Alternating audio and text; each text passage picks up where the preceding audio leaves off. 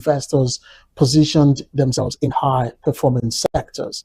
This rally is a reflection of the underlying strength of the companies on the exchange. Now, gaining 8.7 trillion naira in this window is a massive signal of confidence in the Nigerian market. The National Agency for Food and Drug Administration and Control, NAFDAC, has issued a high-priority health alert. Counterfeit versions of popular toothpaste brands have been discovered circulating in markets across Kaduna State. NAFDAC officials discovered the fake products during a routine market surveillance exercise. The agency warned that these products contain substandard chemicals that pose a significant health risk. Consumers are urged to check for NAFDAC registration numbers and purchase from reputable sources. The zonal coordinator said they have seized several batches of these suspected counterfeit toothpaste and warns the public in Kaduna and surrounding areas to be extremely vigilant when purchasing dental care products. The Federal Competition and Consumer Protection Commission, known as the FCCPC, has moved to quell rumors regarding the telecommunications sector. The tragedy states, this agency, states that there is no ban on the transfer of airtime or data credit. Viral reports have suggested that the government was planning to restrict airtime and data sharing between subscribers. The FCCPC clarified that no such directive has been issued to telecommunication companies.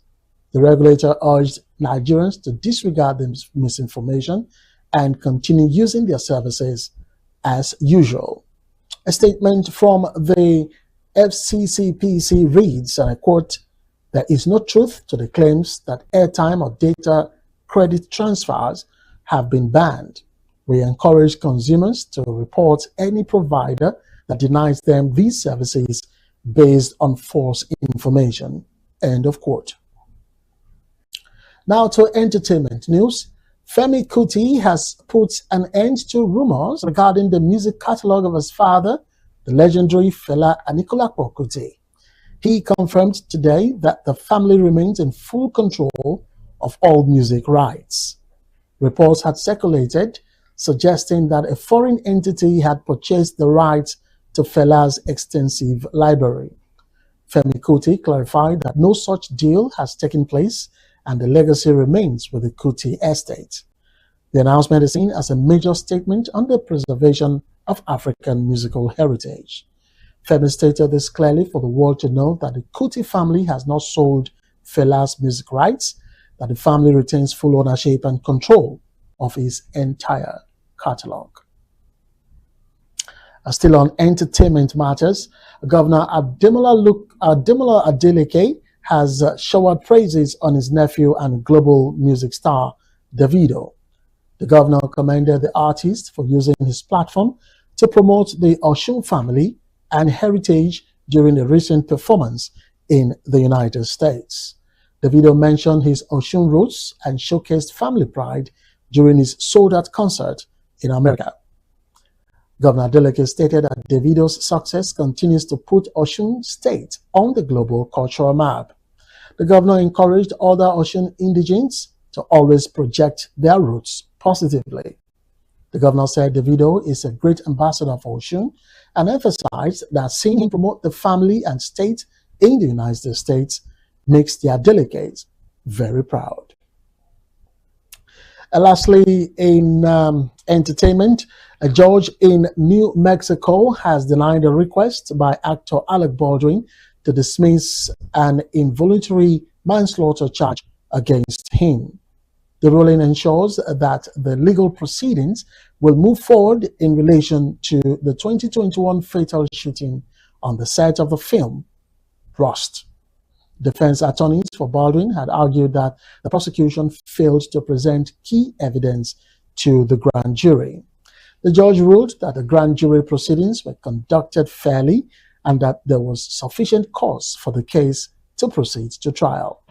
The charge stems from the death of cinematographer Helena Hutchins, who was fatally wounded when a prop gun held by Baldwin discharged a live round. The film's armorer, Anna Gutierrez-Reed, has already been convicted of involuntary manslaughter in a separate trial related to the same incident. Baldwin has maintained that he did not pull the trigger and was told the weapon was cold, meaning it contained no live ammunition. With the motion to dismiss denied, the court is now preparing for the trial phase where the actions and safety protocols on the movie set will be under full examination. And now to sports. In the world of sports entertainment, a Nigerian star has been born. Oba Femi has shocked the wrestling world by defeating Brock Lesnar on his very first WrestleMania appearance in under 5 minutes at WrestleMania 42 on Sunday. The Nigeria debutant faced the former champion in a high-intensity match that kept fans on the edge of their seats. Oba Femi's victory is being hailed as one of the greatest upsets in the history of the event. The win has immediately propelled the Nigerian athlete into the global spotlight of professional wrestling. Oba Femi said, and I quote, "I told the world I was coming to make history. To beat a legend like Brock Lesnar at WrestleMania is just the beginning for Nigeria on this stage." End of quote. And now to athletics. Athletics star Favour Ofili and Turkey, they are moving to challenge a recent World Athletics ruling. The appeal has been formally filed at the Court of Arbitration for Sports, CAS. The challenge centers around a World Athletics ruling that impacted eligibility and ranking. Ofili and Turkey are seeking a reversal of the decision to ensure fairness in upcoming international competitions. Recall that the World Athletics body denied 11 athletes, which included Nigerian Favour Odili amongst others, transfer of allegiance to Turkey. A final decision from CAS is expected before the start of the summer athletics season. A statement from the Federation in Turkey reads, and I quote, "We believe the ruling was unfair. We are taking this to CAS to ensure that justice is served for all athletes involved." End of quote. And lastly, in the world of sports, Erling Haaland secured a crucial victory for Manchester City in their title showdown against Arsenal. The win significantly impacts the race for the Premier League trophy as the season nears its conclusion. Haaland scored the decisive goal to make it 2-1 in a tightly contested match at the Etihad Stadium on Sunday. The victory moves Manchester City closer to the top of the table, narrowing the gap with Arsenal to 3 points. Arsenal dominated possession for large periods, but were unable to convert the chances against a resolute City defense. The result is seen as a pivotal moment in the current campaign, with only a few matches remaining. The victory provides Manchester City with momentum as they enter the final stretch of the domestic season. And that wraps up Metro Update for today. I am Fred Onin. Thanks for watching and enjoy the rest of your day.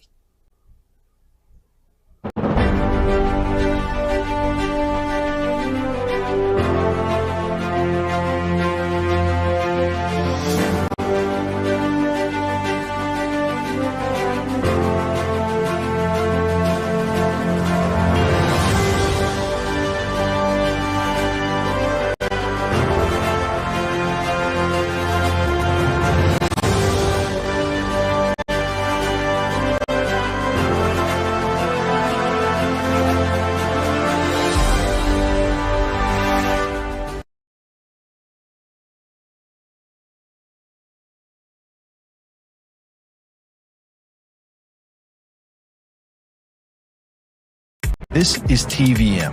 TVM delivers breaking stories, global headlines, and the moments that matter. From exciting sports action to exclusive local events, we keep you connected.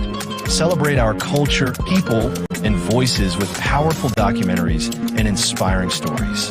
Experience premium entertainment, from trending music to urban lifestyle and beyond.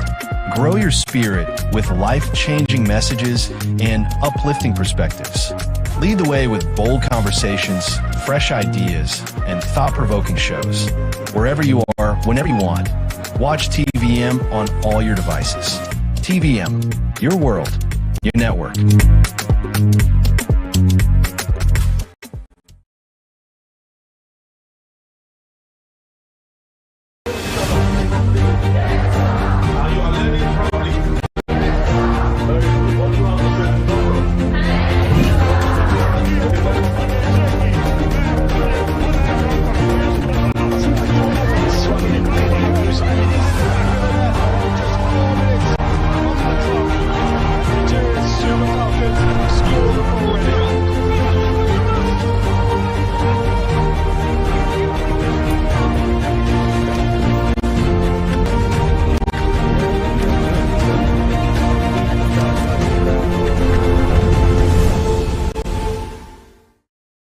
This is TVM. TVM delivers breaking stories, global headlines, and the moments that matter. From exciting sports action to exclusive local events, we keep you connected. Celebrate our culture, people, and voices with powerful documentaries and inspiring stories. Experience premium entertainment, from trending music to urban lifestyle and beyond. Grow your spirit with life-changing messages and uplifting perspectives.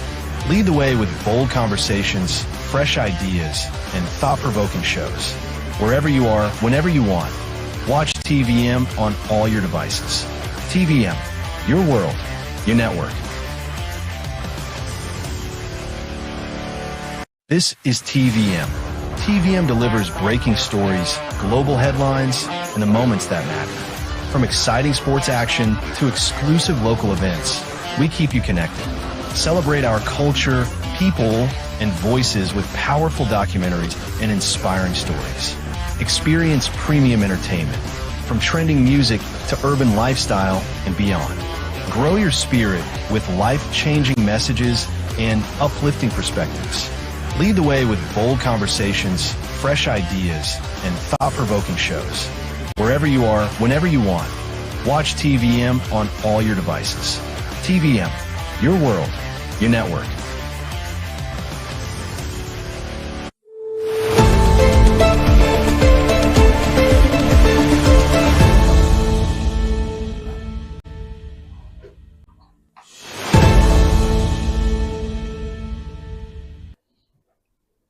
Hello, welcome to Global Brief right here on TVM.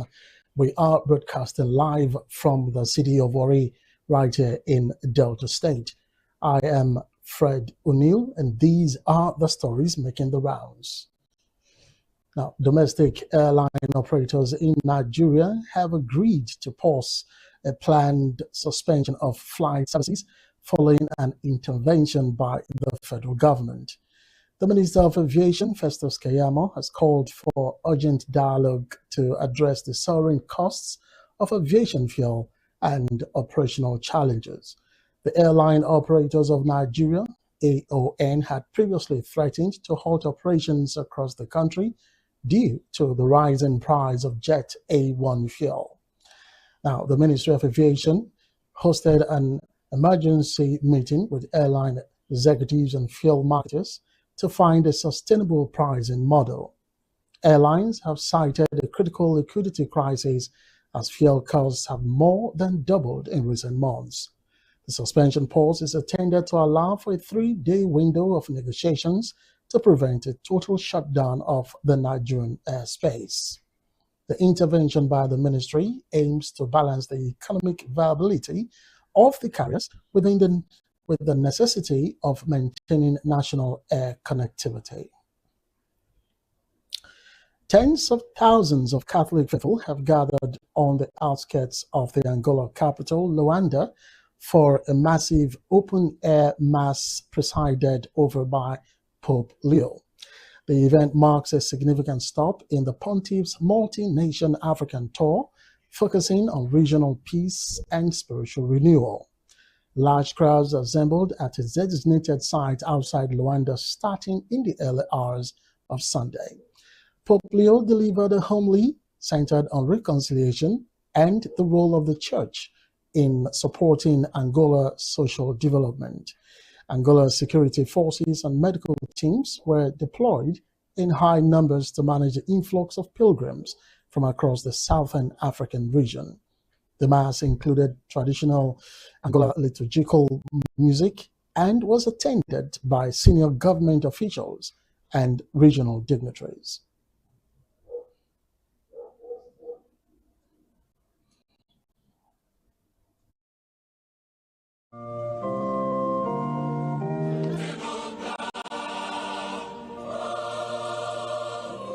Irmãos e irmãs, nesta primeira cena do Evangelho, vejo refletida a história de Angola.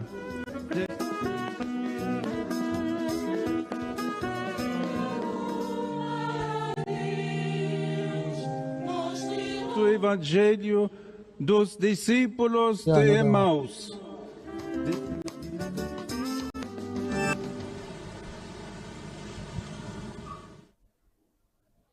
Now, the gathering represents one of the largest religious assemblies in the country's recent history, following months of preparation by the Vatican and the Anglican Catholic Church. Now, away from that one, let's go to the UK, where the Prime Minister of Britain, Keir Starmer, is scheduled to face intense questioning in Parliament following the resignation of Peter Maddelson ahead amid a vetting scandal. Now, the opposition parties have intensified demands for a full inquiry and the Prime Minister's resignation over the handling of the appointment. Peter Maddelson resigned his position following revelations regarding the security vetting process used for his latest government role. The Conservative and Liberal Democrat parties have filed formal requests for the release of all correspondence related to the appointment. The Prime Minister's office has maintained that established protocols were followed, though critics cite a failure in oversight. The debate in the House of Commons is expected to focus on the transparency of the Cabinet Office's vetting unit. Now, this resignation has triggered a fresh wave of political pressure on the Labour government as it attempts to manage internal discord and external opposition demands. Still in the UK, Metropolitan Police have arrested 2 individuals in connection with an attempted arson attack at a synagogue in London. The incident occurred in the early hours of Monday, prompting increased security measures across religious sites in the city. The suspects were apprehended near the scene shortly after the incident was reported by local security. No significant structural damage was reported, and there were no injuries during the attempt. The Metropolitan Police's Counter-Terrorism Command is assisting in the investigation to determine the motive behind the attack. Security patrols have been heightened at Jewish community centers and places of worship across the United Kingdom. Now, the investigation remains ongoing as forensic teams examine the site and authorities review local surveillance footage. A mass shooting in Louisiana has resulted in the deaths of 8 children, according to local law enforcement and media reports. Now, the incident has prompted an immediate investigation by state and federal authorities. The shooting occurred late Sunday. Emergency responders arrived to find multiple casualties at the scene. Preliminary reports indicate that all 8 victims were under the age of 18. A suspect has not yet been named, and the circumstances leading to the gunfire are currently under review. Local hospitals were placed on high alert as survivors were transported for emergency treatment. Law enforcement officials have cordoned off the area as crime scene investigators work to identify the weapon used and the sequence of events. Let's stay with the United States because the state of Michigan has officially refused a demand from the Trump administration to hand over 2024 election ballots. The refusal sets up a legal confrontation between state election officials and federal authorities. The demand sought the release of physical ballots for further investigation or inspection following various challenges to the 2024 election results.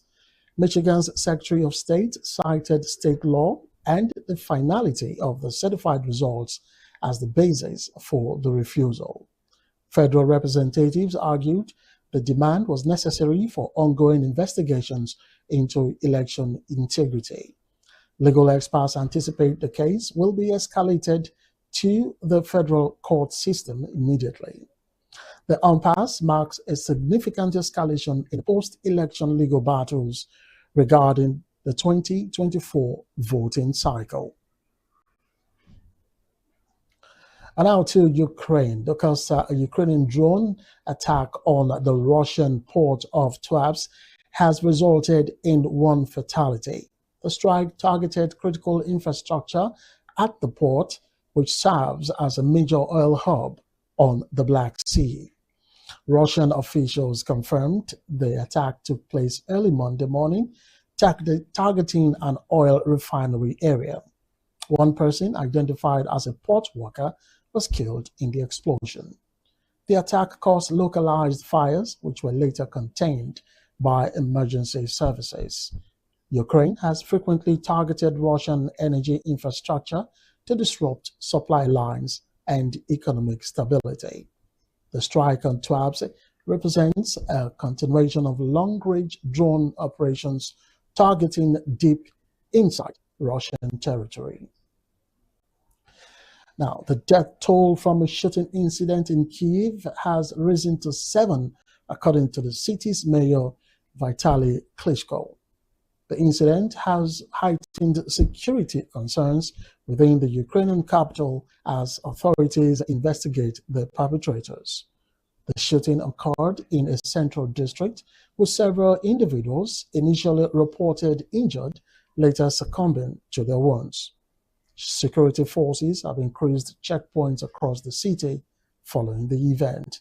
Investigations are underway to determine if the shooting was an act of sabotage or a criminal incident. The mayor's office has called for increased public vigilance. Authorities are currently reviewing intelligence and forensic evidence to identify those responsible for the escalation of violence in the capital.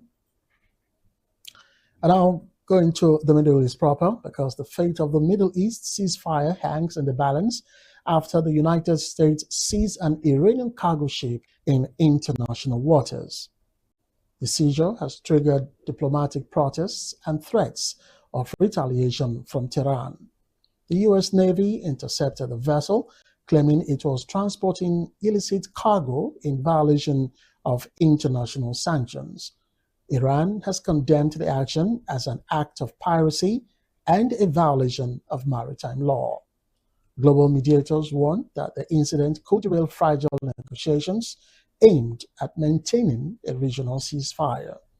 International shipping lanes in the Strait of Hormuz are under increased surveillance following the incident.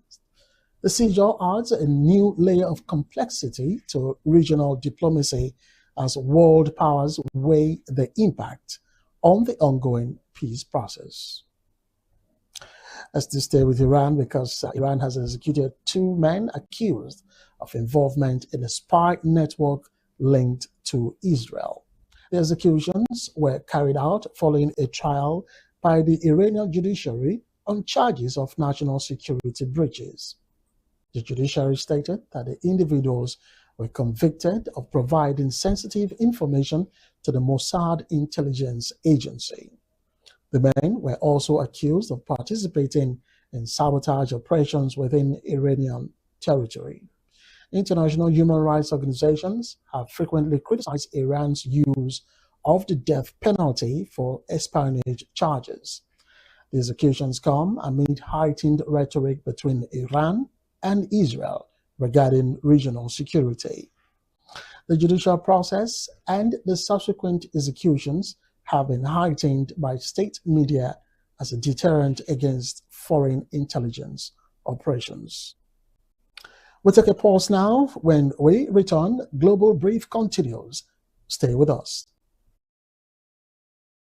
Welcome to DERSAG Engineering and Services Limited. We hold several specialized permits with the Department of Petroleum Resources, are accredited with service and product codes by NIPEX, certified by Dun & Bradstreet, and proudly ISO 9001:2015 certified. Our areas of expertise cut across critical sectors, including manpower sourcing and supply, engineering services, construction and fabrication works, specialized procurement and supply, operations and maintenance services, and integrated marine services, delivering supply boats, crew boats, tugboats, barges, houseboats and speedboats. At DERSAG Engineering, we are committed to quality, safety, and timely delivery, ensuring that every project meets and exceeds expectations. DERSAG Engineering and Services Limited, your trusted partner in delivering world-class engineering and energy solutions.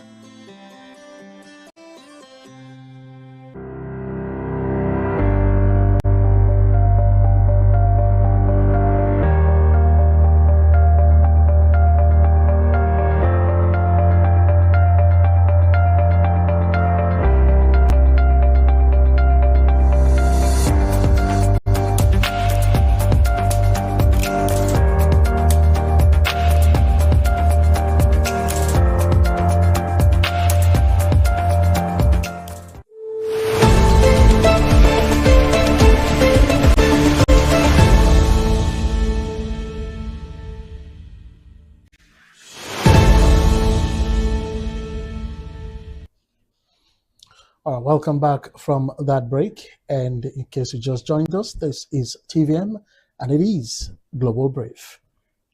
Now, to business matters, the value of global deal making has shown signs of recovery as corporations pursue large-scale transactions following a period of market volatility linked to conflicts in the Middle East. Mergers and acquisitions activity had slumped due to regional instability, but is now seeing a resurgence in the energy and tech sectors. Investment banks report a backlog of multi-billion-dollar deals now moving toward completion.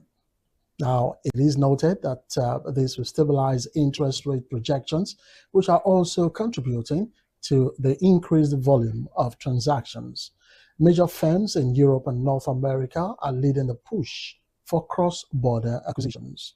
The recovery in deal value suggests a return of corporate confidence in long-term capital investments.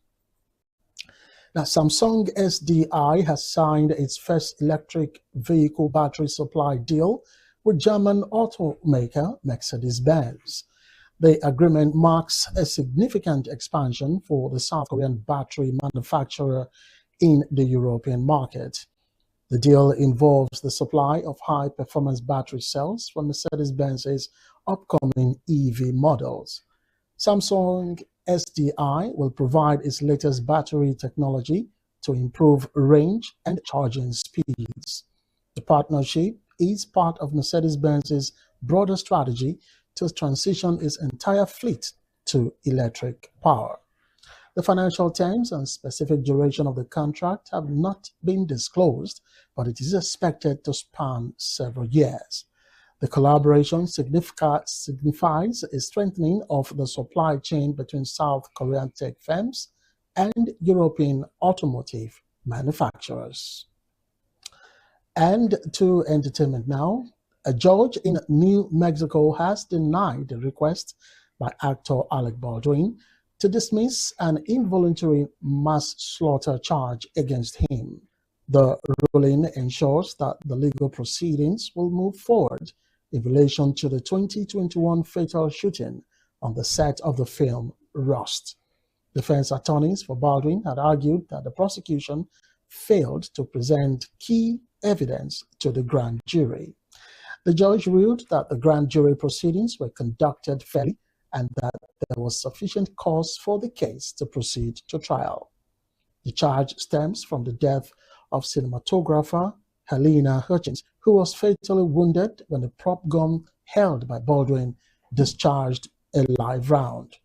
The film's armorer, Anna Gutierrez-Reed, has already been convicted of involuntary manslaughter in a separate trial related to the same incident. Baldwin has maintained that he did not pull the trigger and was told the weapon was cold, meaning it contained no live ammunition. With the motion to dismiss denied, the court is now preparing for the trial phase, where the actions and safety protocols on the movie set will be under full examination. And out of sports, Indian athletes are facing tougher dope testing after the National Federation was banished to the highest risk bracket by international anti-doping authorities. The move follows a series of positive tests among Indian competitors. The Athletics Integrity Unit, ARU, moved India into Category A, requiring more frequent and rigorous testing. The reclassification means India athletes must undergo at least 3 out-of-competition tests before major international championships. The Indian Athletics Federation has pledged to increase its internal monitoring and educational programs. The move aims to protect the integrity of upcoming international sporting events. Now, this new classification imposes strict compliance requirements on the Federation to ensure the eligibility of its athletes for global competition. And lastly, in the world of sports, Erling Haaland secured a crucial victory for Manchester City in their title showdown against Arsenal. The win significantly impacts the race for the Premier League trophy as the season nears its conclusion. Haaland scored a decisive goal to make it 2-1 in a tightly contested match at the Etihad Stadium on Sunday. The victory moves Manchester City closer to the top of the table, narrowing the gap with Arsenal to 3 points. Arsenal had dominated possession for large periods, but were unable to convert their chances against a resolute City defense. The result is seen as a pivotal moment in the current campaign, with only a few matches remaining. The victory provides Manchester City with momentum as they enter the final stretch of the domestic season. And with the sports, we come to the conclusion of Global Brief from TVM. You can follow us on our digital platform, and you can also watch us on the go via our TVM app that is accessible on Android Play Store. I am Fred O'Neill. Thanks for watching. Have a lovely day.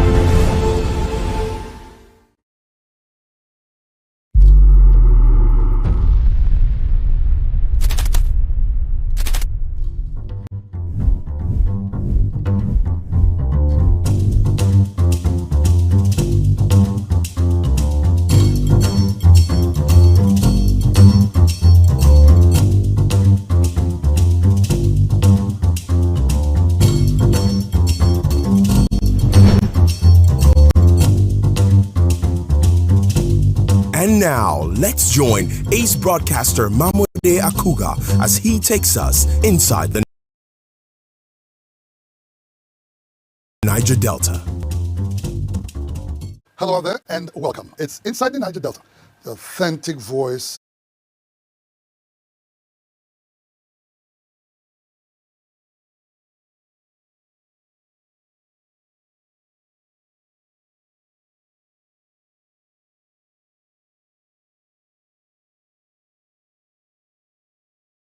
This is TVM. TVM delivers breaking stories, global headlines, and the moments that matter.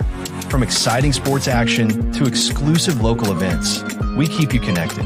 Celebrate our culture, people, and voices with powerful documentaries and inspiring stories.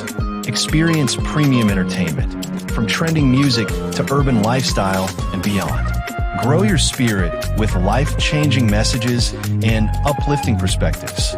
Lead the way with bold conversations, fresh ideas, and thought-provoking shows. Wherever you are, whenever you want, watch TVM on all your devices. TVM, your world, your network.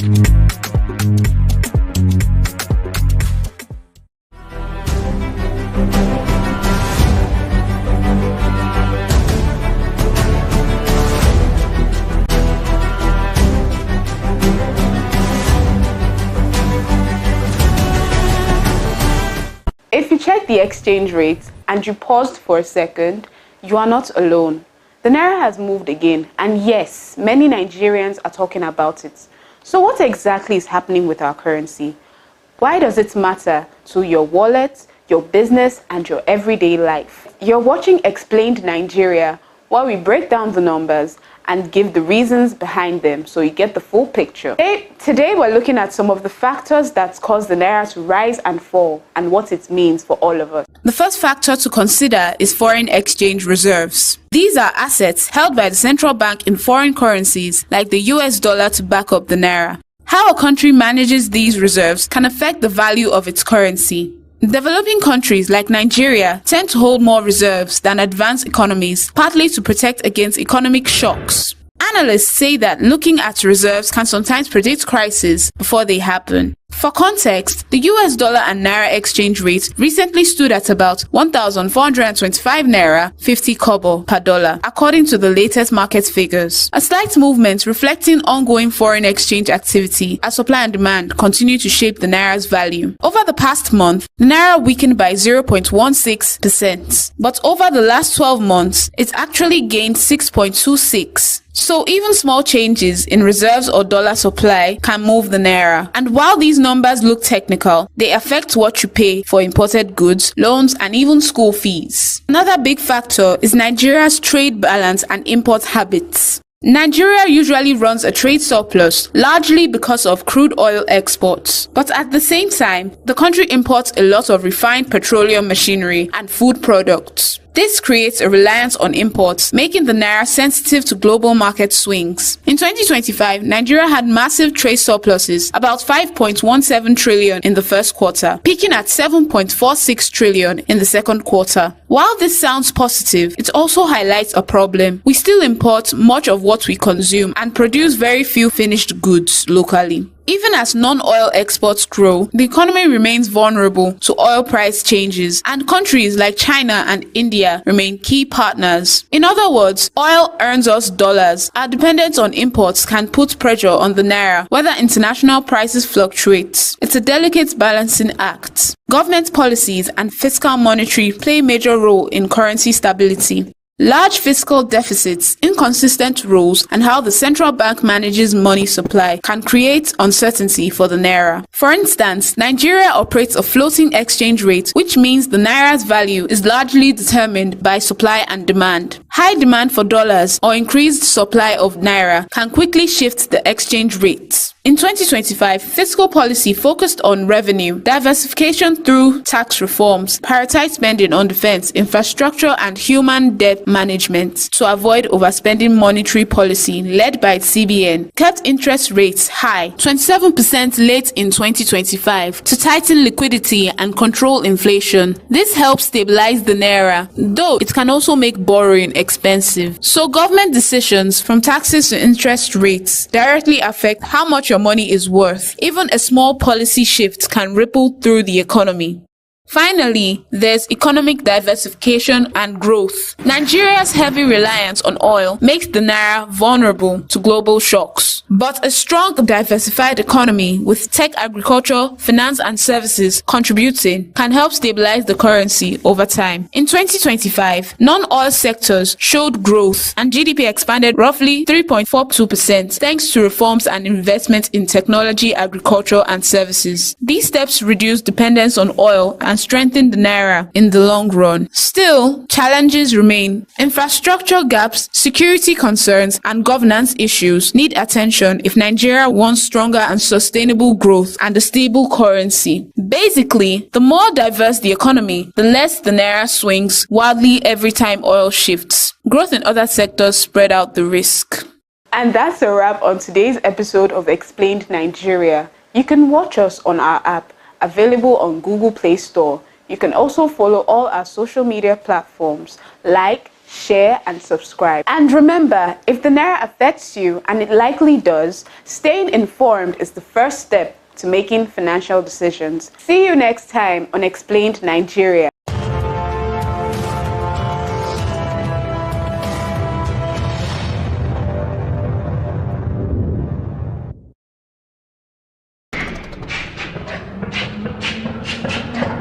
Hello there, welcome to today's broadcast of Men's Workroom. Men's Workroom is our weekly broadcast that speaks to the issues of men.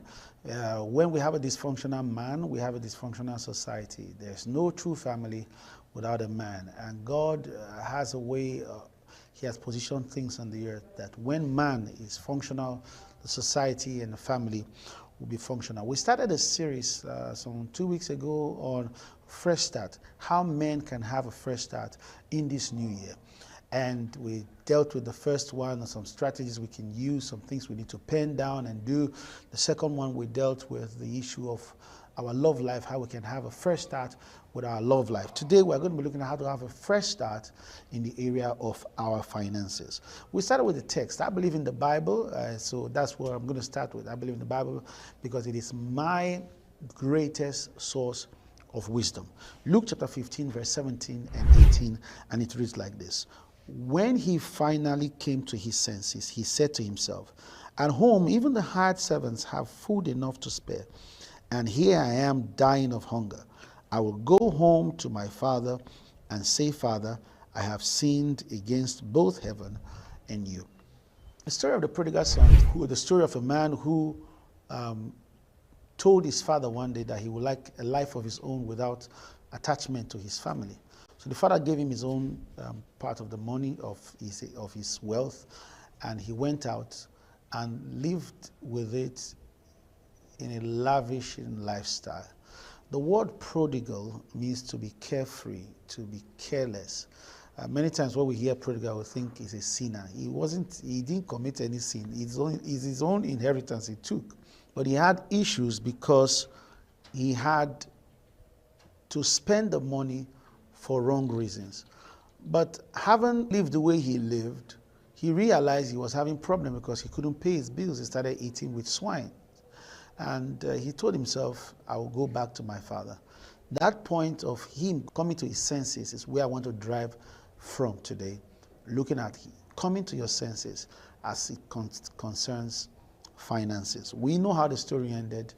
He got restored, he got his life back, and he was fine. If we can come to our senses in the area of our finances, we're going to have a fantastic life. The new year just started. But the question is, where are you in the matter of finance? As far as your finances are concerned, where are you? Are you broke? Are you near broke? Or are you just okay? Or are you rich? Wherever you are, this broadcast is meant to help you. If you can just, like we say sometimes, if you can just chop some sense, eat up some sense today, you're going to have a fantastic life hereafter. You cannot have a fresh start when you do not know where you are, or you do not know where you are going. The first thing to ask is, where do I really want to be? Where would I really like to be? Today, a year's time, 10 years' time, 20 years' time, as it pertains to my finances. If you do not know, there's going to be a problem. Because it is the understanding of where you are going that informs the kind of discipline you adopt for your kind of life. I have big dreams. I have heavy instructions on what I should do in this world. No one of them can be carried out with $1 billion, not one. Even 10 billion cannot solve my problem in one aspect. So what do? I need to know where I am right now and put plans on ground on how I can get the money to accomplish all of the tasks. That is what you need to do.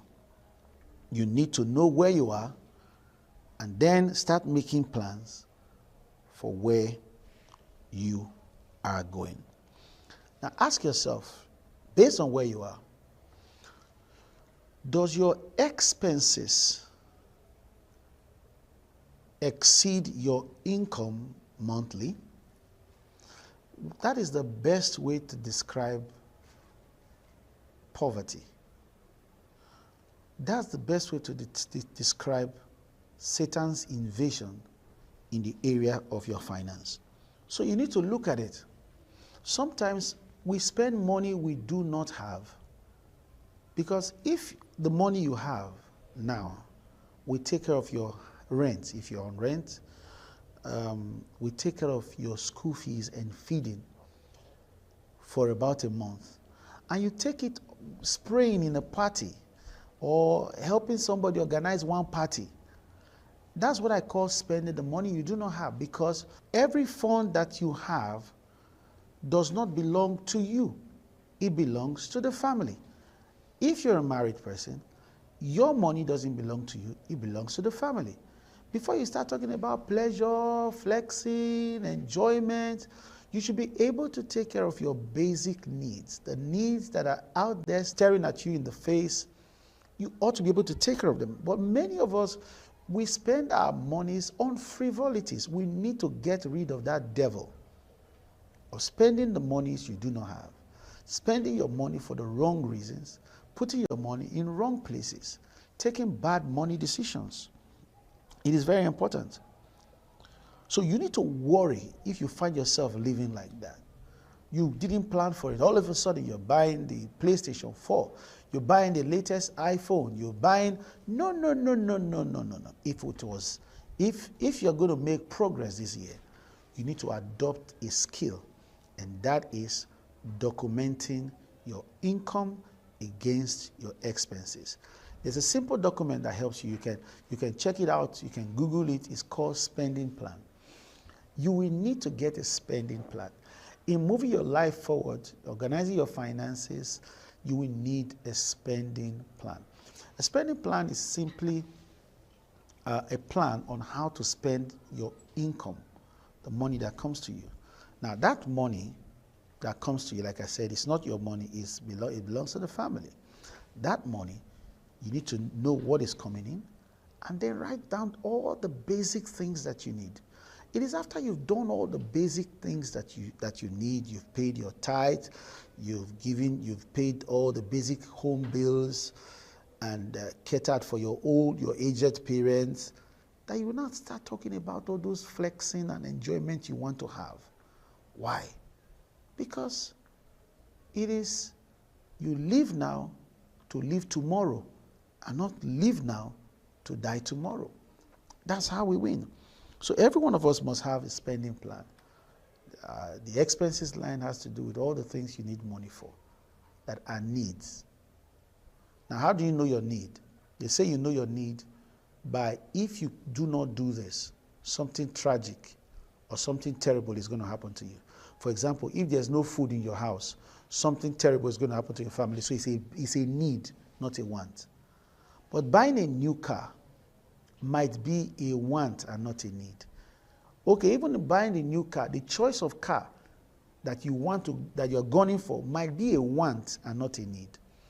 In economics, they talk about foregoing alternatives, scale of preference and foregone alternative. It is very, very key to apply those principles to your home if you are going to be financially buoyant this year. So, in looking at that also, we also need to reassess our income. If we also find out that after we've done all these calculations, we still have problems with our income, instead of going borrowing, there are some strategies we can do. My question would be, what does your wife do? What does your wife do? Your wife needs to get doing something. So the simple principle there is you need to increase your income. If your income does not increase, you are going to have problem. Then you need to downsize on your expenses. Your expenses must be less than your income in order for you to have a strong financial base. So, in looking at that, husband needs to make money, wife needs to make money in order to move forward. So, increasing your income, you need to put this into consideration so you can move faster. Number one, you need to check if you need to have more hours of work. More hours of work could lead to more income if it's on the basis of reward. Number two, have another stream of income. Something else you do that brings you money. They call them sometimes side hustles. They call them sometimes passive income. Look for one thing. If you need to take a course to do something, maybe graphics editing or video editing or something, just look for something that you can use your other hours for. Take part of your other hours, add it to it that you do that will bring more money. Every man must think wisely. Number three, your spouse needs to start making money. If she's not working, then she needs to start doing business. I usually counsel that it's best for for one person to be in business and another person working, or both doing business, so that you always be able to guarantee your income. If that's not working, maybe you might need to change job. This another option. The number five, which I want you to take note, you need to increase your faith. I believe in work. I believe in spending your time wisely. I believe in labor. But you see, there's what they call supernatural help, divine help. You will need to increase your faith so that you can have supernatural help in the area of your income. And how do you get it? You ask the Lord for help. The Lord, I am working, but let my supplies be greater than my labor. I usually pray for people that may the Lord cause you to harvest bigger than your input. That looks like robbery. It's not robbery. It's called favor. It's called favor. When you get more than you work for, it's called favor. In restaurants, we hear of tips. Tips. We can call it favor. But just imagine God giving you a tip. You know, it's not going to give you peanuts. And we can enjoy it for the rest of our lives. It doesn't have to be a one-off thing. I see people, when they have a miracle of supplies, they just feel that's the end of their life. No. I announce that miracles can happen every time. You don't believe in it? Try God. Try the God I serve. He will give you a miracle. All right?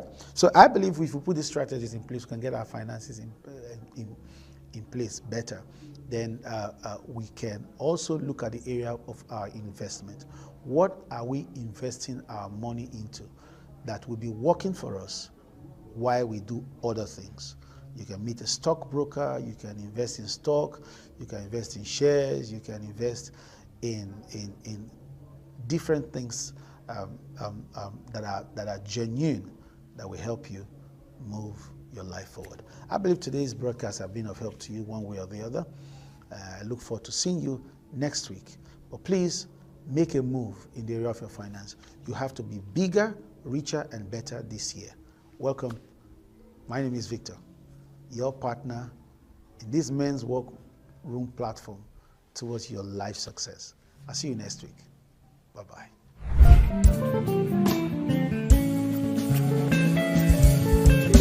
I hope you enjoyed today's episode on Men's Workroom. For questions and contributions, please do write Reverend Victor Atanaga via the email address showing on your screen. And we're going to get back to you answering your questions. Thank you for watching Men's Workroom.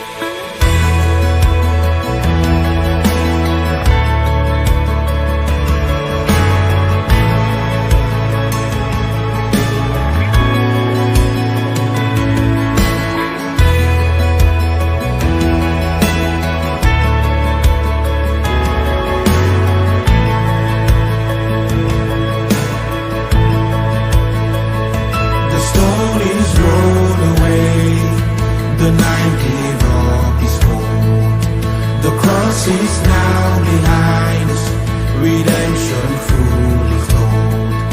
The King was crowned with thorns, now raising victory, forever glorified, in risen majesty. Hallelujah, Christ is risen. Hallelujah, the grave is empty. Hallelujah, He is risen, He's alive.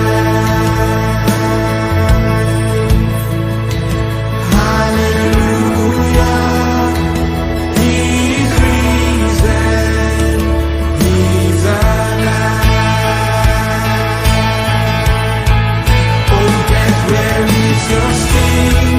Oh grave, where is your power? Almighty Lord and King, Christ the Savior. From Calvary I sing and shout of victory. Hallelujah,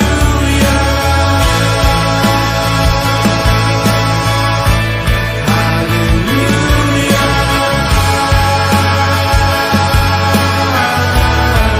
Oh death, where is your sting? Oh grave, where is your power? Almighty Lord and King, Christ the Savior. From Calvary I sing and shout of victory. Hallelujah.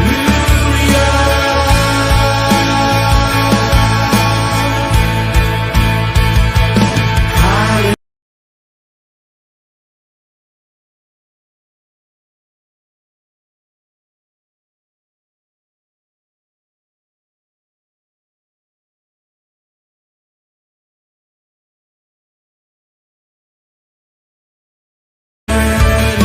He's alive.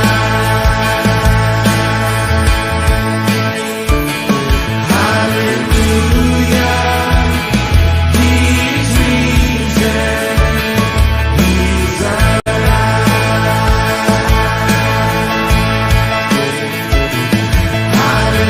Hallelujah, He's risen, He's alive.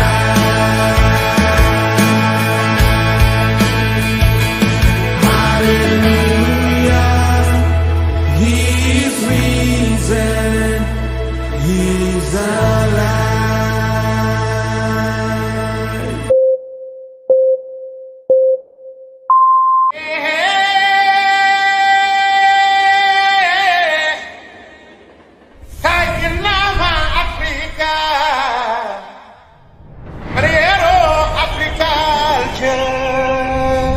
Of the presentation this afternoon, we promote Africa, we promote Nigerian cultural heritage. 1, 2, 3, 4.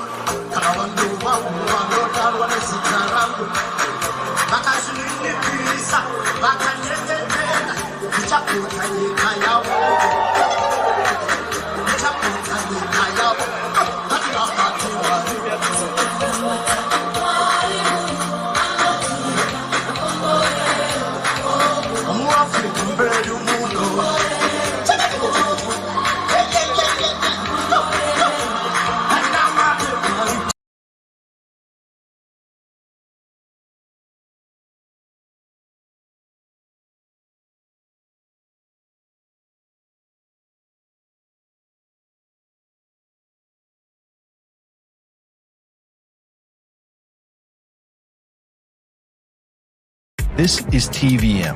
TVM delivers breaking stories, global headlines, and the moments that matter. From exciting sports action to exclusive local events, we keep you connected. Celebrate our culture, people, and voices with powerful documentaries and inspiring stories. Experience premium entertainment, from trending music to urban lifestyle and beyond. Grow your spirit with life-changing messages and uplifting perspectives. Lead the way with bold conversations, fresh ideas, and thought-provoking shows. Wherever you are, whenever you want, watch TVM on all your devices. TVM, your world, your network.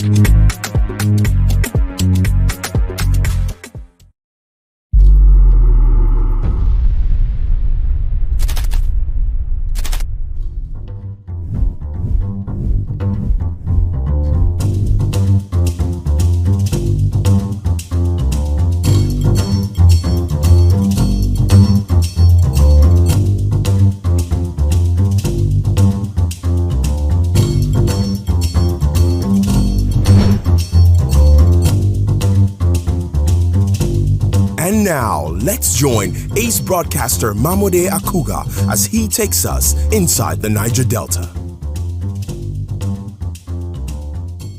Hello out there and welcome. It's Inside the Niger Delta, the authentic voice of Niger's oil-rich region. I'm your regular host, Mamode Akuga. Inside the Niger Delta. The Managing Director and Chief Executive Officer of the Niger Delta Development Commission, Dr. Samuel Ogbuku, says the commission under his watch will ensure every ongoing project is completed and delivered for public use.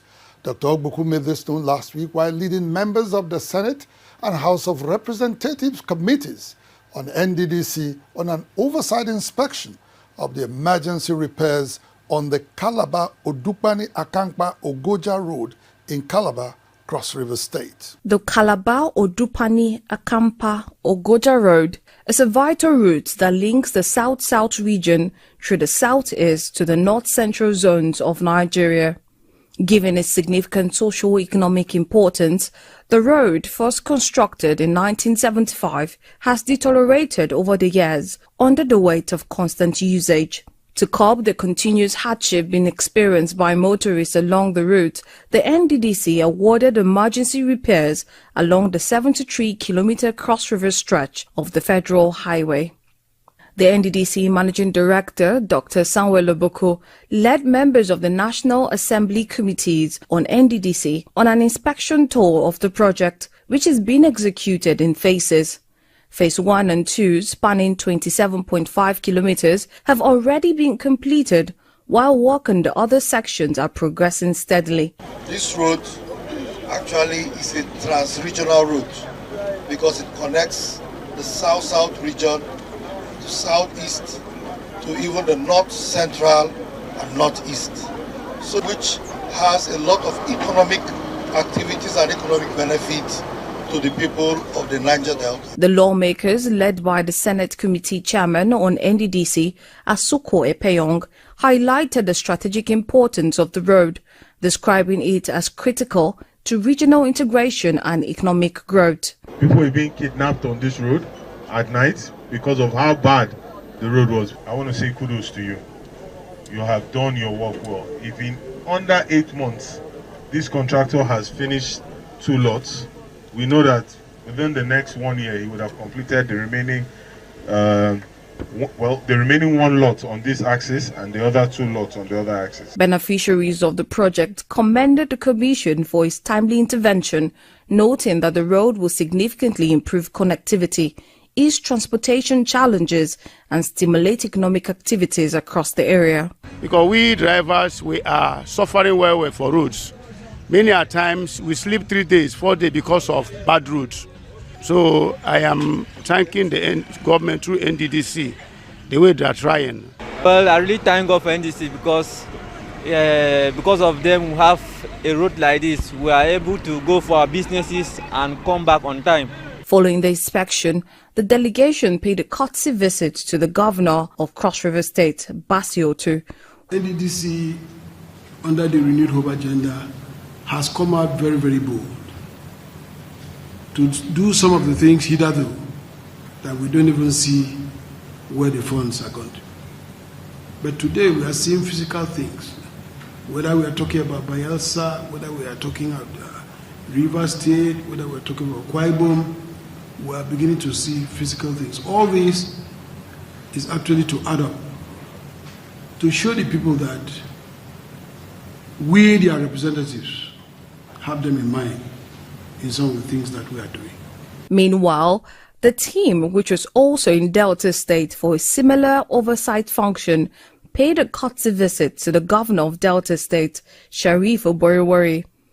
At the meeting, the governor reaffirmed the state government's collaboration with the Niger Delta Development Commission, particularly on the Omadino Escravos Road project, aimed at linking previously inaccessible riverine communities. Inside the Niger Delta.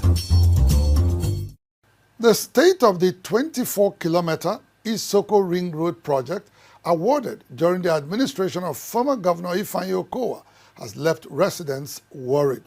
Just recently, they staged a protest at the government house in Asaba, calling for the revocation of the contract for the project from the current contractor, as they say progress has been painfully slow. Last week, Inside the Niger Delta visited the Elu-Ofagbe stretch of the road and observed signs of activity, including tractors at different points, but no active work was taking place. This is the Elu-Ofagbe axis of the 24-kilometer Isoko Ring Road project, which connects communities in Isoko North and Isoko South local government area of Delta State.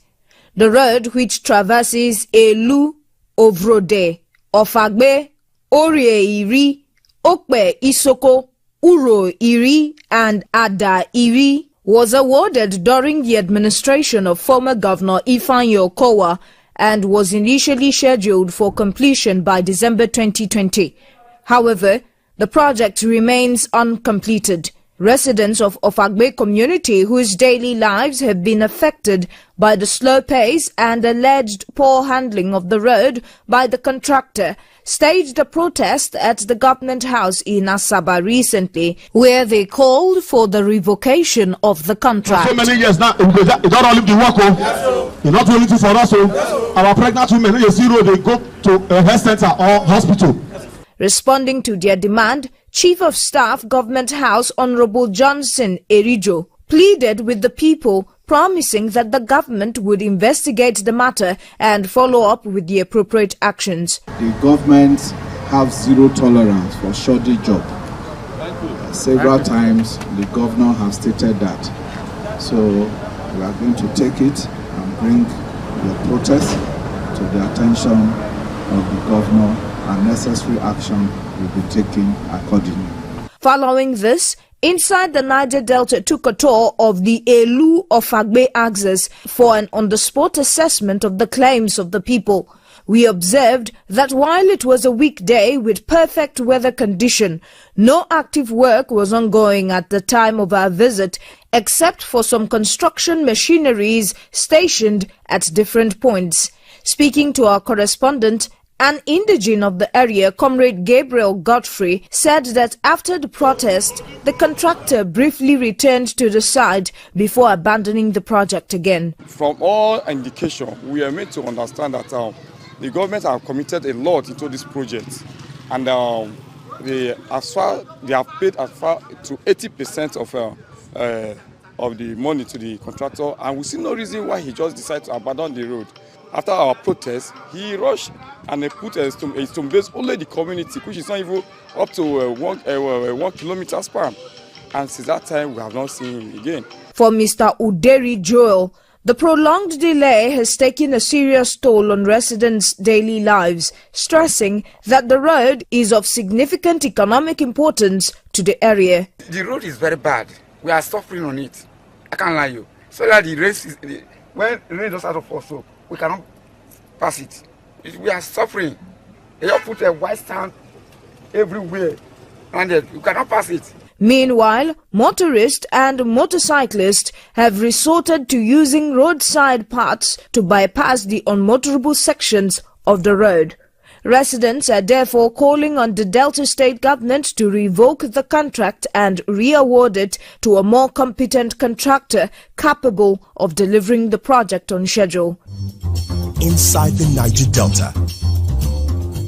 The Managing Director and Chief Executive Officer of the Niger Delta Development Commission, NDDC, Dr. Samuel Ogbuku, says the commission has recorded improved stability and direction under the administration of President Bola Tinubu.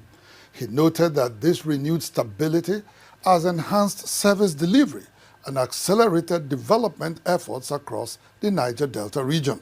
Dr. Ogbuku made this known last week in Benin City, Edo State, during a 3-day retreat for regional development commissions organized by the Federal Ministry of Regional Development. The 3-day retreat brought together key stakeholders from all 7 regional development agencies in the country with a focus on strengthening collaboration between the ministry and the regional development commissions. The governor of Edo State, Sir Monday Opewolo, who was represented by his deputy Dennis Idahosa, expressed optimism that the retreat would provide a platform for practical solutions. It is for all Nigerians, from my village to Yanagua, from Sokoto to Ibadan. No region must be left behind. In their separate remarks, Permanent Secretary of the Ministry of Regional Development, Mary Ogbe, and the Minister of Regional Development, Engineer Abubakar Momo, harped on the need for institutional harmony. These commissions, while regionally accord, they must work towards a common national objective, equitable and sustainable development that leaves no citizen behind. They form part of the delivery point of the Renew Hope agenda of President Bola Ahmed Tinubu GCFR. We must think afresh, collaborate more intentionally, and act with greater urgency and purpose. For his part, the Managing Director and Chief Executive Officer of the NDDC, Dr. Samuel Ogbuku, highlighted the Commission's key achievements in infrastructure and human capital development over its more than 25 years of existence, while acknowledging that instability in leadership has slowed development efforts in the Commission. Dr. Ogbuku commended President Bola Ahmed Tinubu for providing the needed support to the current board and management of the NDDC. But Mr. President, having appointed us, assured us that we are going to complete our tenure of 4 years and we are going to give account for our stewardship after 4 years. Gave us a chairman that is cerebral, experienced, and a technocrat chairman who knows his responsibility, knowing the difference between the board and management. And he has been able to reposition the NDDC, both the board and the management, to work together to ensure that we deliver to the people of the Niger Delta, in line with Mr. President's Renewed Hope agenda. The retreat also featured presentations on key governance areas, including public procurement processes, the code of conduct for public officers, and strategies for fostering effective collaboration between the ministry, regional commissions, the National Assembly, and development partners. At the end of the retreat, the Minister of Regional Development, Engineer Abubakar Momo, and the Managing Director of the NDDC, Dr. Samuel Ogbuku, were given an award for outstanding development and impact by the Edo State Youth for Peace and Development. Inside the Niger Delta. Azikio Group, oil and gas, dredging, power, and air transportation. Azikio Group, petroleum product sufficiency, energy sustainability, and infrastructure development. The governor of Delta State, Right Honorable Sheriff Oburewori, says the ongoing Cubana Millennium City project, led by billionaire businessman Chief Obinna Iyegbu, popularly known as Obi Cubana, aligns perfectly with his administration's public-private partnership drive in accelerating the infrastructure development of Delta State. Governor Oburewori made this known recently while officially unveiling the project's luxury model home in Asaba. The event also coincided with the 51st birthday celebrations of the chairman of the Cubana Group, Obi Cubana. In December last year, the Cubana Millennium City project kicked off with the vision of creating a world-class smart residential home that redefines urban living in Delta State. The governor of Delta State, Right Honorable Sheriff Oboriwori, who was represented by his deputy, Sir Monday Oyeme, performed the official groundbreaking for the real estate project. Since then, work has continued round the clock with the construction of double-lane access and internal roads and the installation of solar-powered streetlights, transforming both the project site and the entire neighborhood. Barely 4 months after, the project is already at an advanced stage, with the first building already completed and ready. To mark his 51st birthday anniversary, on the 12th of April, the visionary behind the Cubana Millennium City, Chief Obinna Yebo, popularly known as Obi Cubana, led the governor of Delta, Sheriff Oboriwori, Managing Director of the Niger Delta Development Commission, NDDC, Dr. Samuel Oboko, and other dignitaries to the unveiling of the project's very first building. In the name of God the Father, in the name of God the Son, and of the Holy Spirit. Amen. Following the inauguration, Obi Cubana took the dignitaries on a tour of the building, showing its contemporary architecture, premium finishing, and the luxury lifestyle experience the estate promises.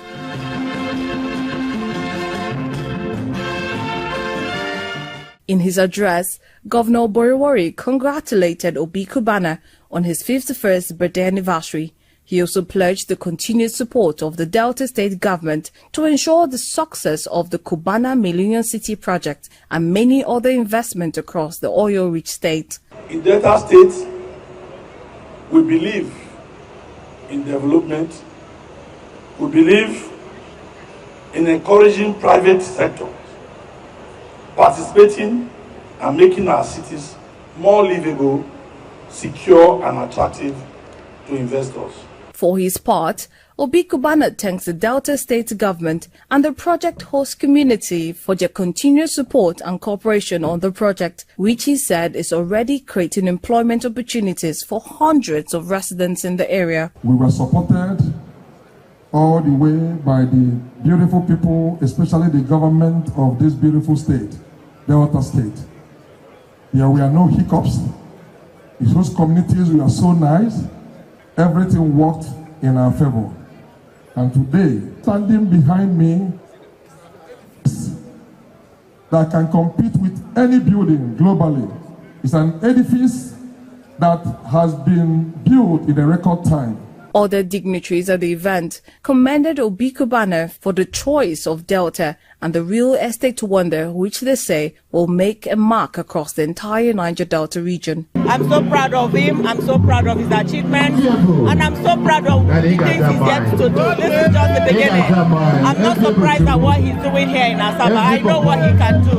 Obi Cubana has been very diligent, focused in ensuring development in Nigeria. He is a detribalized Nigeria.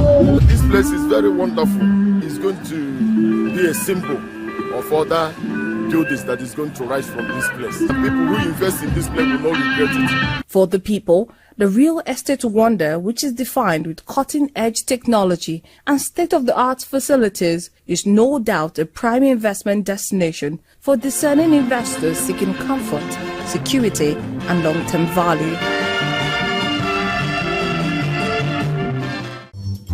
Inside the Niger Delta. Bayelsa State Governor Senator Doyediri says the state is open to partnering with neighboring Delta State on projects that can deliver mutual benefits to both states.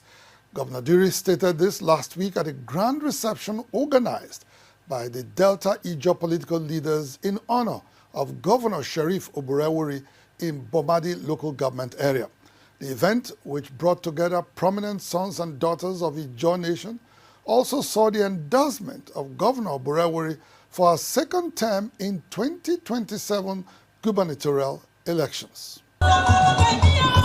Bomadi The administrative headquarters of Bomadi local government area was a beehive of activities last Wednesday as large crowd of Ijaw extraction both from Delta State and beyond received Governor Sheriff Oboriowori and his deputy Sir Monday Onyeme. Also present at the colorful event put together by Delta Ijaw political leaders was Governor Oboriowori's counterpart from Bayelsa State, Senator Doye Diri, who commended the Ijaw nation for the unity they continue to demonstrate in advancing their collective interests. He also commended Governor Sheriff Oboriowori for his inclusive leadership style and equitable distribution of infrastructure and human capital project in the state. Some people say because of our terrain, they cannot construct roads to our communities in Ijaw land. That is a fat lie. And today, you have come to also break that jinx. And you are going to do more in your second term about the bridge that will connect both Delta and Bayelsa via Yamasa. I will discuss it with my colleague so that our people will traverse each other without any difficulty. Other dignitaries present include Speaker of the Delta State House of Assembly, Right Honorable Emomotimi Dennis Guo, Member representing Burutu Federal Constituency, Honorable Julius Pondi, and the President of the Ijaw National Congress, Professor Benjamin Okaba, amongst others. The political leaders unanimously commended Governor Sheriff Oboriowori for his development stride in Ijaw communities under his administration's ongoing infrastructure upgrade, adding that the scope and impact of this project make him deserving of a second term in office. Fortunately today, we have a governor who has made a firm public commitment, as he did at Ogola Kingdom, that no ethnic nationality in the state will be left behind under your watch. Ijaw Poyaba adopt our President Asiwaju Bola Ahmed Tinubu, GCFRO, Commander-in-Chief of Nigerian Armed Forces, and Governor, Right Honorable Elder Sheriff Oboriowori are the sole candidates from 2027 general elections. For his part, Governor Sheriff Oboriowori thanked Senator Doye Diri and the Ijaw people for their continued support and solidarity with his administration. This government is determined to change the development narrative in our riverine communities. We will initiate new projects that will benefit our peace-loving people. I must commend the Ijaw nation because we have enjoyed relative peace here in Ijaw land. In recognition of his contributions to the development of Ijaw communities, the Delta Ijaw Traditional Rulers Forum conferred the title Izonebimewe, meaning the man who does good for the Ijaw people, on Governor Oboriowori. Inside the Niger Delta. The founder of Grace Mission, a prominent socio-political pressure group in Isoko Nation, Chief Dr. Daniel Omoyibo, popularly known as Damutek, says the group will only support political contestants on the basis of measurable achievements and proven leadership capacity as we inch closer to the next 2027 general elections. He made this known last week during the group's rally in Ole, Isoko South local government area of Delta State. The gathering attracted a massive turnout of members and supporters across the 24 wards in Isoko North and South local government area. Established in 2021, Grace Mission has remained at the forefront of advocating for good governance and inclusive socio-economic development across Isoko Nation. Over the years, the group has continued to expand its reach and influence, solidifying its grassroots structure and political relevance across Isoko North and South local government areas. This is evident in the massive large turnouts usually recorded at its annual rallies, where members and coordinators from all the 24 wards of Isoko Nation converge.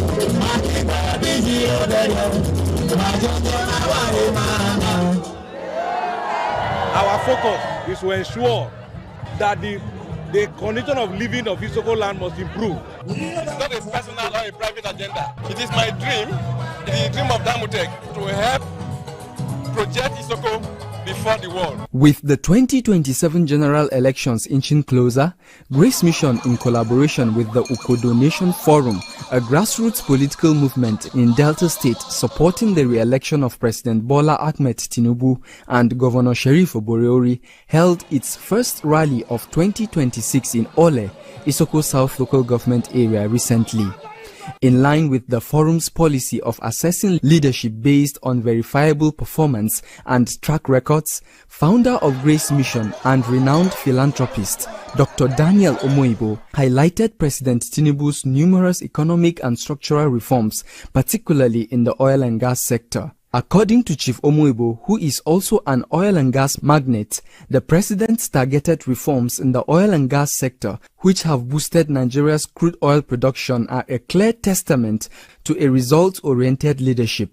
He also commended Governor Sheriff Oborevwori for his strides in executing large-scale infrastructure projects and impactful human capital development initiatives across Delta State, noting that these visible achievements reinforce the group's confidence in having him back in office come 2027. I've been a contractor for 38 years in oil and gas, and I know how oil and gas operate. I will tell you, Tinubu is trying. Then Oborevwori himself, in infrastructure development, we should give the man kudos. So that's why I keep saying it, that Tinubu, Sheriff, Grace Mission, everybody should join hands together and support Tinubu and Sheriff. Other members of Grace Mission who shared in Chief Omoibo's views also endorsed Honorable Fineboy Egbegbare for the Isoko Federal Constituency seat ahead of the 2027 general elections. Grace Mission, Isoko, North and Southern. Just Fineboy is our House of Rep member. He's our principal. We are here because of him. He's our Oga. He have the people already. We have the crowd. As God puts hand, we win the seat. Meanwhile, members of Grace Mission, while commending Chief Daniel Omoibo's continued commitment to empowerment initiatives in Isoko Nation and beyond, pledged to continue rallying support around his leadership ideals. Nobody like Damutek in the whole Isoko. I've not seen. The man will even leave his own and help you if you are in problem. And that is what you see in the field, the crowd. He's a grassroots mobilizer. He's a wonderful giver. He's a philanthropist of our time, a blessing to Isoko Nation. We are so proud of him. Inside the Niger Delta.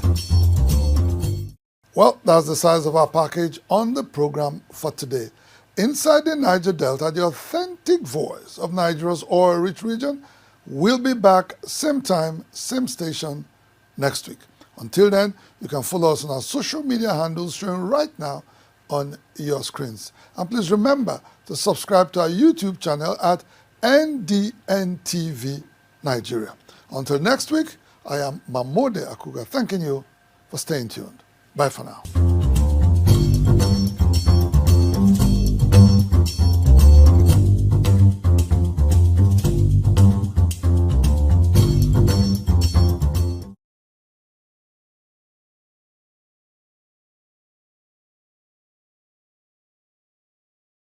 This is TVM.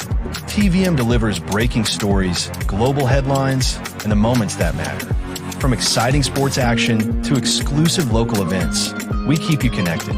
Celebrate our culture, people, and voices with powerful documentaries and inspiring stories.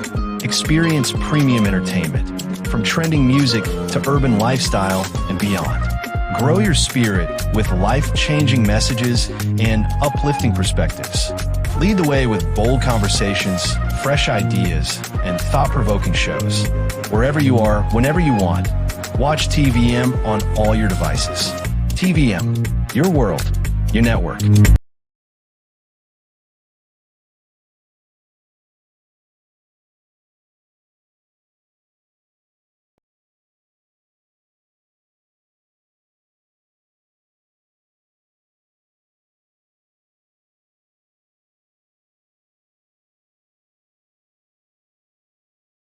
This is TVM. TVM delivers breaking stories, global headlines, and the moments that matter. From exciting sports action to exclusive local events, we keep you connected.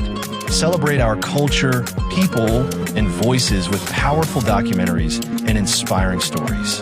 Experience premium entertainment, from trending music to urban lifestyle and beyond.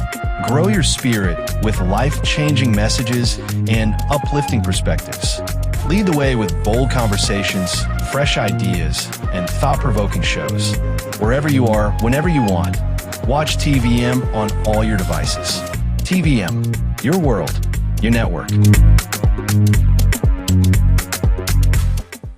This is TVM. TVM delivers breaking stories, global headlines, and the moments that matter.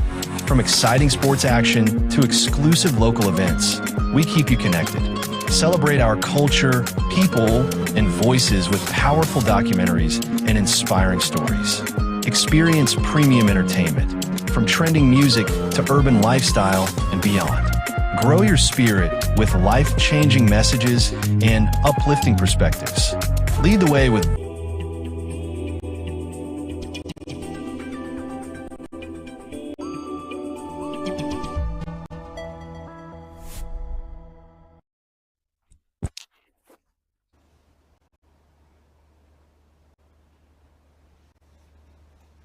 Hello and welcome to another exciting episode of On the Couch. Wow.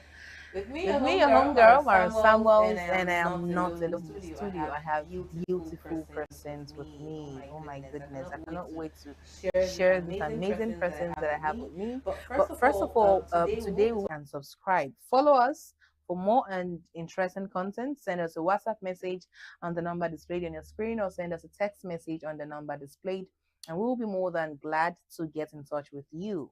Also, comment where you're watching us from. Let us know where our community or our tribe is, so we can start connecting and building with you. Also, On the Couch is open for sponsorship. We look forward to getting in touch with you, or you reaching out to us for sponsorships and your adverts for your businesses and the likes. All right, so let's go straight into it. I have, like I said earlier, I have amazing persons with me on my near left.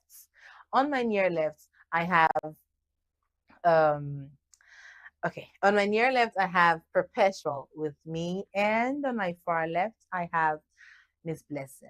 Hello, guys. Hi. Hi, how are you? All right, thank you so much for joining me on today's episode of Clout Chasing and Cultural Ethics. So today, right, based on what's trending, we will be discussing Blessing CEO, the trending Blessing CEO saga that's going on. But before we go into the real case study, I want to know, what is clout chasing? Let me start with Blessing. What is clout chasing to you? Thank you for having me. Yeah. I would say clout chasing, like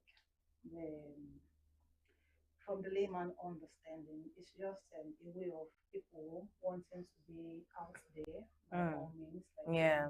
stated, chasing what is not actually there. Mm. Then wanting to be On top of news. Yes, exactly. Just trending, And, whether good or bad, you just want to be yeah, there by regardless. all means. By all means necessary. Beautiful. Yeah. Okay, Perpetual, what's clout chasing to you? Basically, it's trying to use whatever means to just be out there. That's what I feel it is here. So one thing is common in all that we've explained means. There has to be a means. I mean, you can, as a person or in the social media space, so far you cannot just be quiet. Something just has to happen. For some people, they believe that something just has to happen for them to be in the news, right? Yeah. Okay, so now the word clout chasing, I believe I'm not the only one that experienced that or this has happened to. It was when something happened or an event or a situation happened in the social media space. That's what made me to know the word clout chasing. Though it's a normal English word, but that event or that happening made me to really know, okay, so this is what clout chasing is. So I'll ask you, Perpetual, before I go over to Blessing, which events happened that made you to know, oh, okay, so this is what the clout chasing is. This person's a clout chaser. what events happened that made you to, understand the actual usage of the word? I think, was it when Bobrisky went to prison or something like that? Oh, okay. So Bobrisky was the person that made you know what cloud chasing is. Beautiful. So in your mind, or from what you're saying, you would likely regard Bobrisky as a cloud chaser, I guess. That's not what I said. But you just said now. But that was the first example. Okay, okay, that's one of the incidents that trended that made you know, oh, okay, so this guy claimed what is not true to be true, so that's cloud chasing for you. Yeah. Beautiful. Oh no, not guy in that in actual sense, he addressed. Okay, the lady. Yeah, she's addressed. Okay. So it was when she was addressed as no. Oh, so it was when she was sent to prison. That was when the whole cloud chasing thing came up to you. Beautiful. All right, Blessing. What incident happened that made you to know? Okay, so this is what this cloud chasing thing is. Or okay, is this person a cloud chaser? What event was that? What happening was that? Okay, mine was the case of the very dark man. Oh, which incident was that? There was this recent video that came up where he claimed to be dead and was being buried. Oh, And I'm telling you, I was like, when I first saw the video, I felt, oh, this was real. I felt really. You felt like he actually died. That it really happened, and I was like, oh my God. Then before you knew it, I was like, even though this guy is social media, is a media activist, but then he is trying to be out there by all means, like trying to build a community that will give him audience. Yeah, so that shows to tell you, or that goes to tell you how far people go to trend. Exactly. Because I mean, there's no other word there's no other English or no other language to use other than they just want to trend. And well, trending, is trending really a bad thing? Do you think trending is a bad thing? No. Okay, so to you, no publicity is bad publicity. Take it with an inch of salt, please. With an inch of salt. What about you? Trending is not a bad thing. Okay.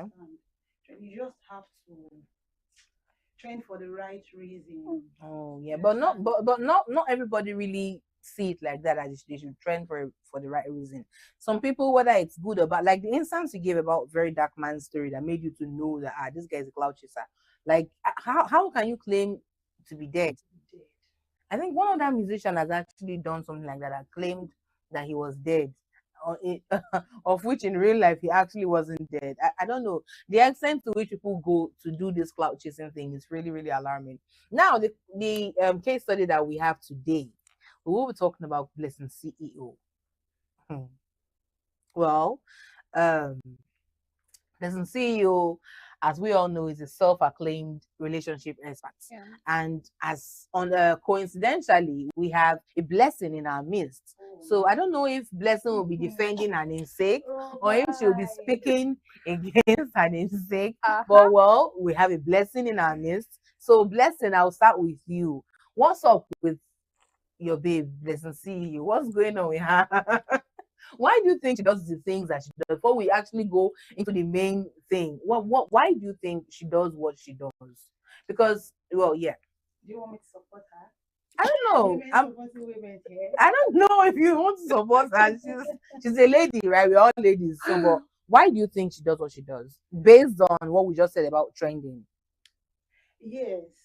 I think she just wants to be out there by all means, by hook or by crook. She just wants to trend. She wants people to know wide. She wants to be out there, and she's ready to take all means possible for her to be out there. I think the main purpose is just for trending.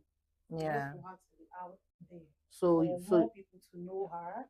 You understand? She thought, what better way to do that than to, and unfortunately, she usually trends for the wrong reasons. The very first time I ever heard of her was when she claimed somebody else's house and said it was a house.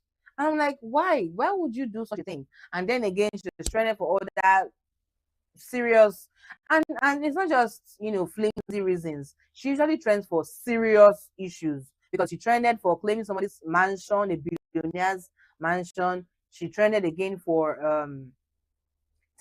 allegedly taking somebody's husband, right? And then now this will drive us to the topic on ground. Now she's trending for faking a stage 4 cancer. I mean, usually the wrong reasons. No, we have people that usually trend for, you know, claiming to be something better. We have people that claim to have traveled abroad. We have people that claim to have gotten married. We have people that have claimed to have given birth. But hers is usually for negative and very wrong reasons. I see people staring at me. You want? Why do you think? Okay, I've asked Blessing about her namesake. Let me ask you now. Why do you think? Why do you think she does that? Why do you think she wants to trend by all means? Well, allegedly, everybody has what they're looking for, and it could be that she's just positioning her brand. That's her brand. It could be a brand. It's trending for the wrong reasons. Could be a brand. I don't know. I said allegedly. So how? I don't understand. I don't understand how you jeopardize. So, because to me, you're jeopardizing your brand. I don't know how somebody would jeopardize their brand to trend and say you want to just trend for just putting your brand out there. Well, I think basically she's just an amazing person. She's amazing, and this is one of the ways that she can like position herself. Some people cannot live without attention. I think it's also like an attention call. Like sometimes children tend to do this where they throw tantrums and they want their parents to like listen to them, for aunties and uncles to pay attention to them. So this could be like one of the reasons for it. So maybe that's one. Another angle is probably she uses this opportunity to boost engagement in her page, and maybe, who knows, she might be one of those influencers who are paid for being online. So this could be one of it from my own perspective. Beautiful. Okay, so all right. So now let's even look at this now. Based on what's going on, everybody wants visibility, right? But when does this visibility now turn out to be desperation? When does visibility, everybody wants to trend, whether for good or bad reasons, they don't care, they just want to be out there. Like Shares rightly said, some people want to be out there to gain traction, to gain followers, to gain brand ambassadorship and all that.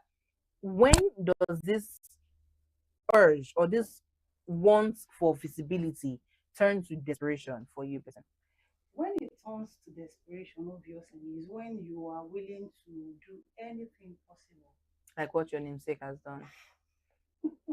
I'm sorry, but what is your namesake, right? Do anything that it takes to be out there. That is desperation. So in this case, you don't now even want to. You damn the consequence of your actions. That's being desperate now. So in this case, you wouldn't call it the cloud chasing anymore. You call her being desperate to trend. Yes, she's very, very desperate to trend. And like what Perpetua said, that it might be that she's building her brand. But this she already has a brand existing. And she's now building it on this. Like I said, most of the reasons where I've seen most of the cases where she trended on was wrong reasons. Like the first one that I remember is when she trended for claiming someone else's house. Second one was claiming someone else's husband or marriage. And then now she's claiming stage 4 cancer. I mean cancer. All right, we will we'll talk. There's a lot to say. There's so many things to say. But we'll talk more on this Blessing CEO's cancer saga when we come back from this really quick but short break. So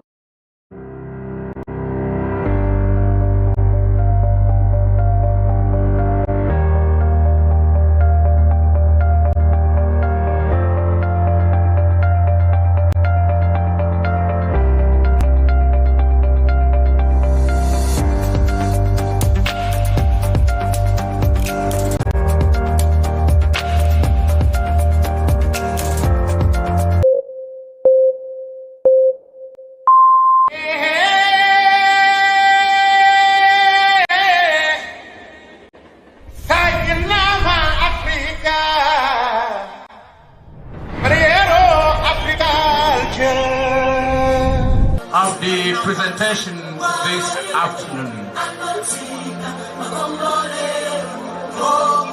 We promote Africa. We promote Nigerian cultural heritage. 1, 2, 3,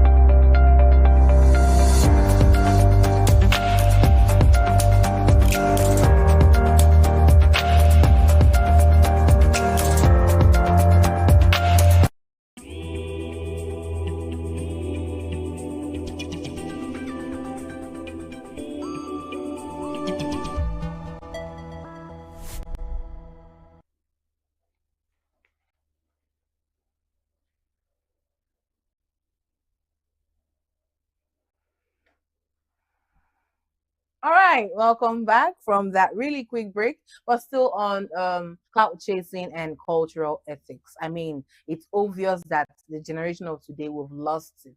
We've lost cultural ethics. Let's even look at the definition of clout chasing, because we're just talking from the top of our head. Let's go with the dictionary definition of clout chasing.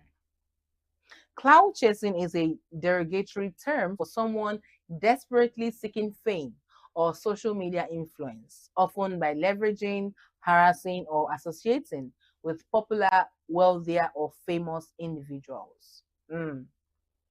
Simply put, like we said earlier, clout chasing is every means to trend, every means to be out there. Somebody desperately seeking fame on social media or social media influence, you know, whatever English you want to pick from that definition. Clout chasing is when somebody is desperately wanting to be out there. And like we were discussing before we went on a quick break, we talked about, you know, her not minding if she's training for good reasons or training for the bad reasons. And now that even brings this to mind. You know, based on what's happening currently in Nigeria, you know, we have killings left, right, and center. We have the elections. So we actually have people on the government. We have people that are actually shining their torches and their searchlights on the government, focusing on the government. So do you think, I want to ask Perpetua now, before I go back to Blessing, do you think that, you know, Blessing CEO coming out to claim this is one way to distract Nigerians? Because yes, Nigerians are easily focused and they're easily distracted. So, and yeah, the social media is a space to also do either of these things. So do you think that this is a means, this is every day of cancer? Why is this so special? Blessing, what do you have to say? Yes, I believe so. I totally agree with what she's saying. I think it's a way of diverting the attention of the youth from the government. Now, you know, distracting them from what they actually should be worried about. Now, the attention is no longer on the government. It has now shifted from the government to individuals that are probably seeking for their own selfish interests, that are out there for their own selfish reasons. All right, let's even break it down for our viewers. For some people that are not up to speed on this Blessing CEO's case. So Blessing CEO is a self-acclaimed relationship expert that, like we said earlier, likes to trend, or usually trends for the wrong reasons. She always tries to make her way to the news. She always makes her way to the news, right? And then this time around, she has come out to claim that she has stage 4 cancer. From what you see on the screen, you see her wailing and crying, claiming that her hair was falling off, you know, claiming that she had been diagnosed of stage 4 cancer. And then along the line, from investigations to investigations, reports to reports, we eventually now found out that this report is false, because she eventually came out to show us a hospital report or a doctor's report of a stage 4 cancer patient. After so much digging and investigations, as Nigerians will gladly take out their time to do, we eventually found out that that result that she came out to post belonged to someone else who entrusted her. You know, out of sympathy and empathy, the person, you know, sent her allegedly, though, the person allegedly sent her cancer reports, and you know, because she claimed that she wanted to use to check hers. Blessing CEO claimed that she wanted to use that person's reports to check her report that she had, of which she did not have a report at the time. But anyways, fast forward to what's trending now. Nigerians, out of pity, had to go out there seeing the video of her hair fall off and all that, seeing her crying and wailing.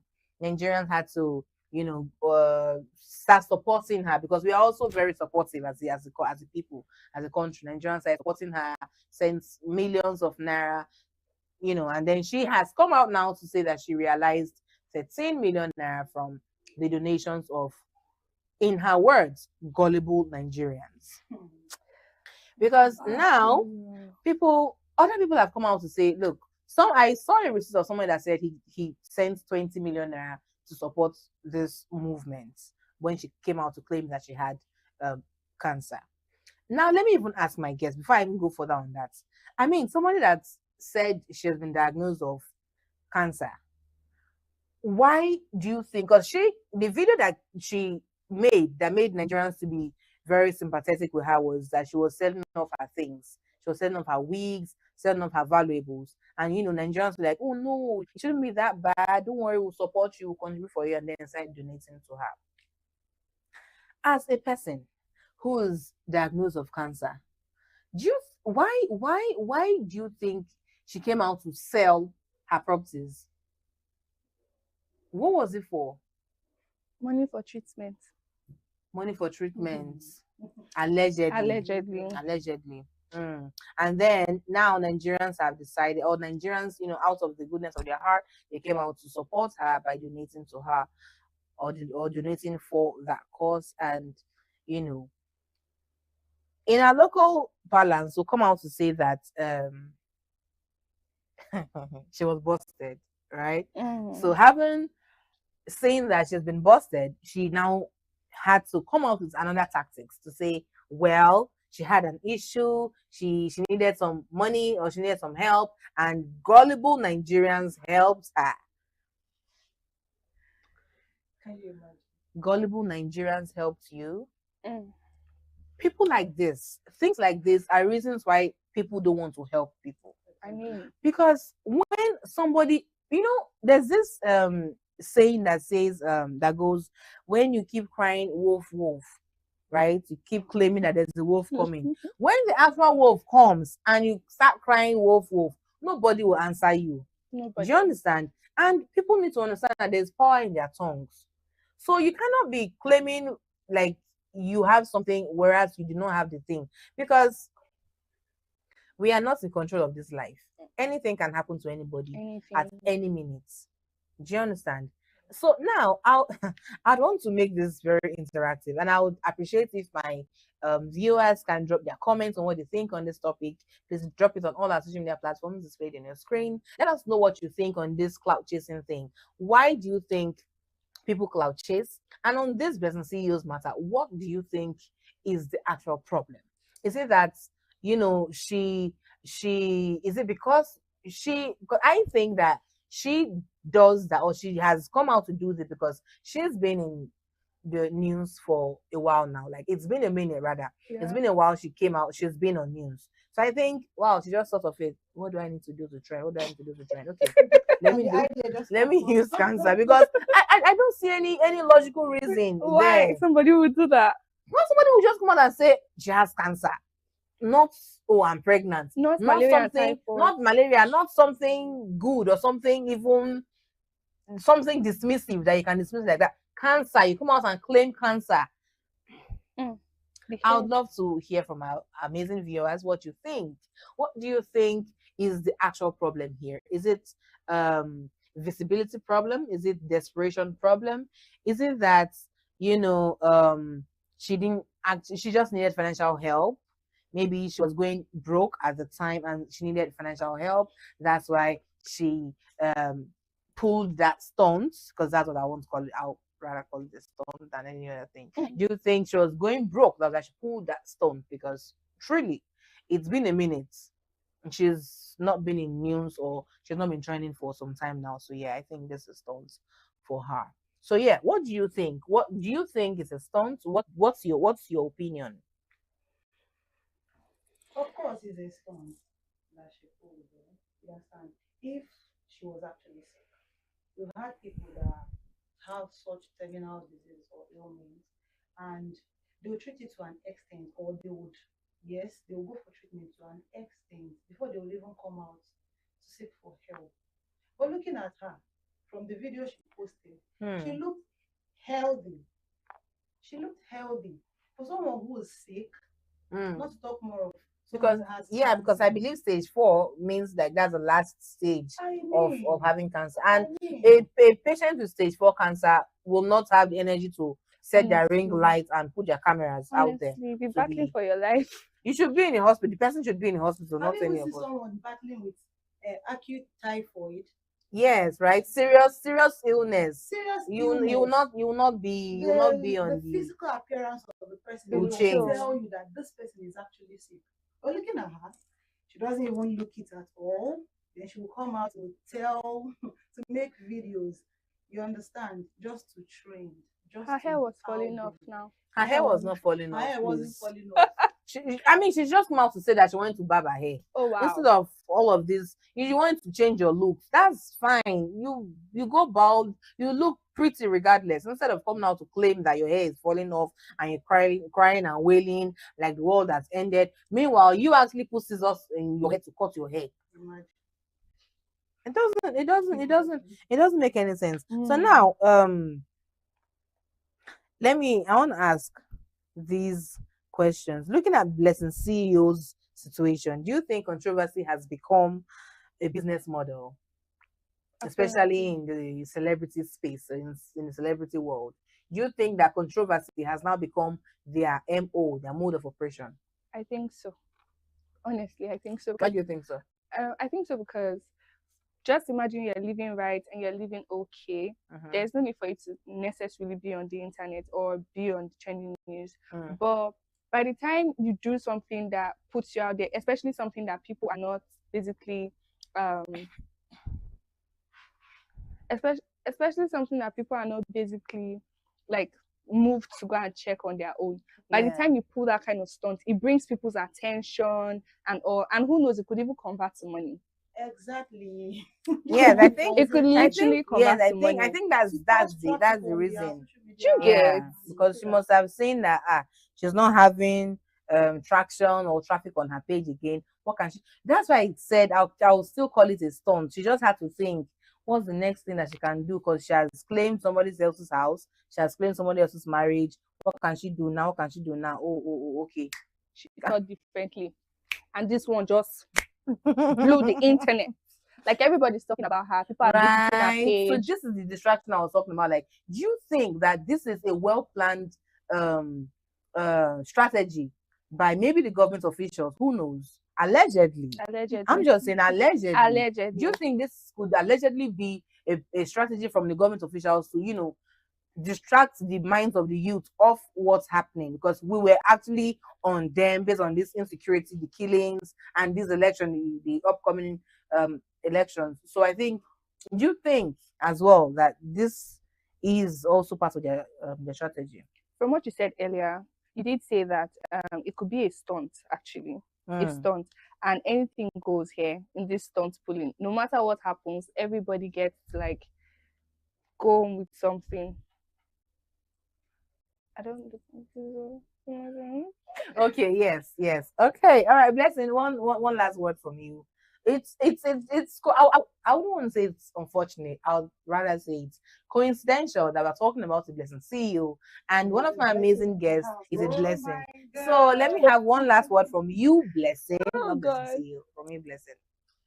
I just want to say that in as much as people want to trend, they should they should leave legacies behind. There's a saying that the internet doesn't Forget. And a good name. Yes, that's the legacy. Yeah. And to even think that this person is a modern. All the celebrities, they are more either a male or a female. They will one day Their become parents. a mother Or a father. And in the long run, their children will always go back to the internet and they would see what they've actually deposited. Because the internet really does not forget. It doesn't forget. True. What about So you? we should be mindful of what we put out there. Beautiful. What about you, Professor? Like she said, the internet does not forget. Right. What you do today is going to go tomorrow. And even if you don't have a child, like some people in this generation, oh, I don't want to have kids, right? Even if you don't have kids, there's somebody that is connected to you. Your have a sister's sister, daughter, your brother's son. People around you regardless. You can die and leave the world, but like people know you. People will always remember Your name. I would say a good name, even the Bible, the Holy Book says it, a good name is better than great wishes. Hold your name dearly. Don't trending. I think people just think of now. They don't think long term. No, they don't. They just think short term. They don't think of what this is going to do to them. You just think about their brand. You just want to get fame and all kinds of desperation and all that. But this is the best that we can take on this episode. It breaks my heart to let my amazing guests go because we still have a lot to say on this cloud chasing. But I hope to be here again to do more content with you, my amazing viewers, and of course have amazing guests with me, either them or other amazing. And you follow us, send us a message on WhatsApp. Let's know where you're watching us from. Reach out to us for your businesses and your sponsorships. We will be more than glad to reach out to you and to know where you're reaching out to us from. From me, Mara Samuels, it's me saying bye-bye, and I'm sure for my amazing guests, it's them saying bye-bye, right, guys? Yeah. Bye, guys.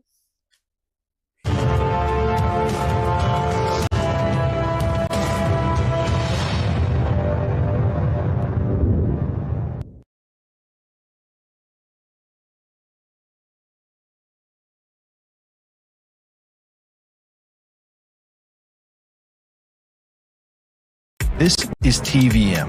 TVM delivers breaking stories, global headlines, and the moments that matter. From exciting sports action to exclusive local events, we keep you connected. Celebrate our culture, people, and voices with powerful documentaries and inspire stories. Experience premium entertainment, from trending music to urban lifestyle and beyond. Grow your spirit with life-changing messages and uplifting perspectives. Lead the way with bold conversations, fresh ideas, and thought-provoking shows. Wherever you are, whenever you want, watch TVM on all your devices. TVM, your world, your network.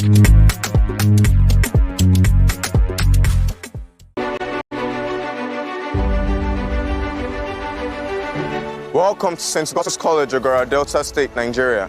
8 years of academic excellence doesn't just come as a good Nollywood film. It has been a step-by-step rise in academic achievements with back-to-back outstanding performances in both our junior and senior secondary school certificate examinations. Even so, we strive for constant growth, hence our motto which says, "The soul grows by learning." Education is the art and science of learning, and an academic success is achieved by training the mind to reach above its potential. We here at St. Augustine's College also help in training the body through a variety of sporting activities. We have a standard fully functional volleyball court, football field, badminton court, and a few others which are promoted for co-ed practice. As we all know, intelligence and smarts have often been argued as to which is most important. Well, whichever side you are on, know that you have the full support of St. Augustine's College, Ogara, Delta State, as we provide indoor games which require tactical thinking, such as chess, a mathematical approach to checkers, an educational game like Scrabble, and few others such as snakes and ladders and cards, which helps to ease the stress of workload over the weekend. And that is not all. Here, students are taught spiritual, moral, and academic values. While we strive for academic excellence, we do not neglect the spiritual life of our students. In the chapel, the Catholic Mass, prayers, and other spiritual agenda carried out. Cleanliness is next to godliness, and in our refectory, which is always clean, students are served nutritious meals at every point in time. Our school medic is available 24/7, and we have a very comfortable sick bay. In addition to this, we have a variety of laboratories, such as the Home Economics Laboratory, where students are taught various crafts, such as photography, sewing, and cooking, which help them in the outside world. In the Computer Laboratory, students are taught to be technologically smart. In the Science Laboratory, students carry out physics, chemistry, and biology practicals under the supervision of qualified teachers who break down ambiguous concepts into simpler concepts. The school library is equipped with books which are carefully selected to help each child in their academic journey. Our school is also a center for WAEC, NECO, and GCE examinations, and we have zero tolerance for examination malpractice. St. Augustine's College, Ogara, is the place to be. Why don't you join this big, great family of ours, where every child is guaranteed to thrive? For more information on the college, you could dial these numbers: 091-699-73723, 091-699-73728, and 091-699-73729. St. Augustine's College, Ogara. The soul grows by learning. This is TVM. TVM delivers breaking stories, global headlines, and the moments that matter. From exciting sports action to exclusive local events, we keep you connected. Celebrate our culture, people, and voices with powerful documentaries and inspiring stories. Experience premium entertainment, from trending music to urban lifestyle and beyond. Grow your spirit with life-changing messages and uplifting perspectives. Lead the way with bold conversations, fresh ideas, and thought-provoking shows. Wherever you are, whenever you want, watch TVM on all your devices. TVM, your world, your network.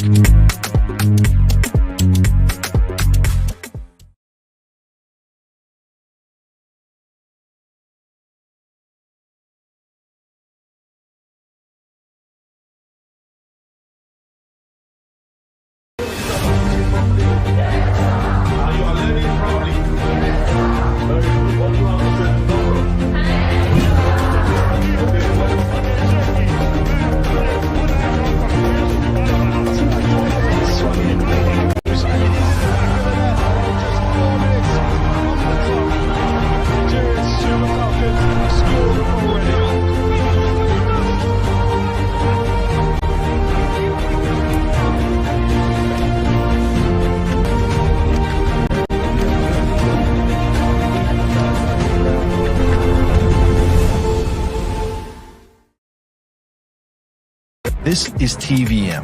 TVM delivers breaking stories, global headlines, and the moments that matter. From exciting sports action to exclusive local events, we keep you connected. Celebrate our culture, people, and voices with powerful documentaries and inspiring stories. Experience premium entertainment, from trending music to urban lifestyle and beyond. Grow your spirit with life-changing messages and uplifting perspectives. Lead the way with bold conversations, fresh ideas, and thought-provoking shows. Wherever you are, whenever you want, watch TVM on all your devices. TVM, your world, your network.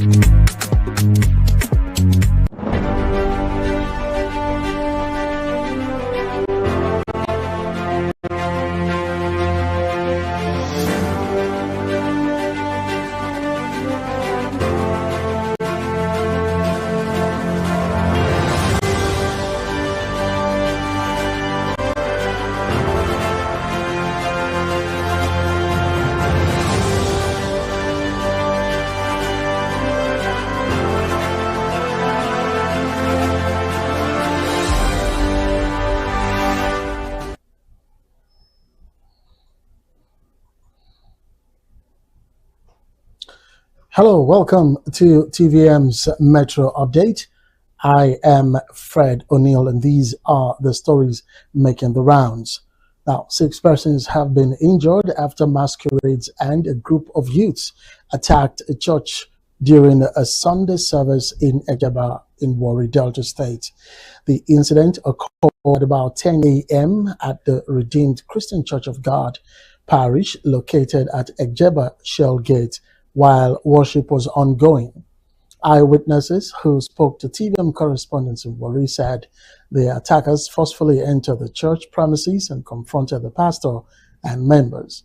The situation reportedly escalated into violence, leading to injuries among worshippers and disruption of the service. 3 of the victims sustained serious injuries and were rushed to a nearby hospital for medical treatment.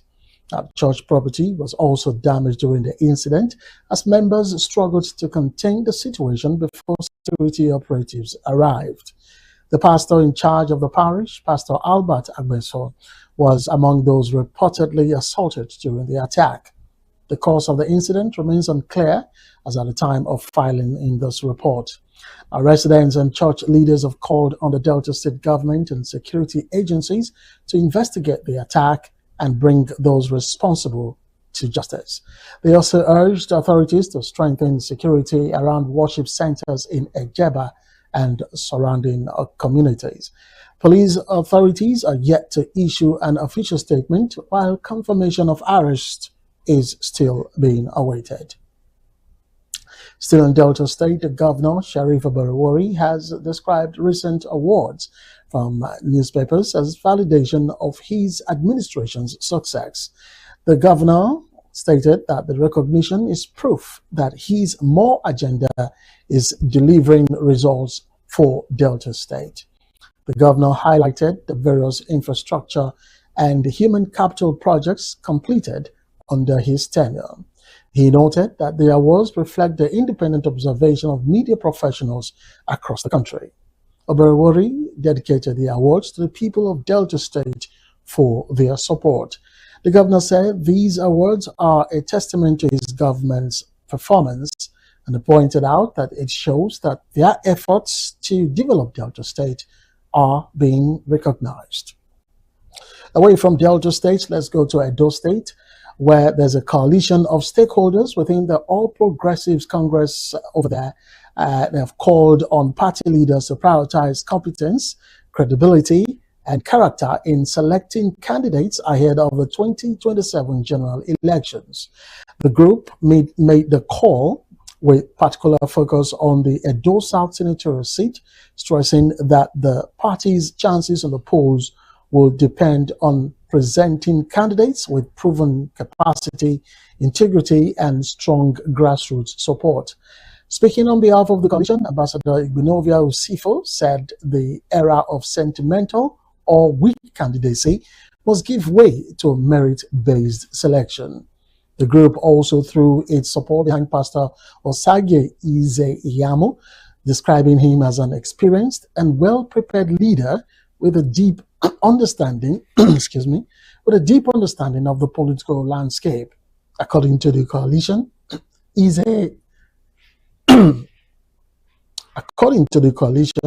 Ize-Iyamu's strong grassroots connection and political net position him as a viable candidate capable of securing victory for the party.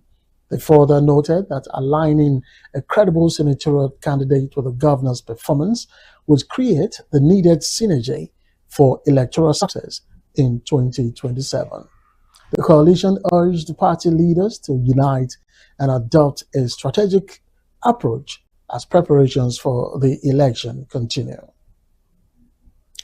Now, the leadership tussle between stakeholders in Income local government area has taken a fresh dimension as party faithfuls loyal to the Speaker of the Cross River State House of Assembly have slammed the chairman of council for a 6-month suspension for alleged gross misconduct and anti-party activities.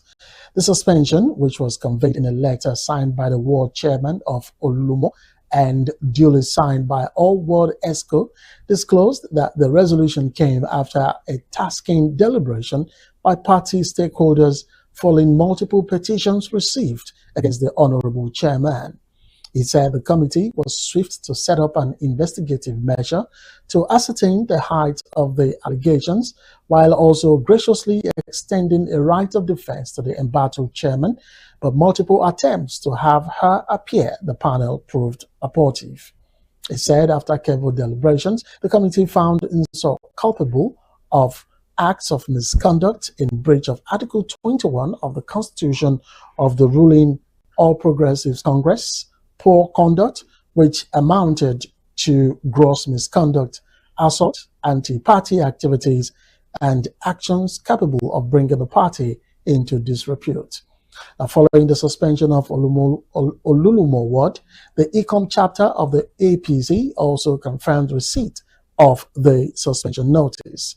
In a letter addressed to Nso and signed by the ECOM chapter chairman of the APC, Honorable Matthew Egomo, the chapter confirmed that it had received communication from her ward executive committee, Olulumo Ward, confirming her suspension on grounds of gross misconduct. On this note, the chapter directs that Honorable Pastor Mercy Nsofo stay out of party activities until investigation is concluded. When contacted, the Chief Press Secretary to the Chairman, Ntem Chris, described the suspension notice as a baseless warrant with no legal statutory justification. He noted that it's an act of discrimination and the local government chairman would never be coerced into serving a minority few as against her sworn oath of defending and working for the greater treat of the masses. He said he remains optimistic that the issue will be amicably resolved for the best interests of the party and the common development of the local government area. Now, both parties now rely on the directives of the State Working Committee for its pronouncements and judgment.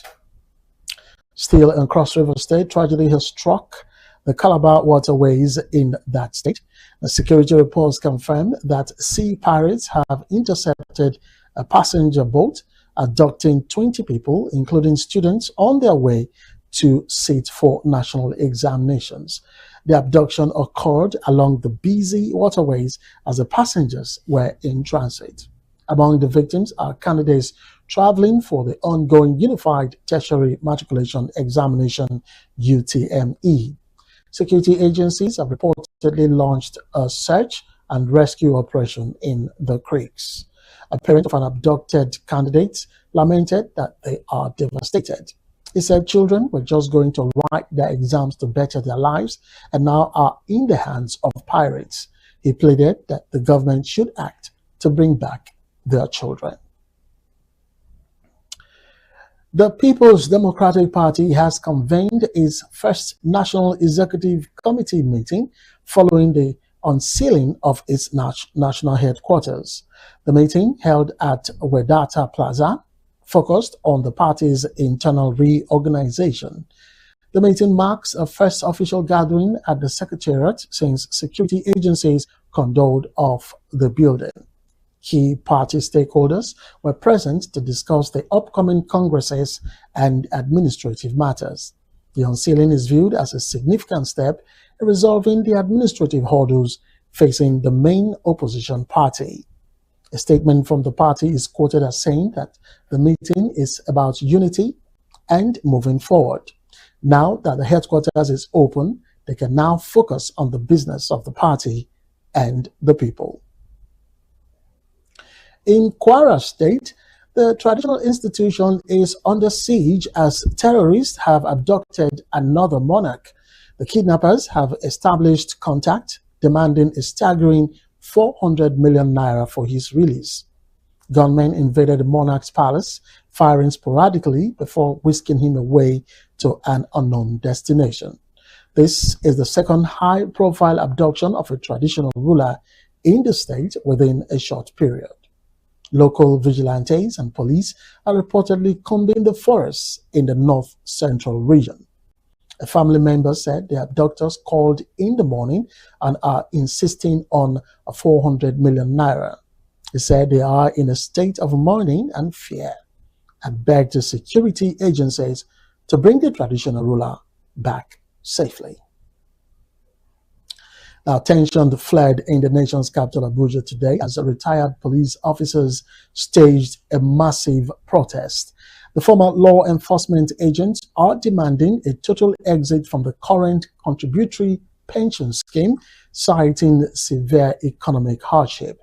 Retired officers gathered in Abuja to voice grievances over the suffocating nature of the current pension system.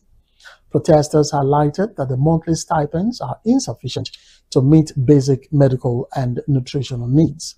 The group is calling for a return to the old defined benefit scheme. A representative of the retired officers said they have served the country with all their strength, and it is a tragedy that in retirement they are being subjected to a pension scheme that cannot even buy hypertension medication. They reiterated that they want out now. And now to Benue State, but the governor, Hyacinth Alaya, is making a passionate plea to the Joint Admissions and Matriculation Board, JAMB. The governor is seeking a special reschedule for candidates who were unable to sit for their exams due to recent abductions. The appeal follows reports of students being kidnapped by bandits shortly before their scheduled exam dates. Governor Alaya stated that it would be an additional trauma if these students lost their academic year due to insecurity. The Benue State government is seeking a compassionate window for these victims to be examined. The governor said the children are victims of circumstances beyond their control. He then appeals to JAMB to show empathy and provide a dedicated date for these kidnapped candidates to write their UTME. Let's just stay with JAMB because the Joint Admissions and Matriculation Board, JAMB, has issued a major update for candidates. An additional 1.26 million results for the 2026 Unified Tertiary Matriculation Examination have been officially released. This latest batch brings the total number of results released so far to 1.89 million. JAMB noted that the results were processed after thorough screening. Candidates are advised to check their results via the approved SMS platform or the board's portal. JAMB's spokesperson Fabian Benjamin said the board has successfully uploaded another 1.26 million results. He urged candidates to follow the official channels to access their scores and avoid falling prey to scammers.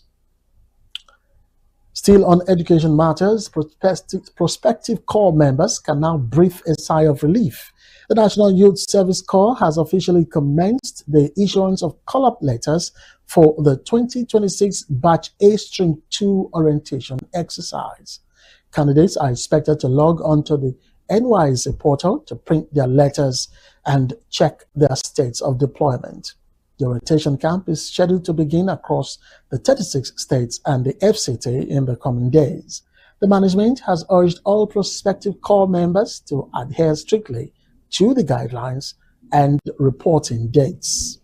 The portal is now open, and all successful candidates are advised that they have their physical documents ready for the orientation camp registration. Now, former Vice President Atiku Abubakar has reacted sharply to a recent advisory issued by the National Broadcasting Commission, the NBC.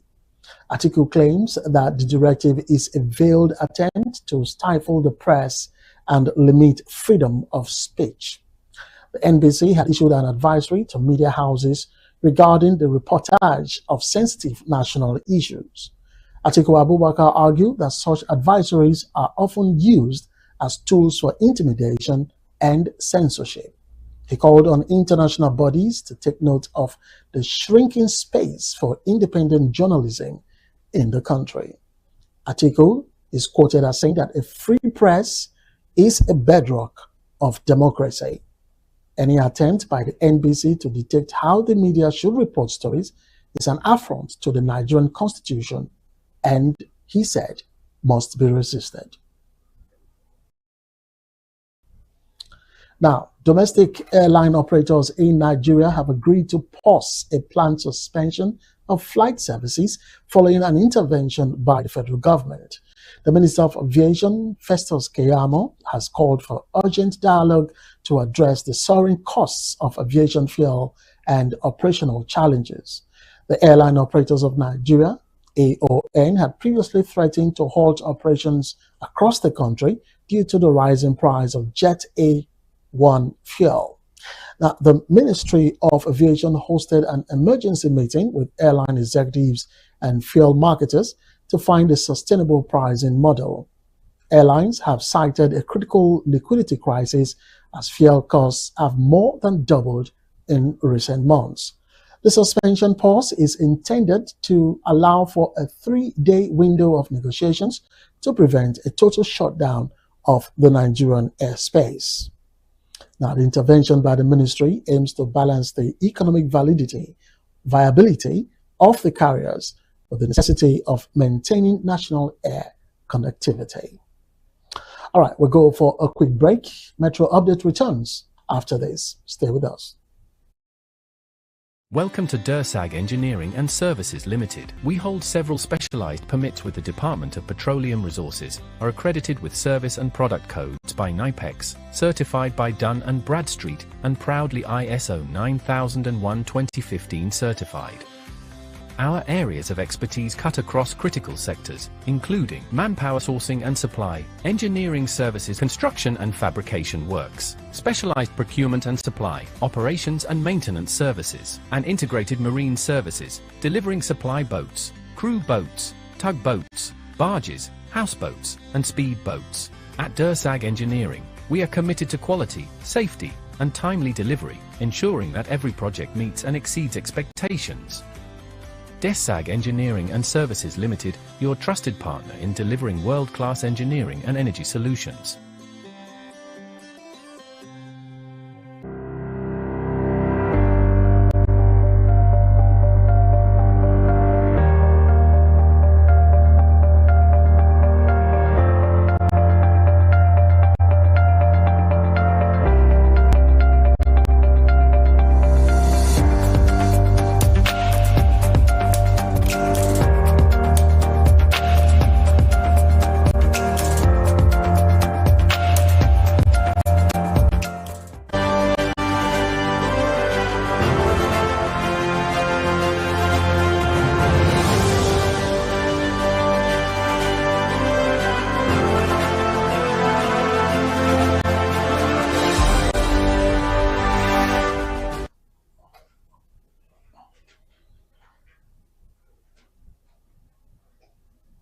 All right, welcome back from that quick break. And in case you just joined us, this is TVM and you are onto Metro Update.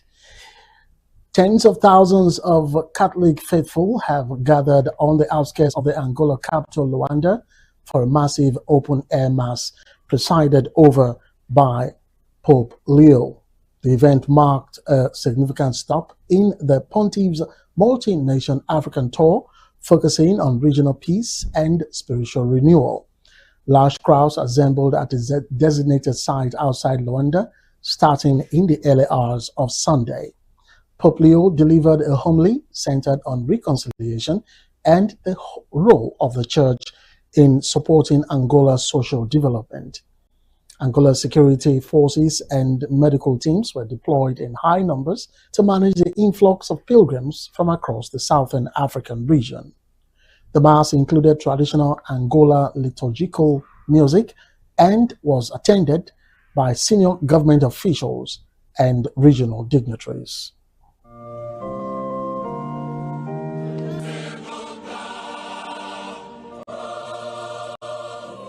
Irmãos e irmãs, nesta primeira cena do Evangelho, vejo refletida a história de Angola.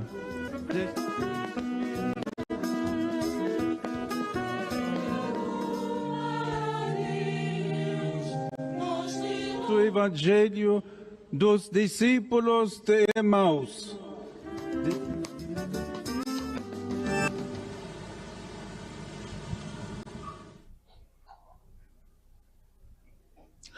The gathering represents one of the largest religious assemblies in the country's recent history, following months of preparation by the Vatican and the Angola Catholic Church. Still on foreign news, British Prime Minister Keir Starmer is scheduled to face intense questioning in Parliament following the resignation of Peter Mandelson amid a vetting scandal. Opposition parties have intensified demands for a full inquiry and the Prime Minister's resignation over the handling of the appointment. Peter Mandelson resigned his position following revelations regarding the security vetting process used for his latest government role. The Conservative and Liberal Democrat parties have filed formal requests for the release of all correspondence related to the appointment.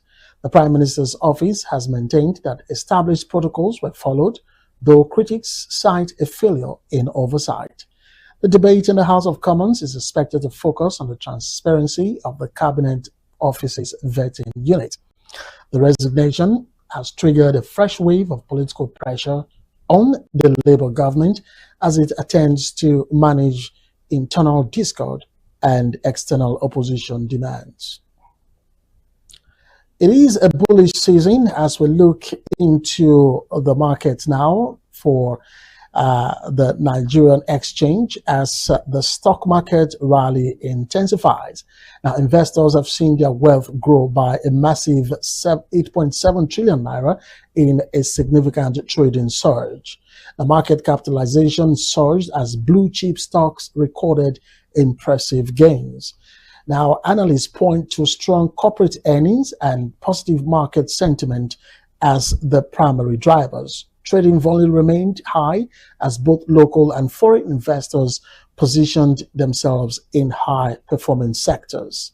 This rally is a reflection of the underlying strength of the companies on the exchange. Now, gaining 8.7 trillion naira in this window is a massive signal of confidence in the Nigerian market. The National Agency for Food and Drug Administration and Control, NAFDAC, has issued a high-priority health alert. Counterfeit versions of popular toothpaste brands have been discovered circulating in markets across Kaduna State. NAFDAC officials discovered the fake products during a routine market surveillance exercise. The agency warned that these products contain substandard chemicals that pose a significant health risk. Consumers are urged to check for NAFDAC registration numbers and purchase from reputable sources. The zonal coordinator said they have seized several batches of these suspected counterfeit toothpaste and warns the public in Kaduna and surrounding areas to be extremely vigilant when purchasing dental care products. The Federal Competition and Consumer Protection Commission, known as the FCCPC, has moved to quell rumors regarding the telecommunications sector. The tragedy states, this agency, states that there is no ban on the transfer of airtime or data credit. Viral reports have suggested that the government was planning to restrict airtime and data sharing between subscribers. The FCCPC clarified that no such directive has been issued to telecommunication companies. The regulator urged Nigerians to disregard the misinformation and continue using their services as usual. A statement from the FCCPC reads, and I quote, "There is no truth to the claims that airtime or data credit transfers have been banned. We encourage consumers to report any provider that denies them these services based on false information." End of quote. Now to entertainment news. Femi Kuti has put an end to rumors regarding the music catalogue of his father, the legendary Fela Anikulapo Kuti. He confirmed today that the family remains in full control of all music rights. Reports had circulated suggesting that a foreign entity had purchased the rights to Fela's extensive library. Femi Kuti clarified that no such deal has taken place and the legacy remains with the Kuti estate. The announcement is seen as a major statement on the preservation of African musical heritage. Femi stated this clearly for the world to know that the Kuti family has not sold Fela's music rights, that the family retains full ownership and control of his entire catalogue. Still on entertainment matters, Governor Ademola Adeleke has showered praises on his nephew and global music star, Davido. The governor commended the artist for using his platform to promote the Oshun family and heritage during a recent performance in the United States. Davido mentioned his Oshun roots and showcased family pride during his sold-out concert in America. Governor Adeleke stated that Davido's success continues to put Oshun State on the global cultural map. The governor encouraged other Oshun indigents to always project their roots positively. The governor said Davido is a great ambassador for Oshun and emphasized that seeing him promote the family and state in the United States makes the Adeleke's very proud. Lastly, in entertainment, a judge in New Mexico has denied a request by actor Alec Baldwin to dismiss an involuntary manslaughter charge against him. The ruling ensures that the legal proceedings will move forward in relation to the 2021 fatal shooting on the set of the film Rust. Defense attorneys for Baldwin had argued that the prosecution failed to present key evidence to the grand jury.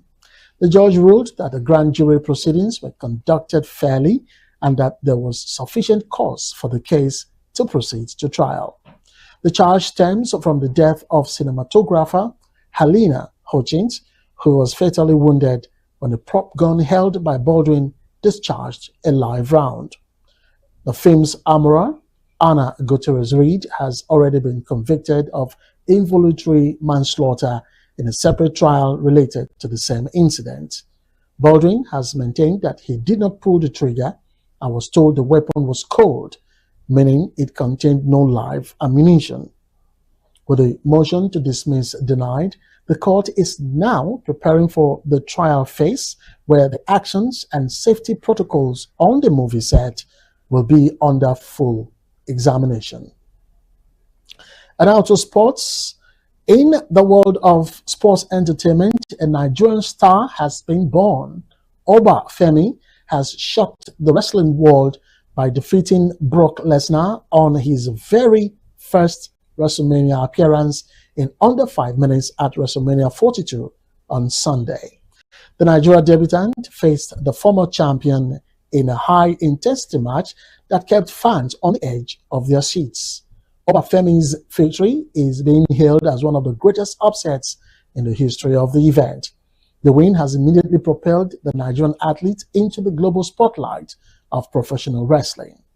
Obafemi said, and I quote, "I told the world I was coming to make history. To beat a legend like Brock Lesnar at WrestleMania is just the beginning for Nigeria on this stage." End of quote.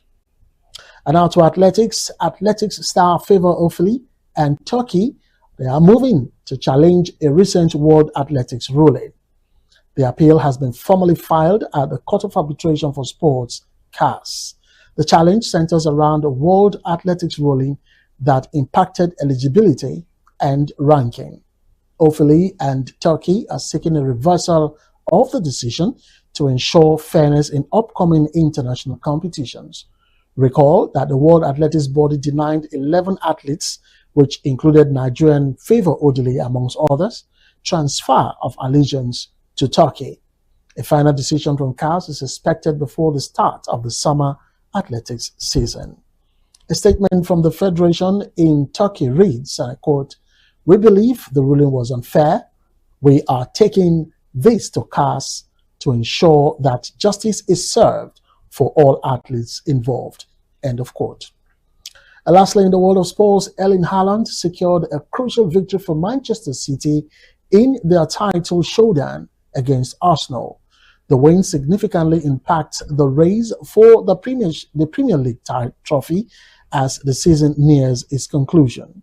Haaland scored the decisive goal to make it 2-1 in a tightly contested match at the Etihad Stadium on Sunday. The victory moves Manchester City closer to the top of the table, narrowing the gap with Arsenal to 3 points. Arsenal dominated possession for large periods, but were unable to convert the chances against a resolute City defense. The result is seen as a pivotal moment in the current campaign, with only a few matches remaining. The victory provides Manchester City with momentum as they enter the final stretch of the domestic season. And that wraps up Metro Update for today. I am Fred Onin. Thanks for watching and enjoy the rest of your day.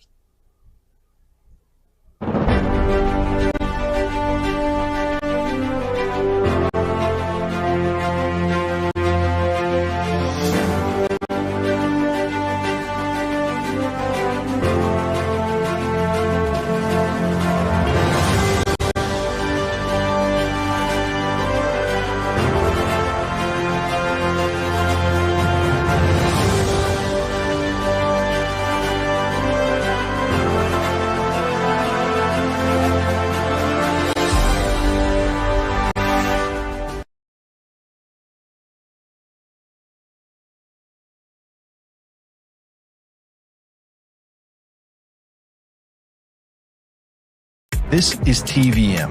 TVM delivers breaking stories, global headlines, and the moments that matter. From exciting sports action to exclusive local events, we keep you connected. Celebrate our culture, people, and voices with powerful documentaries and inspiring stories. Experience premium entertainment, from trending music to urban lifestyle and beyond. Grow your spirit with life-changing messages and uplifting perspectives. Lead the way with bold conversations, fresh ideas, and thought-provoking shows.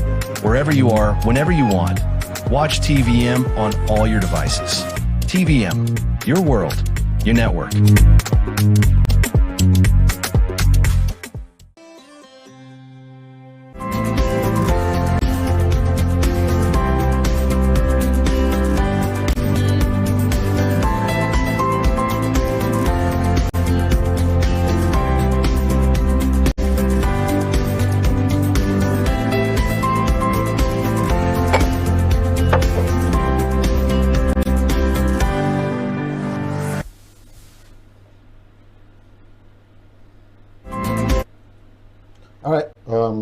Welcome back to TVM Express.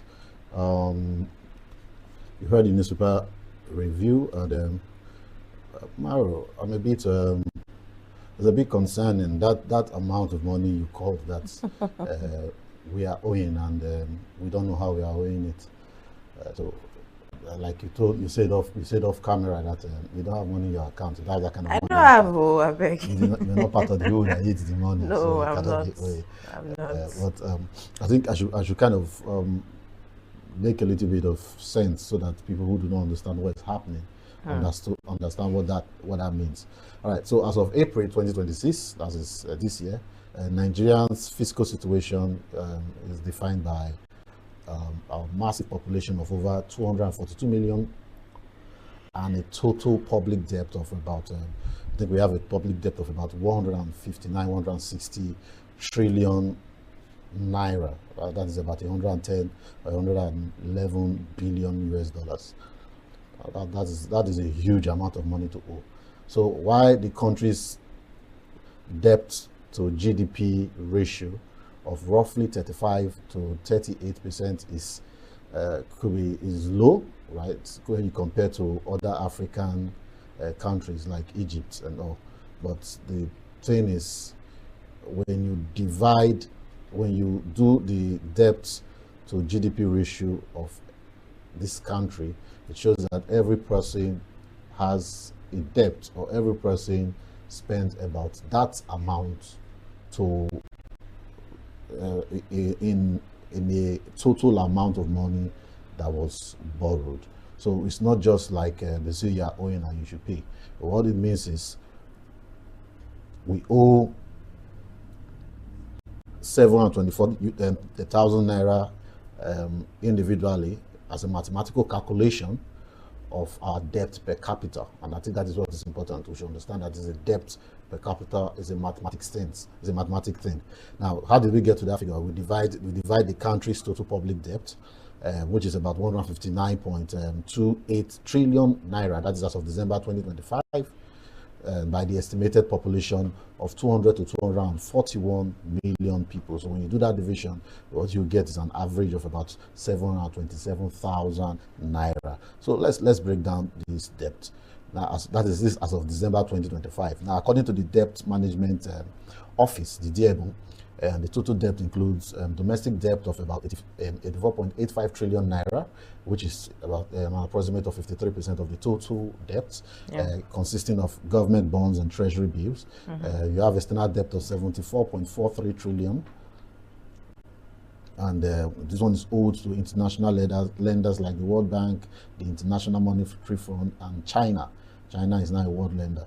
And then you have, when we have this borrowing surge, particularly in this present administration, so the total debt increased from 14.61 trillion, that is about 10.1% in just 1 year. From December 2024 to December 2025, the debt increased by 14.61 trillion.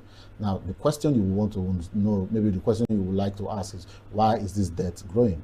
Their budget deficits, the 2026 budget has a projected deficit of over 23.8 trillion naira. The government plans to fund that through borrowing. Then there is the naira depreciation. The naira weakens against the dollar. The cost of repaying foreign loans in local currency increases. Just like somebody that owes, let's just put in a simple term, if you owe $100 last year, the amount you're going to pay back this year is different because the naira has weakened.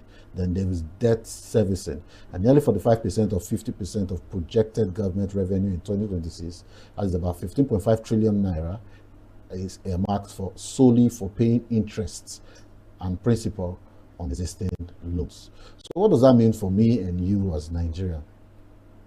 Now, while the government does not literally ask citizens for a check, right? The government will not say, bring your share of the money so that we can pay back this debt.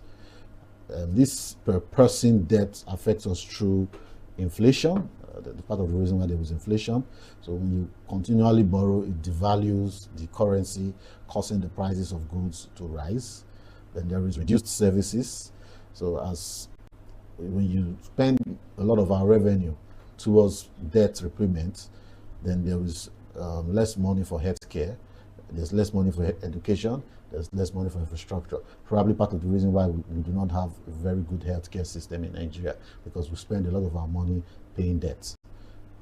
Then there is also potential tax increase, like we seem to be experiencing, even if the federal government has tried to paint it as the tax consolidation and tax reduction. But as somebody who paid tax, my tax increased. There is nothing they are going to explain to me about that tax. The tax I paid last year and the tax I'm paying now, it's almost double. So I don't understand the consolidation they're talking about, but the taxes actually increase. But I have a question. Oh, okay. I have a question. We're always incurring debt. We're always getting debts. We're always borrowing and borrowing. Don't we ever pay back?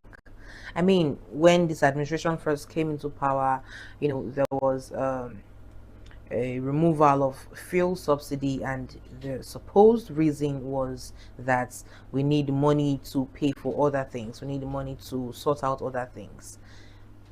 But we still keep borrowing. Now the tax rate has increased, or people keep paying taxes, but we don't see what these monies are used for.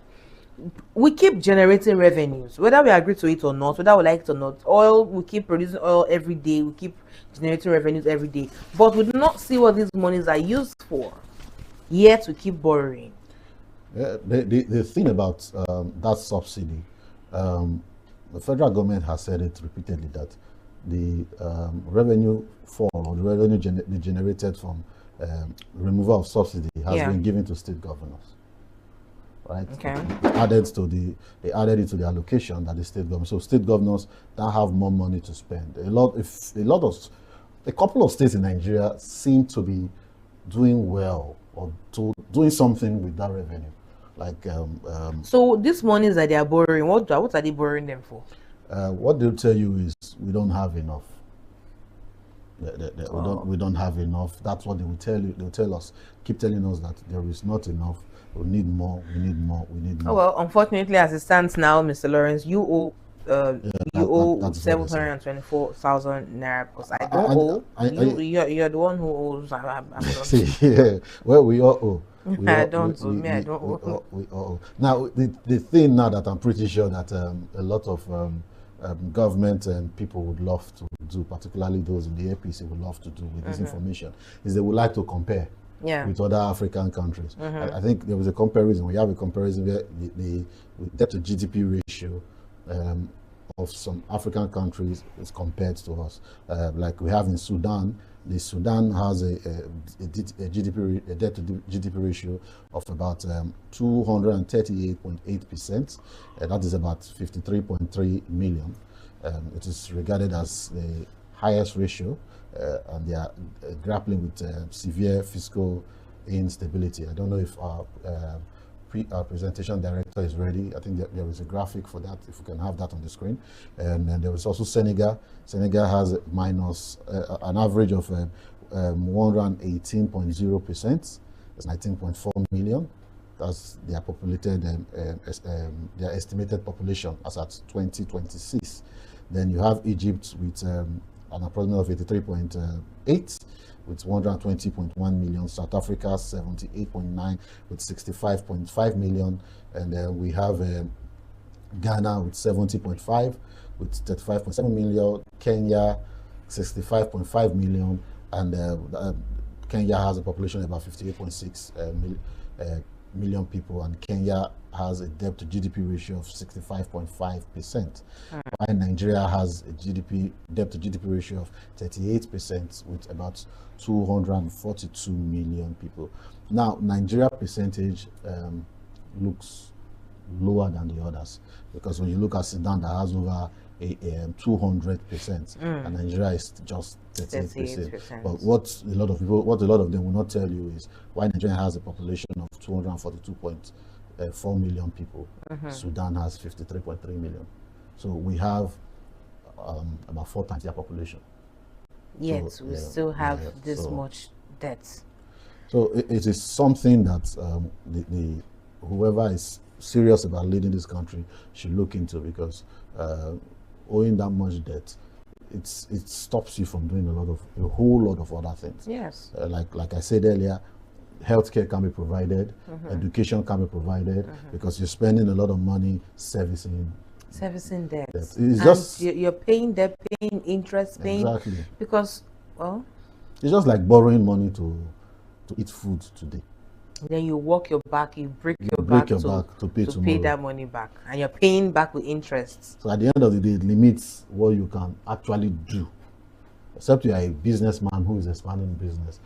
Even if you're a businessman, it should just look like you are working to pay debt. To pay debt. You're not even seeing the profit from your business, and you're working to pay debt. That's the case. I wonder why the amount of money spent in servicing the debt is even that high. Well, it's business. Right. If you were the lender, would you not want to get your own of profit? Course, I would like to borrow Nigerian money. Honestly, you have the graphic on the screen. I really would love to borrow Nigerian money, because they're actually good customers for borrowing. Right? They're actually good customers for borrowing. Always in the books of borrowing. So if you look at the graph, you take a look at our population, an average of 240 million people. Wow, we are even the largest population amongst all of these largest population. I feel sorry for Sudan though. That is 238.8%. Yes, that is crazy. This is crazy. And they have they have just 11 million people. Yeah, they have 11 million people. What? Now, if you look at the bottom of the screen there, you look at status, you see Nigeria has a low ratio to peers. To person. Has a low ratio to person and a high debt to revenue challenge. Now that is where our problem is. That is where our problem. If you look at other countries, you will see that there is a moderate high monthly reduction focus. That is in Kenya. Yeah. You look at Ghana, they are stabilizing successful debt restructuring. Yeah.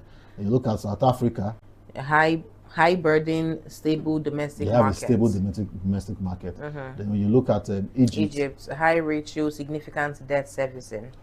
You look at Senegal has high ratio following recent audits, and Sudan, severe fiscal instability. So you look at Nigeria, you look problem. at Sudan, you look at Senegal to an extent, and Egypt to an extent. The problem is not that you are owing. The problem is how can you pay back? How can you Nigeria, pay back? we have we like they will say ridiculously high debt to revenue challenge. I mean, the amount of money Nigeria makes compared to the amount of money Nigeria it's looking like Nigeria can't pay this debt. Yeah. Like it has to get to a point where I think during Obasanjo time they did something like that. They have to get to a point where we have to kind of get to an arrangement on how we can On how to pay yeah, off. because we need to look like we are owing more than we can pay. And you know what is interesting? This character or this behavior looks like it's almost in every Nigerian. Yes, and now looks like the new normal. Yeah, we know And how then, to and then when some people owe you, and when you go and ask for your body, that's how you Nigeria what? they owe now. Well, everybody this- owes. Why you making it look as if I'm the bad person? So I think the problem is we want so much, but we don't have. And we make so we don't have to be able to compared make to enough. what we owe. Yeah. I wouldn't want to say we want so much and we don't work hard for it, because I think Nigerians We are work one of so the hard. hardest workers in the world. So hard. Like if you take the amount of work we do in this country to some countries and work half of it, you will not believe the result you will get. Yeah. I think one of our major challenges, we spend too much money on frivolities. Yeah. We spend too much money on frivolity. We have two legislative house who, for the life of me, I don't really know what they are doing. We have the House of Assembly, we have the Senate. That is money. Yeah, a lot of money. Yes, a because lot of money is spent on pampering those they people. pay those people so We pay well. their salaries, we buy their cars, Wardrobe we pay give them wardrobe allowances and allowance, staff give them city allowances and allowance, the we rest. pay their staff, we maintain this thing for them. Like we just like our legislative houses are now like we are now like sugar daddies, that our legislative houses are now our side chicks, while the president is our wife. Too much maintenance. So much maintenance going on, I'm telling you, honestly. so much maintenance. Then Nigeria now looks like the average Nigerian man who just wants to have fun. All right, Just so trying to leave. we move on to something else that looks like would happen to us next week. The Airline Operators of Nigeria, AON, has issued a final warning to suspend all domestic flight operation nationwide effective Monday, the 20th of April 2026, citing an astronomical and sustainable increase in the cost of aviation fare. That is Jet A1. I don't understand why everything in Nigeria is now astronomically high. Everything is high. Everything is astronomically, like it's crazy. It's astronomically high. Transport has gone up. Astronomically high. Astronomically high. Jet fare has gone up. Cost of living. And to be honest and sincere, I don't know how the government want Nigerians to survive. Really. I really don't understand. I'm even beginning to doubt if it's part of their agenda to make sure that Nigerians survive. A lot of governments do a lot in road infrastructure. Yeah. Like they build roads, which is not bad in itself. You build roads. But when you cannot buy fare for your car, you cannot enter vehicle, you cannot afford to Who's enter gonna use public those roads? transport. What are you doing with road? I mean, who is going to use the roads? Who's going to appreciate those roads that have been done? Because people barely can use these roads. They can barely pay for transport. They can. You see people trekking because they cannot afford, both the drivers and both the transporters, the passengers rather. Everybody is complaining. The ones that can manage to pay, they pay from their nose and they're complaining. And then at the end of the day, they go home with little or nothing. Even the drivers that used to go home with something tangible before, now, especially with this hike in fuel price, they now go home with little or nothing, because what they were making before is no longer what they make now.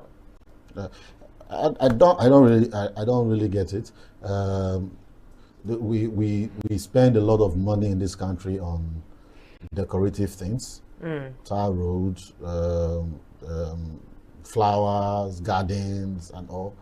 People do not have a source of revenue. The average Nigeria is now a self-sustaining small business owner. I can tell you for free that 90% of Nigerians have small business. Yeah. Whether they are doing the business in their house or in their mobile phone, every Nigerian has to have a small business now. I mean, gone are those days that people would have side hustle for the passion. You know, like, oh, I just love to do this, and then aside my 9 to 5, let me just do this side hustle as something that I love to do. Most people that have side hustles today do not do it out of passion. They do it because of, let's say, condition, because they just have to make something else. They just have to make something extra on the side, whether they like it or not, whether they love what they are doing or the service or product that they are selling or not. They just have to have something aside that 9 to 5 that they do, because that's why you see so many business owners that, you know, they don't attend to their customers with empathy. They don't handle their businesses with love and with empathy. You can just tell that this person is doing this thing for the money, for the small profit that they can get from it.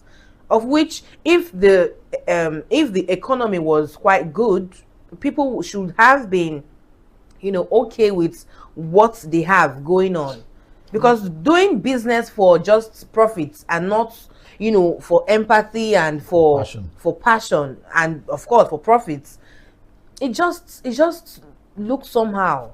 Looks like slavery. It just looks like, well, let me just have something on the side. I don't care if my customers are pleased with what I'm giving them, but I just need the money, you know, and it's not good at all. A good example of how our leaders or our government think when it comes to how to utilize funds is this. Now, Nigeria's revenue increased from 6.41 trillion naira in 2021 to 28.79 trillion naira in 2026. And guess what the government decided to do?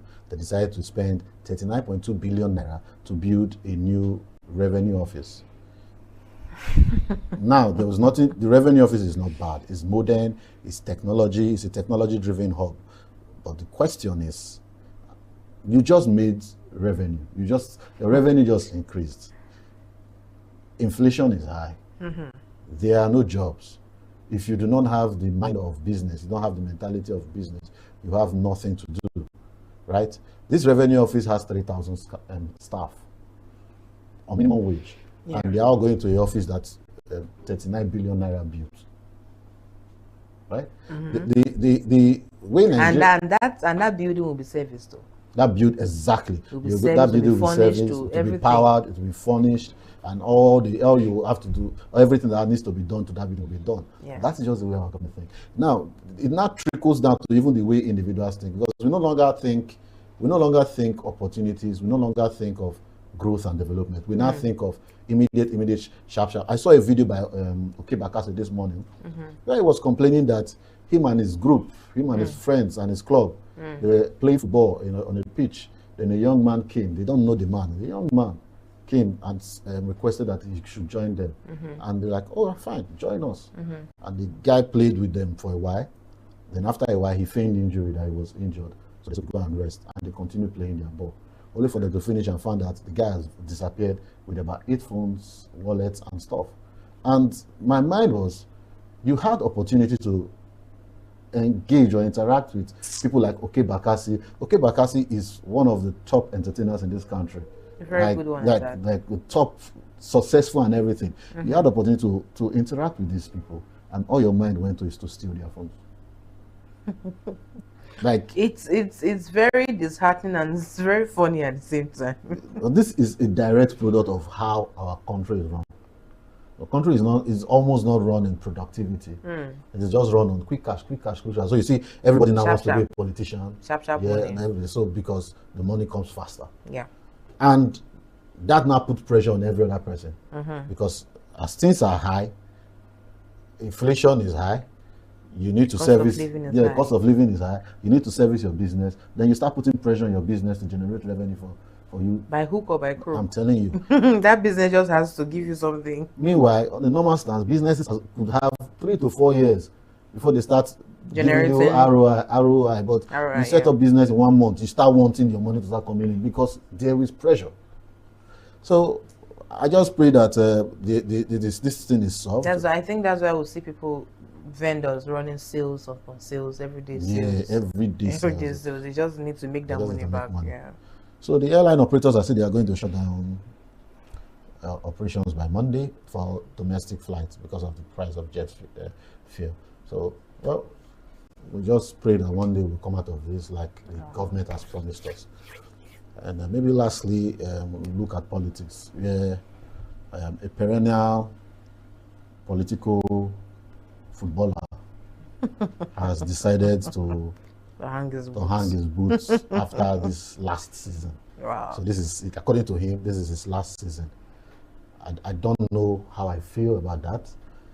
I really don't know how I feel about that personally. But I like to say, well, you had a good run. You've tried.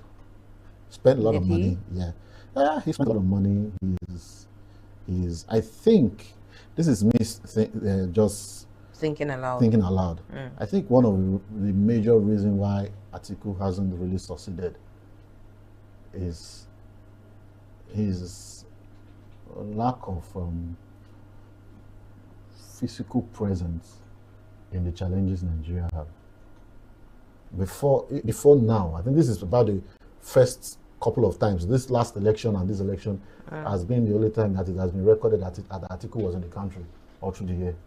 Most times, once he finishes and he loses primaries or he loses the election, he leaves the country. So he always just come back to contest, stuff like that.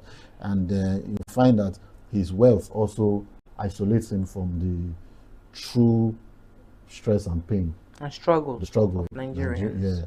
Yeah. He just comes when it's time for election, campaign. Because to be honest, that's even true. To be honest, when after election, after the electoral processes and all, we really do not hear from him. We no longer hear from him until the very next election year, and then we'll start hearing Atiku. It's only recently that we not started. Yeah, just recently we started hearing from him regularly in news and all that. He unfortunately was not able to find a way to reconcile his status as a very wealthy Nigerian and still also put himself on the mind and hearts of the poor Nigerians, or sorry to use the word poor, or the regular average Nigerians, like something like people like Abiola achieved. When MKO contested, then MKO was very wealthy. But somehow even the average Nigerians could relate. He could do that. You had even Tinubu to a certain extent and to a certain point. The average Nigerians, particularly those those from his culture, from his constituency, could relate with him. Peter Obi too had the same thing. It was Atiku has not really been able to break that elitist personnel that people look at him. Even till now, when he says something on X, the way I read it, I just read it like somebody who is just trying hard now. Trying to be out there. Yeah, because he has always been viewed as a big man. Even before democracy came back to Nigeria, Atiku was already good. So it's. And I like the way different dailies puts it. It's one of them said, the Nigerian Tribune says from Atiku, it says 2027 election will be my last outing. And the Nigerian Vanguard newspaper says 2027 is my last attempt. Nigerians should trust me. Nigerians should trust me. Really, I don't know if Nigerians have the laxity of time to actually take risk to trust somebody like this, because well, we don't trust anybody at this point. We really don't trust anybody at this point at all. I don't. It is. Do you actually think if he doesn't win, we will miss something good. Atiku? Yeah. No, we will not. You're sure? Because, like you've rightly said, I've not seen any effect from him. So I really don't. I don't think we're going to miss anything if he loses. Because it's not like we've even been seeing anything of consequential effect from him. We've really not been seeing. So I don't think that we'll miss anything. Yeah, he was vice president for 8 years. What did he do? I think, according to Obasanjo, he was actually in charge of Nigeria's economy. What they called it that time, when they kind of rebuilt Nigeria. Please, I will not miss nothing. Nothing like that. We will not miss anything. Unfortunately, on all our in all our dailies today, we read about the fallen soldiers that were buried, and our hearts goes out to the families, and that's really, really sad. And it's unfortunate that we've gotten to a point in life in Nigeria where a brigadier general is killed, and everybody goes about their day like nothing happened. A brigadier general is the highest position in the military force, and for a brigadier general to be killed, it means the life of a common man is as porous as anything. Because if the defense base can be attacked, what do you say an average Nigerian should do? Or how do you say they should feel? To be sincere, if I want to be sincere and maybe without emotions, I am sorry for the dead. I empathize with the family of the deceased and all. But at the end of the day, what is actually happening, particularly to the military in Nigeria, is just the chickens coming home to roost. They, with the aid of government's lackadaisical attitude towards this whole insecurity thing, aided and abetted. Yes. They have caught terrorists several times, and there have been a report of what do they call that thing that they like calling it? Repentance, rehabilitation. They like using our rehabilitation like we do not. And then somebody came out to say that we should forgive them. They are prodigal brothers. They should. I mean, please look. And it's to me, it's just the bed you lay or the bed you made. You are lying on it. That is the way I see it. It's unfortunate that maybe some of these people are dying. They're not involved in laying those beds, but they are part of the establishment that aided and abetted this whole thing. It's unfortunate. With the might of Nigeria's military, as at the time of Obasanjo handing over down to Jonathan and getting to Buhari, terrorism was not supposed to be our challenge. It was never supposed to be our challenge, because our army was so good that they were being loaned out to do things. Our army was part of the people that fought for ECOMOG, right? Yeah, they were there. So what if we have so good a military system, why are we having? It's the lackadaisical attitude, just like they are doing it now that the Senate President Akpabio came and on national TV telling us that they are politicizing terrorism now. Like, do you get what you are saying? You had the Senate President, you have the President there, and you're admitting to Nigerians that private individuals who do not have the authority as the head of state and as the leader of the legislative arm of government can successfully sponsor terrorism right under your nose and do it successfully. And your solution is to come and lament on TV. So what should we do? To those we should not join to lament. They are it is so who is politicizing? Who is sponsoring? Exactly, it is your job to sort that out. So it becomes, when you have leaders like that who feel like it is unfair to be putting the blame on their table, it becomes ridiculous what the hell they are doing there. So who should we complain to then? If you are complaining to us, who should we now complain to? Who should we cry out to? I have a bone to pick with that man called Akpabio. Sometimes he says certain things, and I wonder what do they think before they even talk? Do they think like they are talking to babies when they speak sometimes? You come on and say the man who is blamed for every pregnancy in Nigeria. He's the freaking president, for God's sake. He should be blamed. Right. the buck stops on his table. That's where it ends. So if things are not going right, will I go and blame my father for the price of fuel in Nigeria? They say it's the war in Iraq. What's my business with the war in Iraq? And what these people do not understand is that the citizens are their bosses. So no, we are no longer their bosses. Right? No. Before we were supposed to be their bosses. We now are their workers. Unfortunately, we are these people's bosses, so because we put them in power. I mean, this campaign here, you will see them; they will come to us. Because if our votes do not count, if our votes are not important to them, why do they bring bags of rice, salt, which is the sad tomatoes, and because as far as I'm concerned, for us to vote for them? If you do not need my vote, why do that? Why spend all that money for me to vote for you? Because I'm your boss. So why can you not work for me? Because I put you there. It's sad. Because as far as I'm concerned, somebody like Akpabio should not be in the Senate. I don't know what he's doing there. I do not know what he's doing there. If that is the way he thinks, then there is a problem. It means he cannot check the executive. This Senate has failed totally in checking. There used to be a time in Nigeria where I remember during the time of Obasanjo, Senate chased that man. Obasanjo could not sleep because of Senate. They kept calling him, come and defend this, come and defend that. He's watchdog. They were firing him left and right. They're always on their toes with him. But this one that we have now, they are just all standing on somebody's mandate.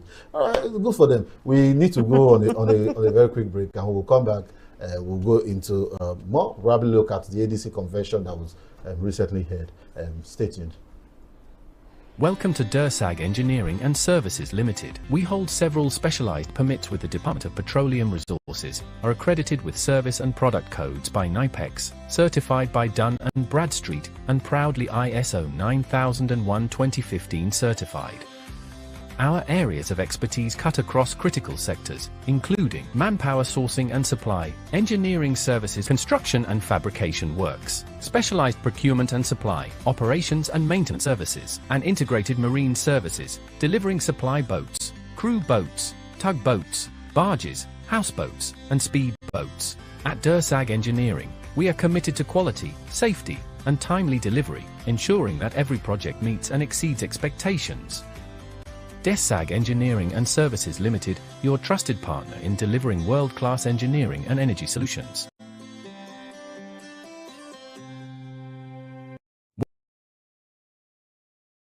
Every chairman finished his speech.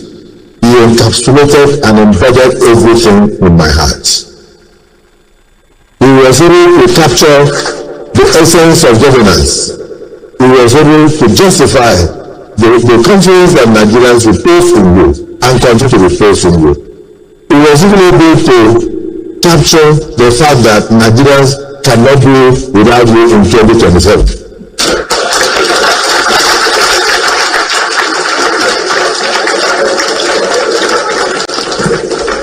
And without saying a word, the executive chairman of NRS was able to say why there is total confusion in all other political parties across the country. And they come to blame you.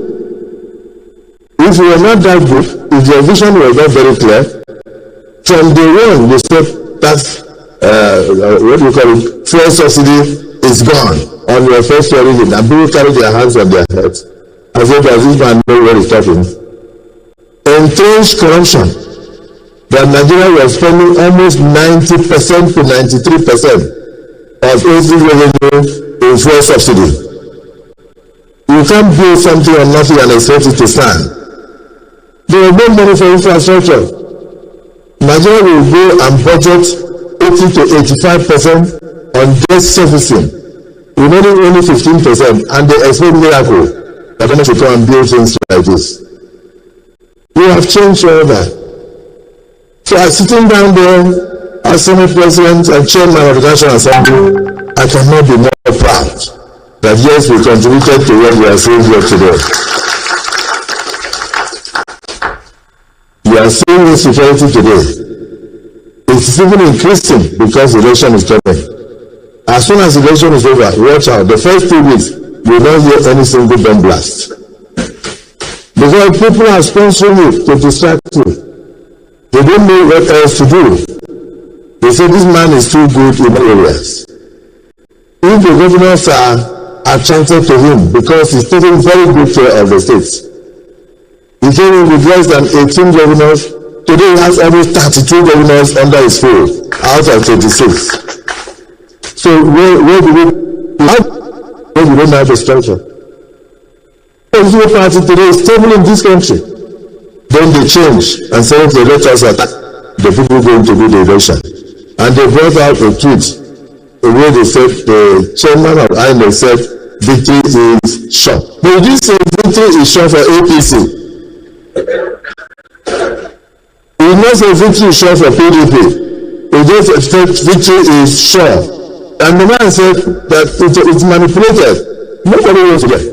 But for me, whether manipulated or not, he said victory is sure. He was not chairman of INEC, he was just a mere lecturer. Anybody can support anybody who wishes to. But when you are on a seat, you have to think of all the entire country and all the populace, and that's what we are doing.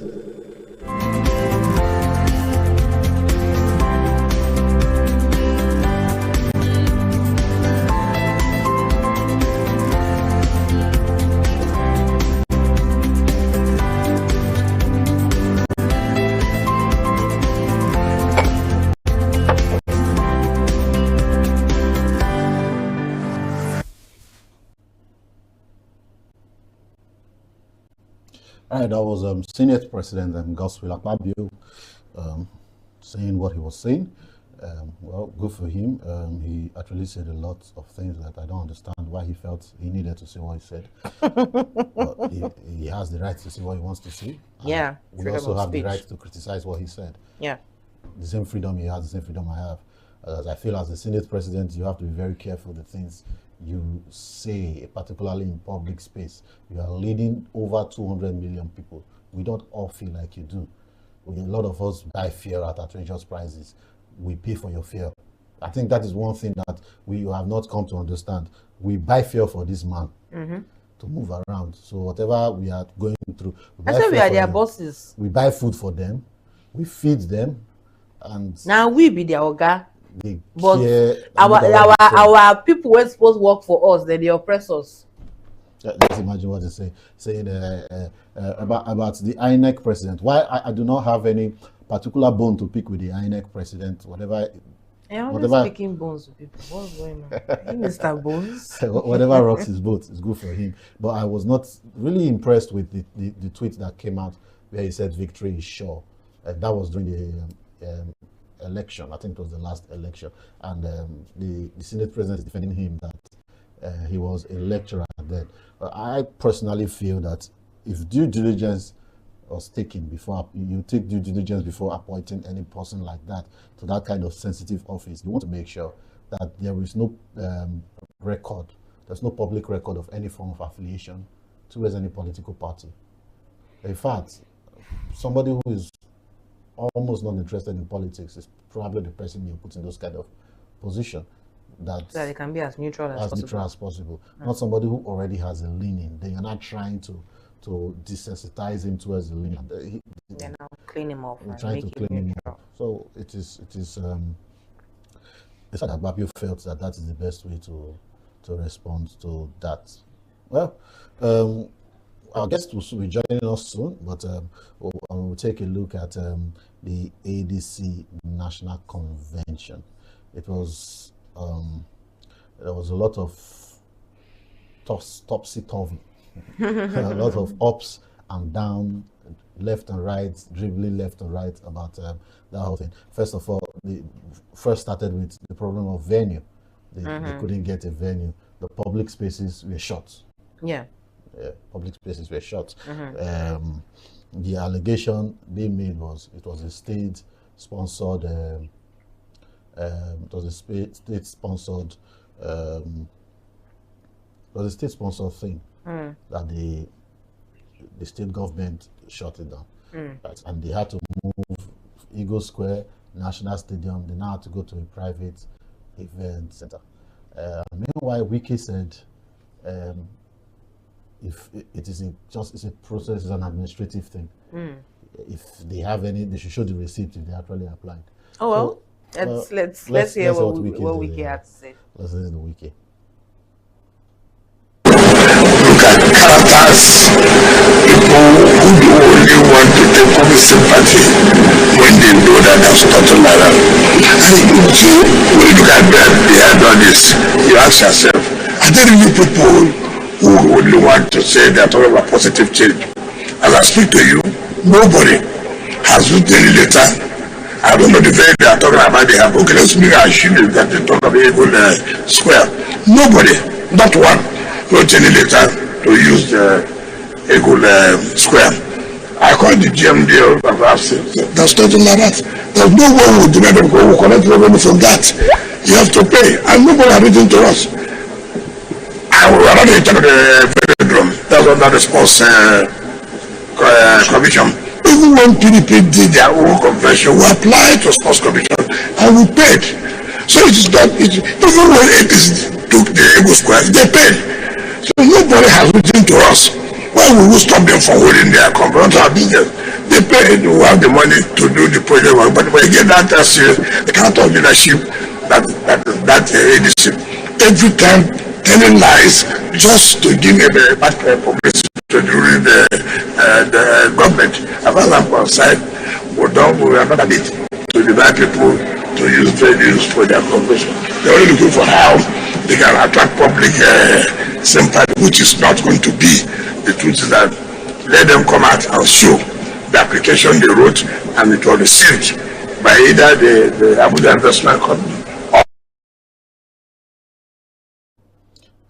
So, Mario, what exactly is Wiki talking about there? If you get what he's saying, did you get what he's saying? Well, I think from what I hear, I stand to be corrected though, but from what I understood from that video, I think he was refuting the fact that ADC, the African Democratic Congress, said that they were denied access to the. They were denied access. They were not granted access to use the Eagle Square Center, the Eagle Square in Abuja for their ADC convention. And Wike is coming out to say that he did not receive any permits from the ADC because it's an administrative process. Normally, you'd apply, you'd come with your permits, and the normal administrative process, he will grant it to you. You'll make payments. After all, PDP came with their permits. He granted them permission, they made payments.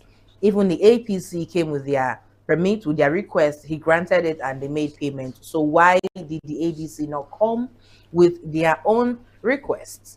And if they had come with their own request, he would have granted it to them and they would have gone ahead to make payment. But he is saying that he did not receive the permit from the ADC, of which we have, sorry to cut you there, of which we have a permit, an application for the use of the Eagle Square from the ADC that's flying online. I don't know if we can have that on screen. And the stamp there from the Honorable Minister's office says that it was stamped, and that was on the 7th of April. And this convention was held on the 14th of April. So I don't know if Wiki wasn't aware of the stamp on this letter, or if it was somebody else that stamped it with a stamp, or I don't know what. I don't understand the reason for that video to come out that he came out to say though. But that is what it is.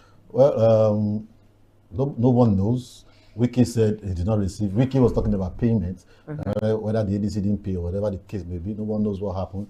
But bottom line is the ADC had their convention, and they actually ratified a certain number of things. Senator David Mark was ratified as the substantive national chairman of the party, with Ralph Aregbesola serving as the national secretary. There was constitutional amendments. Approximately 94% of the 1,576 accredited delegates voted to approve significant amendment to the party constitution.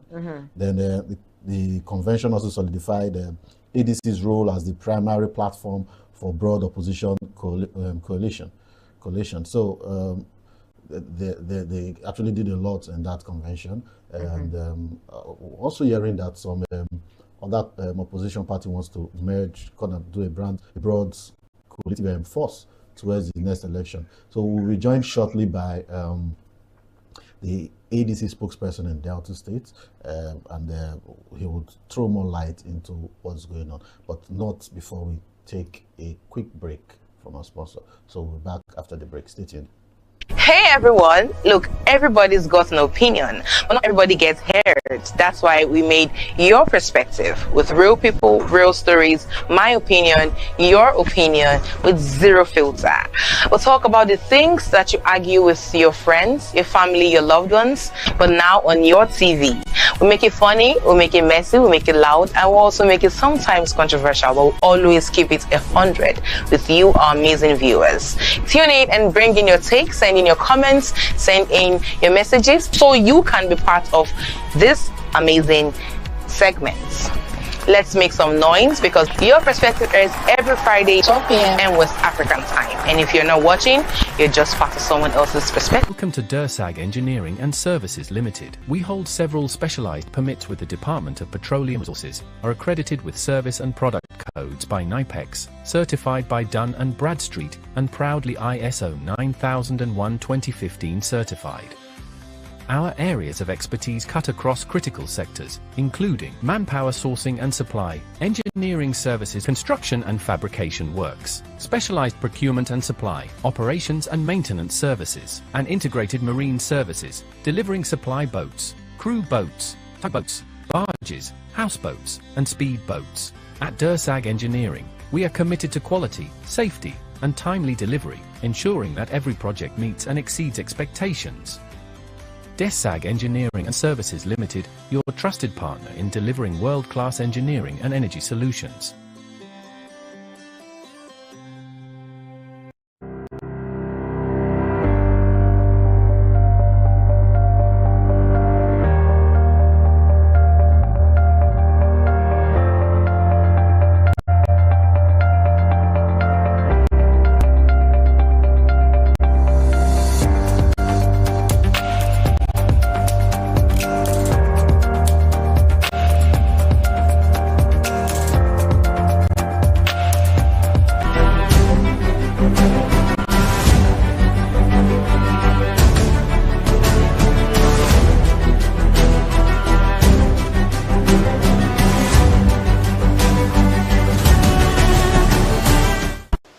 In every democracy, power does not operate in silence. Someone must ask the questions, tell the stories, and shine the lights where others would rather keep things hidden.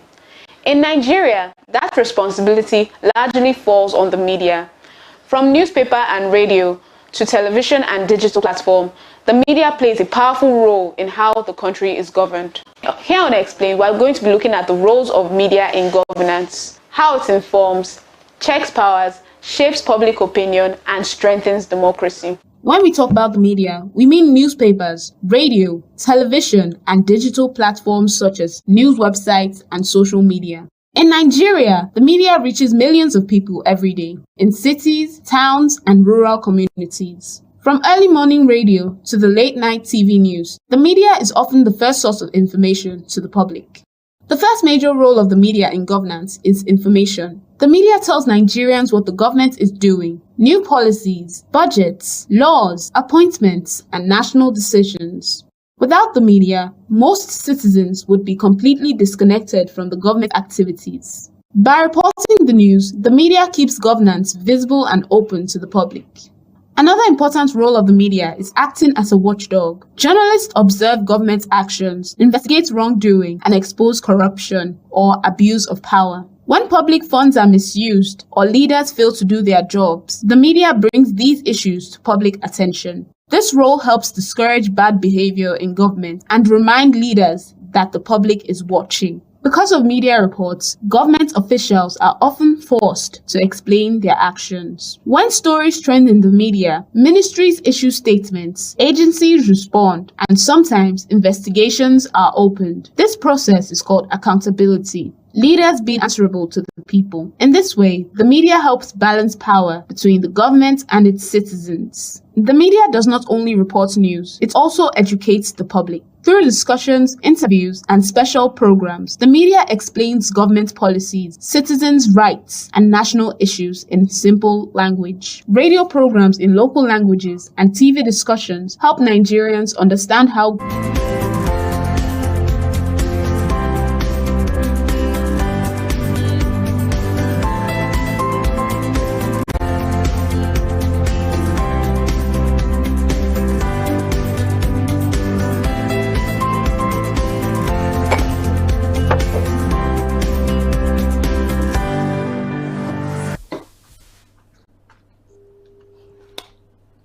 All right, you're welcome back. Welcome back to TVM Express. We are joined via Zoom by Bishop Obiajulu, Obi Obiajulu.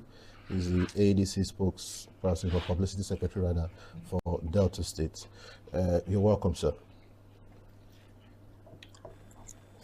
Hello, sir. Hello, sir. Can you hear me? Thank you very much.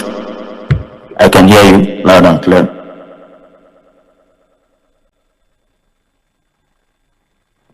Right.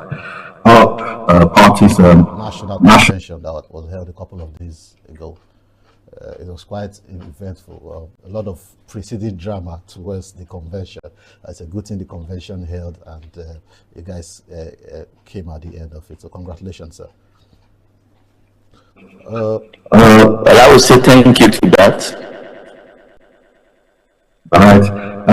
No, I have my reservation. Have your reservations. Okay, let's see if we could. Okay, let's see if we could express some reservations. Let's start. What are your reservations, sir? First and foremost, I want to say that in this country, Nigeria, there is a rule of law, and the rule of law is mainly explained to the people through the courts of law. And the court of law gives an injunction and says this is what should be done and what is not to be done. It is expected that as a citizen of Nigeria, that you adhere to the ruling of the court. Before the convention, there is an injunction of the court which stated that the status quo should remain, with the Latin word status quo ante bellum, which means that the status quo before the conflicts should remain. Now, due to that, the National Working Committee, led by Senator David Mark, was removed from the INEC portal. I want you to remember that INEC is the umpire for elections in Nigeria. So anything that is done in contravention to what the court has stipulated is wrong. Anything that is done in contravention to what has been ordained by the court is wrong.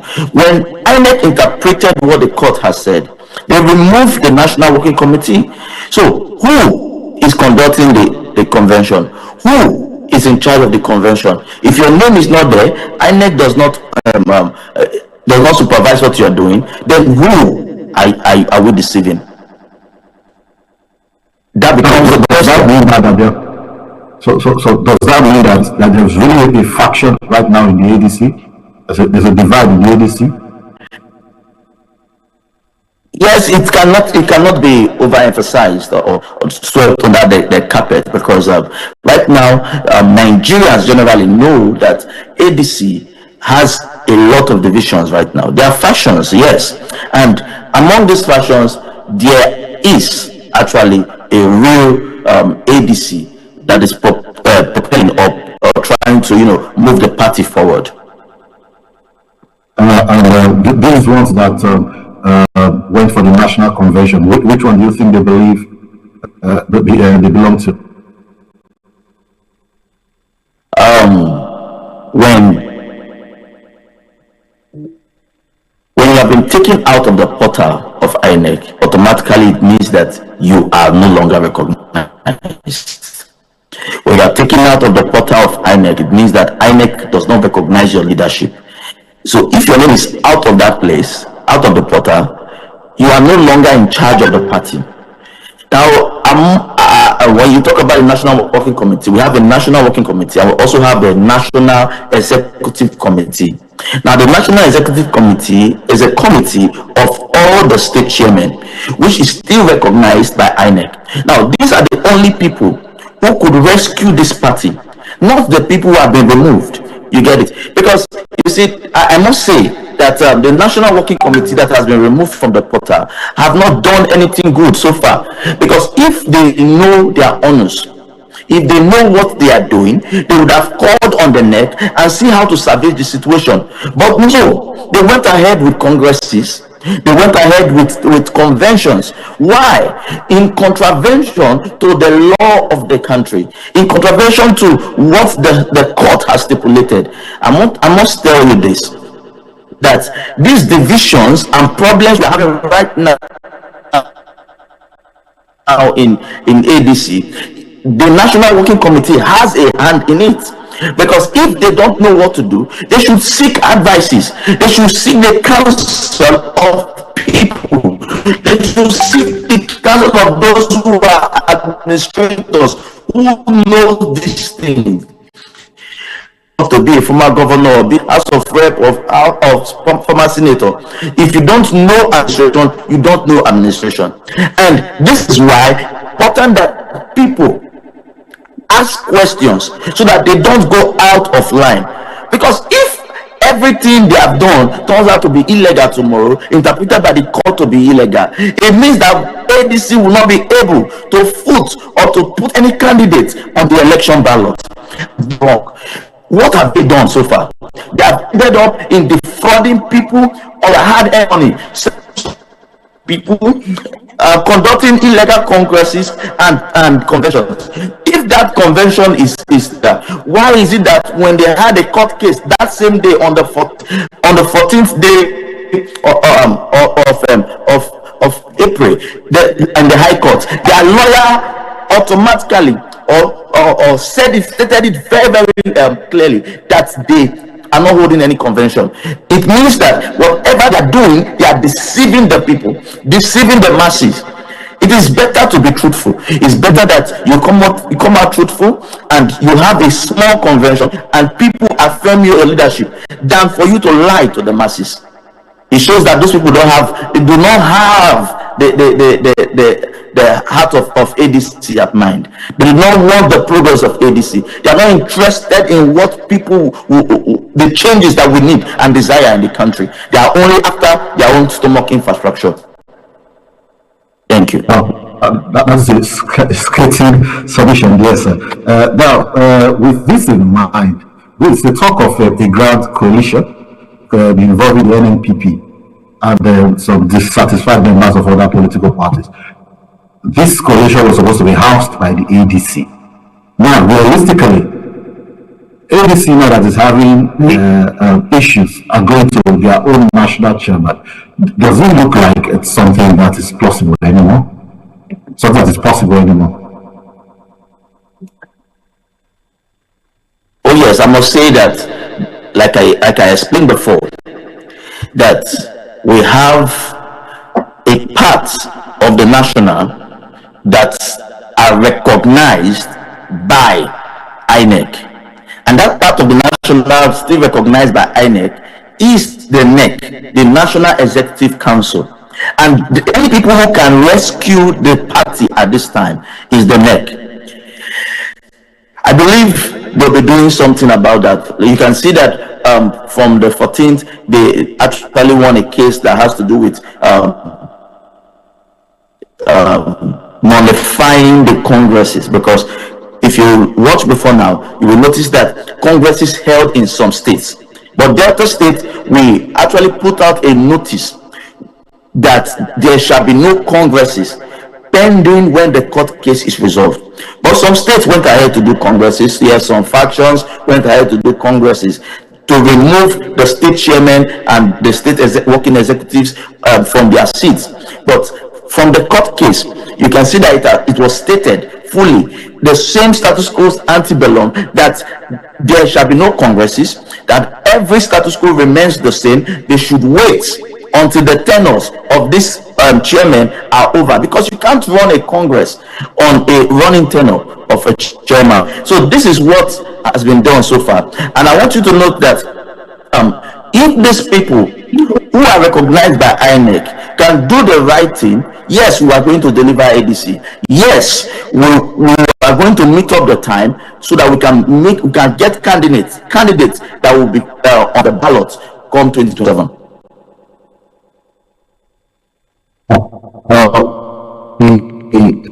It's becoming very interesting. Yeah. Are you still with us there, sir? All right. Now, yes, I am here.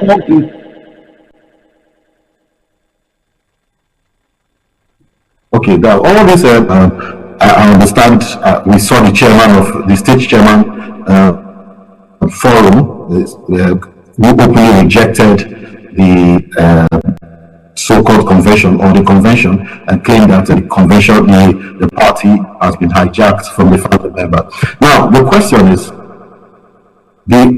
there anything that is being done in a bid to keep the house together? Maybe appealing to those who have gone ahead to conduct Congress, and appealing to those who do not agree with the Congress, just anything that is being done to get the party on the right track come 2027, because it's important that because one of the major worries a lot of us are having is the situation where come 2027 we only have one political party on the ballot.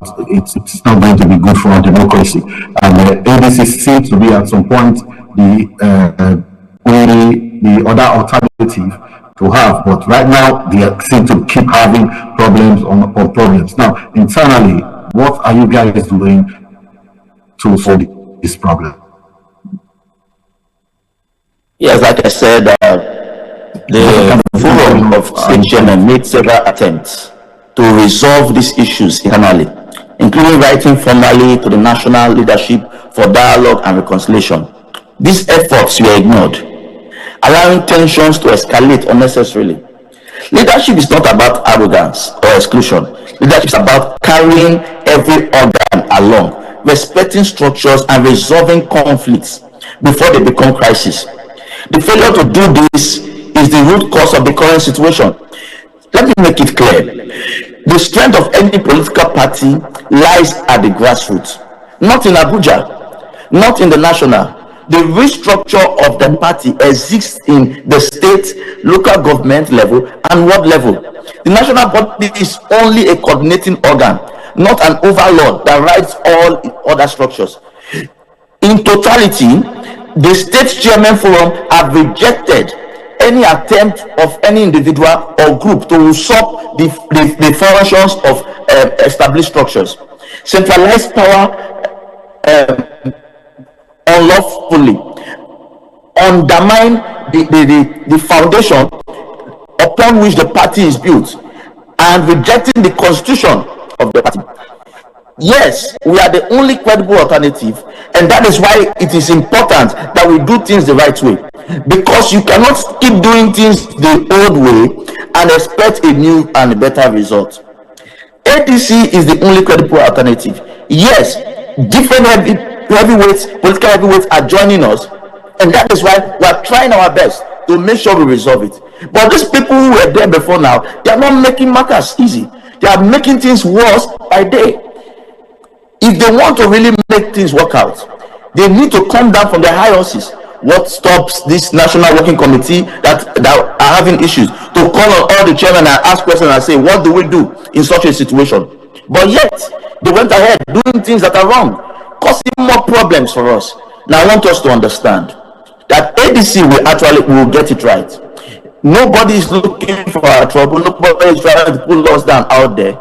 But this internal crisis is self-inflicted injury, and it is really hitting down the fluke of ADC. But I know and I am confident that these Nigerians want a better leadership, and ADC will be able to meet up the timing with the right people, with the right motion, with the right movement, led by the chairman, the National Executive Committee, to get it right and to make sure that candidates are legal and they will appear on the ballot come 2027, both from the national down to the House of Assembly.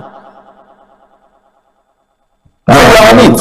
We are working seriously. We are working seriously to see that truly this will work. ADC, we are trying to remain transparent. We are trying to make sure that this internal democracy is held, because it is from the house that you go out. Charity begins at home.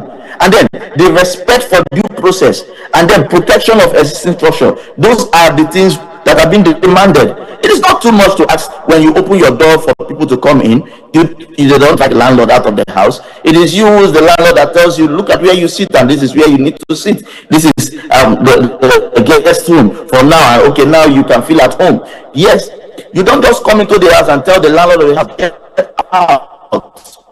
No, there are ways to do things. Everybody wants inclusion. Yes, we know that politics is interest, true, but there is a way to go about it. Thank you. Well, thank you very much, sir, for spending the time with us and clarifying certain things. We sincerely hope the APC finds their way and get the things sorted out so we can have a robust political competition come 2027. So thank you very much for joining us, and we hope to have more time with you as the time goes by. Thank you very much. All right, stay tuned to TVM Express, and we'll be back after the break. Stay tuned.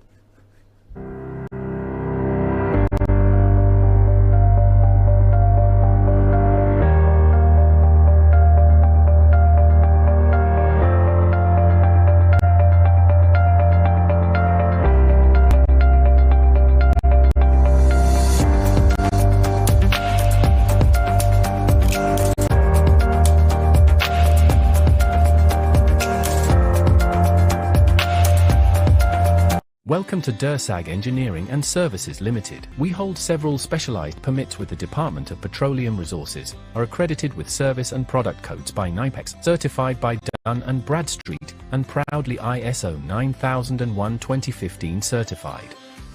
Our areas of expertise cut across critical sectors, including manpower sourcing and supply, engineering services, construction and fabrication works, specialized procurement and supply, operations and maintenance services, and integrated marine services, delivering supply boats, crew boats, tugboats, barges, houseboats, and speed boats. At DERSAG Engineering, we are committed to quality, safety, and timely delivery, ensuring that every project meets and exceeds expectations.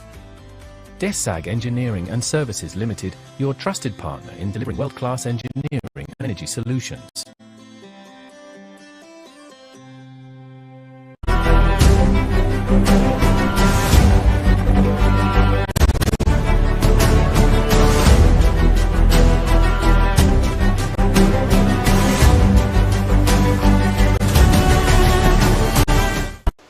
In every democracy, power does not operate in silence. Someone must ask the questions, tell the stories, and shine the lights where others would rather keep things hidden. In Nigeria, that responsibility largely falls on the media. From newspaper and radio to television and digital platform, the media plays a powerful role in how the country is governed. Here on Explain, we're going to be looking at the roles of media in governance, how it informs, checks powers, shapes public opinion, and strengthens democracy. When we talk about the media, we mean newspapers, radio, television, and digital platforms such as news websites and social media. In Nigeria, the media reaches millions of people every day in cities, towns, and rural communities. From early morning radio to the late night TV news, the media is often the first source of information to the public. The first major role of the media in governance is information. The media tells Nigerians what the government is doing, new policies, budgets, laws, appointments, and national decisions. Without the media, most citizens would be completely disconnected from the government's activities. By reporting the news, the media keeps governance visible and open to the public. Another important role of media is acting as a watchdog. Journalists observe government actions, investigate wrongdoing, and expose corruption or abuse of power. When public funds are misused or leaders fail to do their jobs, the media brings these issues to public attention. This role helps discourage bad behavior in government and remind leaders that the public is watching. Because of media reports, government officials are often forced to explain their actions. When stories trend in the media, ministries issue statements, agencies respond, and sometimes investigations are opened. This process is called accountability. Leaders being answerable to the people. In this way, the media helps balance power between the government and its citizens. The media does not only report news, it also educates the public. Through discussions, interviews, and special programs, the media explains government policies, citizens' rights, and national issues in simple language. Radio programs in local languages and TV discussions help Nigerians understand how governance affects their daily lives. Elections are a major part of governance, and the media plays a key role during this period. The media educates voters, introduces candidates, reports campaigns, and monitors the electoral process. On election days, media coverage helps promote transparency and reduces the speed of rumors. This helps citizens make informed choices and strengthens democracy. The media also gives ordinary Nigerians a voice. Through phone-in programs, interviews, and social media engagements, citizens can express their opinions and raise concerns. This allows the government to hear directly from the people and encourages public participation in governance. Despite its importance, the media in Nigeria faces challenges. These include pressure from powerful individuals, threats to journalists, lack of funding, and the spread of fake news. Some media houses also struggle to remain independent. These challenges affect how effectively the media can perform in its role in governance. Without the media, governance would lack transparency. The media connects the government to the people, keeps leaders accountable, and helps citizens stay informed. A free and responsible media strengthens good governance and democracy in Nigeria. In the story of Nigeria's democracy, the media is more than just an observer. It is an active participant. By informing the public, holding leaders accountable, and giving voice to the people,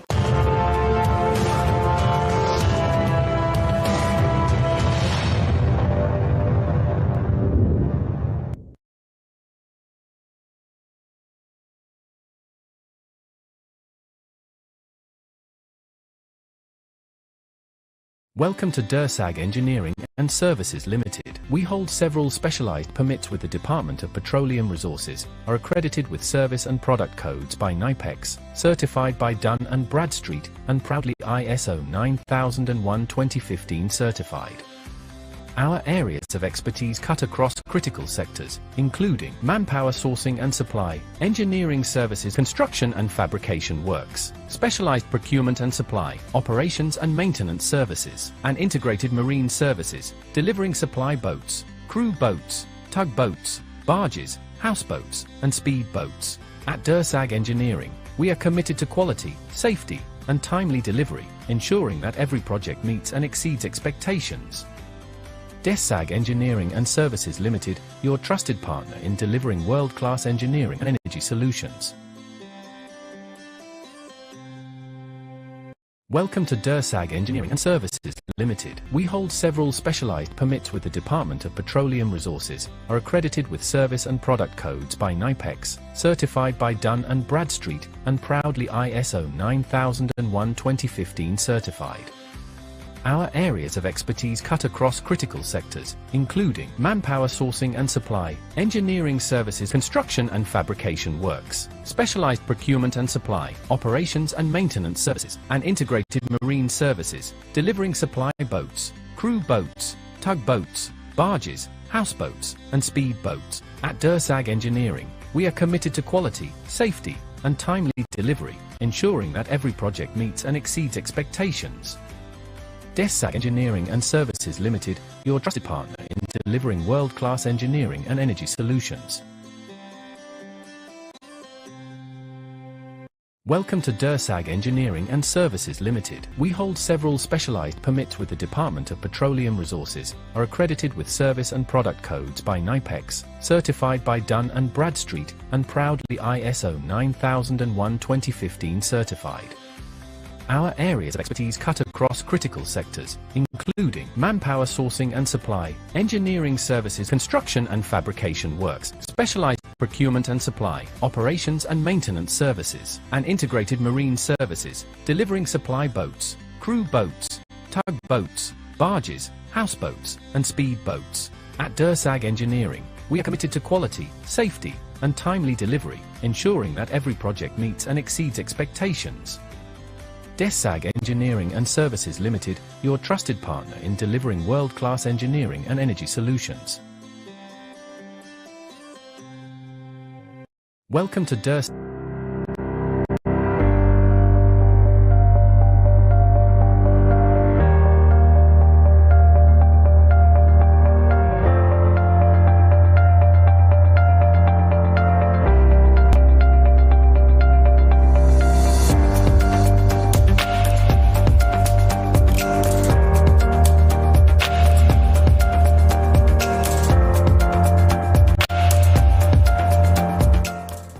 Everyone, look, everybody's got an opinion, but not everybody gets heard. That's why we made your perspective with real people, real stories, my opinion, your opinion, with zero filter. We'll talk about the things that you argue with your friends, your family, your loved ones, but now on your TV. We'll make it funny, we'll make it messy, we'll make it loud, and we'll also make it sometimes controversial. We'll always keep it 100 with you, our amazing viewers. Tune in and bring in your takes, send in your comments, send in your messages so you can be part of this amazing segment. Let's make some noise because your perspective airs every Friday 12 p.m. and West African time. And if you're not watching, you're just part of someone else's perspective. Bye. Welcome to Dursag Engineering and Services Limited. We hold several specialized permits with the Department of Petroleum Resources, are accredited with service and product codes by NIPEX, certified by Dun & Bradstreet, and proudly ISO 9001:2015 certified. Our areas of expertise cut across critical sectors, including manpower sourcing and supply, engineering services, construction and fabrication works, specialized procurement and supply, operations and maintenance services, and integrated marine services, delivering supply boats, crew boats, tugboats, barges, houseboats, and speedboats. At Dursag Engineering, we are committed to quality, safety, and timely delivery, ensuring that every project meets and exceeds expectations. Dursag Engineering and Services Limited, your trusted partner in delivering world-class engineering and energy solutions.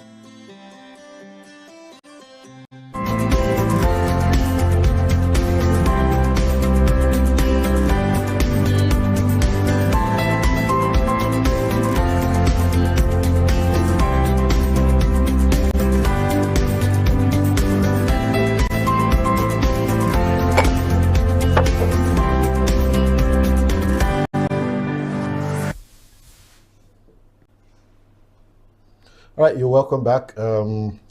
Well, that conversation, we wish the ADC well because we have to wish them well because we can't go to the ballot to just one political party on the ballot. It will not make sense. They say they are trying to get things in order. They're trying to work things out to make sure everything is done properly. I like that there are some people in the party who are interested in the rule of law because that has actually been my concern. Monitoring I remember when I was watching I was seeing the convention, and I kept asking myself, is this legal? Is this legitimate?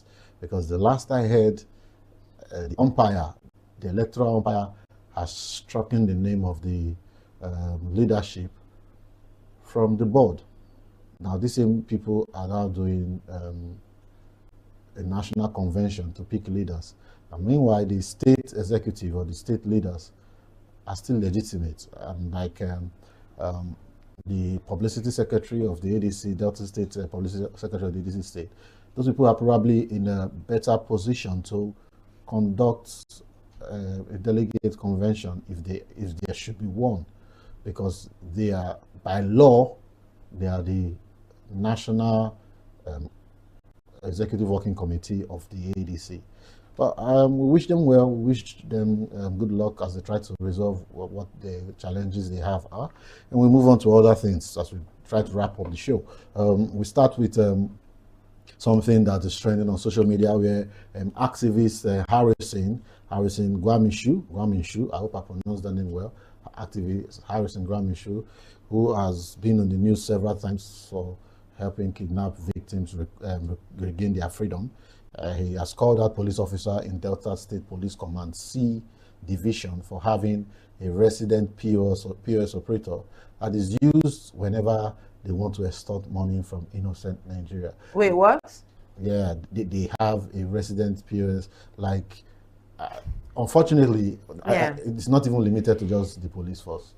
Even unfortunately, yeah, there are a lot of other government establishments that have their own their resident POS. I have paid fines in some transport management agency that they refer me to a POS operator to go and pay there, and I ask them, don't... Oh, not their POS, a POS operator. They don't. That was the question I asked. Don't you have your own POS? Don't the government have a bank account for this fine? So I just transferred the money to it. They said no. I mean, what sort of extortion is this? So and I'll pay the charges too. So they've given somebody else business. So I'm not against giving somebody business. So you pay to the POS operator, and then the POS operator now gives them gives me the cash. It gives me the, I don't know if it gives me the cash, but what he gives to me is he gives me the cash. Okay. Oh, okay. He gives you the cash, and then you now pay to. And I go and pay to them. The people. And I was like, my question was, so I now give you this money. How does it not get into the accounts of the government? It's all. Because because the whole thing didn't make sense for me. I told the lady that I don't have cash. I want to transfer the money. Eventually, this money is going to go into somebody's bank account. Let me transfer it to that person's bank account. I say, no, go and withdraw from POS. And I'm like, why? Well, I mean, so there's a possibility that fine entered somebody's pocket. It entered somebody else's pocket, because if you were given an account to pay to, you would have questioned whose account is this? Exactly. Why am I not paying to the government account? Why am I not paying to a government-owned account? Why am I paying to a personal-owned account? So instead of all those questions and answers, they just say, okay, you know what? You don't have cash, Abi. You have your phone, you have your ATM card, use POS. I mean, what kind of extortion is this? What kind of, have we, is it this bad now? Have we got to this level? Well, aside the 200 naira, before it was 20 naira, now it's 200 naira, 100, 300. No, I'm saying those that are roadside. Oh, those that are roadside. They've gone past that. They are fake numbers, false numbers. The number. And then you give them the 200, number 89. Number 89, number 2, number 3. You go there as a bus driver and you wind down. You tell the policeman number 7. We have that, and then as if when that person comes again, they will know if it's that person. I don't know. So we have that, and then we have POS operate. Wow. Just wow. Nigeria police. We're going haywire with corruption. Everything is just. We just complained earlier about the state of the economy, the state of the country, borrowing here and there, and then we have the Nigerian police that's supposed to protect life and properties of citizens. They are there doing their own. And the sad thing is, why we will say, don't give these people bribe, don't do this, don't do that. At the end of the day, like for instance, I remember an experience, and this time I'm going to say it because I'm not happy with those police officers. There was a time You have a bone to pick. Yeah, I have a bone to pick. Another bone to pick. A staff of mine, a lady who was working with me, she was a youth copper. She was arrested. Okay. By police in Udu. Okay. In Udu. I will describe it. The one along. What's the name of this road? Oh God, I've forgotten the name. Oh, why? Why would you forget? I've forgotten the name. When you enter, I've forgotten the name. But I think time to call them out. The major police office. Yeah. Do they have a barrack there too? Okay. In that police station. So we broke into the apartment these people were staying.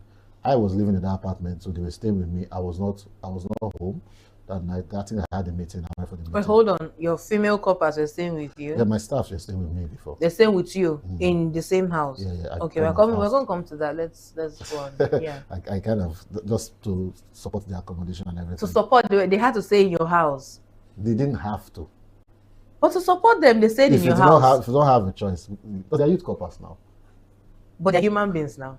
Where would they have stayed? Oh, well, let's go past that. So they said, I will come to that. I wasn't home. I actually went for the meeting when I was called that police came to my house the night before. So look, for what business do you have with police? That was the first question I asked. To do what? They said they arrested one of my workers. I'm like, why? I said they don't know that is in the police station. Then eventually they allowed the girl call me. Okay. So the girl called me and I went straight to the police station. In the morning, she has spent the night there. I wonder, she spent the night there and when I got there, they obviously were trying hard not to keep her there for 24 hours. Because if they do, it means I have to get a lawyer and they have to charge her to court and the whole shenanigans. And she was a copper at that time. She was a youth copper at that time. A government property. Exactly. So there were some incidents, there were circumstances that led to her arrest. They were looking for somebody, not her. Okay. And she had a close relationship with the person. Oh, okay. So they just used that as a bait to draw that person in. But guess what? I paid 100,000 naira. To bail her? I'm telling you. I thought we said bail is free. I'm telling you. But when you go to the police stations, they usually... It was when I was paying the money, bail is free was looking at me. And you were looking at it. I was looking at bail is free and I was paying for bail. And you were paying for bail for someone that is not even a suspect. Exactly. I had the argument with the police officer that this girl is not a suspect. So why 100,000 naira? Why bailing her? If you just allowed her to stay there 24 hours and come with your lawyer back and forth. Well, you would have spent more than that. I would have spent more. That is how where the problem comes from. Because if I allow her to stay and there they'll say the police is your friend. If I allow her to stay 24 hours, then I have to how go can get you be lawyer, my friend and you do that to lawyer. me? I'll pay for bail. So on what context? Well, I think when one of these days we need to get a police person to come and explain that term bail is free and why they tell us police is your friend, because in most cases than usual, they are usually not our friends. Sometimes what they say is it's not bail you are paying for. You are paying for what? Administrative, taking care of the person. For how many hours they just shall look for something to just call it, so they don't call it bail. And you know what was even more interesting? Just like Harrison said, at the gate of the police office, there's a POS operator. I don't know why you allow POS operator to be operating in government establishment. So that bill you paid, the 100,000 you paid, you went to use. They directed me. Like they were very specific. So you pay cash. It was specific. There's a particular person, not if you miss that one. There were a lot of POS operators, but it has to be this one. That person, So that person has her court and. I went there, and so it is becoming ridiculous. And to surprise you to know that person that they directed you to is one of them. No, it's fast becoming ridiculous how we are now dancing in corruption in Nigeria. That it gets to the point that it almost become nothing. I remember the last time we were here together when I told you that a policeman stopped the vehicle I was in when I was traveling. He didn't. The driver didn't want to give the policeman anything. And then the the passengers were his papers were complete and correct, and the passengers were quarreling with the driver. And I was like, "Why are you quarreling with the driver? His papers are complete now. What is the policeman collecting money for? Did he help him do anything?" I mean, just pay it now just so that pay, we can go. go. Just pay so they will allow us pass. Unfortunately, it's deeply so to use the road that the government have to pay to pass. Yeah, that they use our tax to pay to do, and the loan that we are paying. I say we are these people's bosses, but they just don't know. And unfortunately, some of us will not even realize that we are their bosses. So it's not enough because the PR of the Delta State Police Command has come to give a statement, and he said the people there has been arrested. The officers involved have been arrested. But to me, it's not enough. There has to be a systemic change in this country. We cannot continue. A total overhaul. We can't be behaving like this. Is ridiculous. Yeah, total overhaul. Every little opportunity you want bribe. All right. Then to some other lighter news, a shoemaker in Nigeria has listed a handmade loafers for $18,000. Wait, what? Yep. 18,000. A Lagos-based creator. Oh, okay. This is the creator. I wish we could even have the shoe, sir. Okay, that's the shoe there. Yeah, that shoe is 18,000. No, is it just one shoe or like this pair of shoe? A full bag of this pair of shoe? This pair of shoe. Yeah, 18,000 naira, $18,000. It's not something to laugh about. Why will I'm not laughing about it. I want to understand. Is it 18,000 naira or $18,000? It's $18,000. That's about 25 million naira. For one shoe? How much is Gucci and Prada and the rest of them? Yeah, I think the thing is that he said it's just one pair that is going to be available. You see, this is the problem that we have in this country. So tomorrow now, if they don't buy from this person, if they don't support him, they will say they don't support small business owners. How can you make one shoe? What did you use to make that shoe? Apart from leather and what did you use? Gold? Did you use silver? Did you use diamond? No, because $18,000. How much is that in naira? That's 25 million. 25 million naira, Mr. Lawrence. Can you use the million to buy one shoe? No, I cannot. So why will somebody make? Why would somebody make just one shoe and tell me this is because they are creating only one pair of shoes? So I should not pay how much millions for what? For what? But he made the shoe and he puts the price now. I don't care if the shoe fell from heaven, if the shoe fell from the sky. What do you mean $18,000? These kind of people are the reasons why they don't support small business owners. These are the issues. These are the reasons why if somebody says, oh, they prefer to buy from big brands, they'll say, oh, you don't support small. Okay, now you're exporting and now you're putting shoe for $18,000. Why? Who wants to wear it? See the bottom of the shoe now. It's nice. Please, Louis Vuitton has red soles too. This one is not even red. This one is not even red. This is wine. It's wine bottom shoe. It's nice shoe now. I don't. Even if the shoe fell from the sky, I don't know why I should buy this shoe.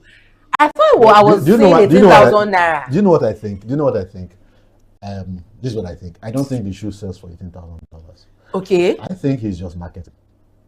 This is a very wrong marketing strategy. What do you mean marketing? Now we know him and we know the shoemaker. And I will never buy from him. I will avoid him. In short, if I go online and I see him, I will just scroll past his page. What do you mean $18,000? Because for him to have a pair of shoes for $18,000, he will have order for $1,000, $2,000 in Nigeria. When I saw it, the shoe I expected to see was not just a I was actually expecting this. Look at the shoe set. This looks like an Oxford style. Yeah. It's not even there's even nothing extraordinary about it. There's no wings on the sole. I expect that when you wear this kind of shoe, you just be flying, floating. You levitate. This kind of shoe, if you wear it, you just make heaven once.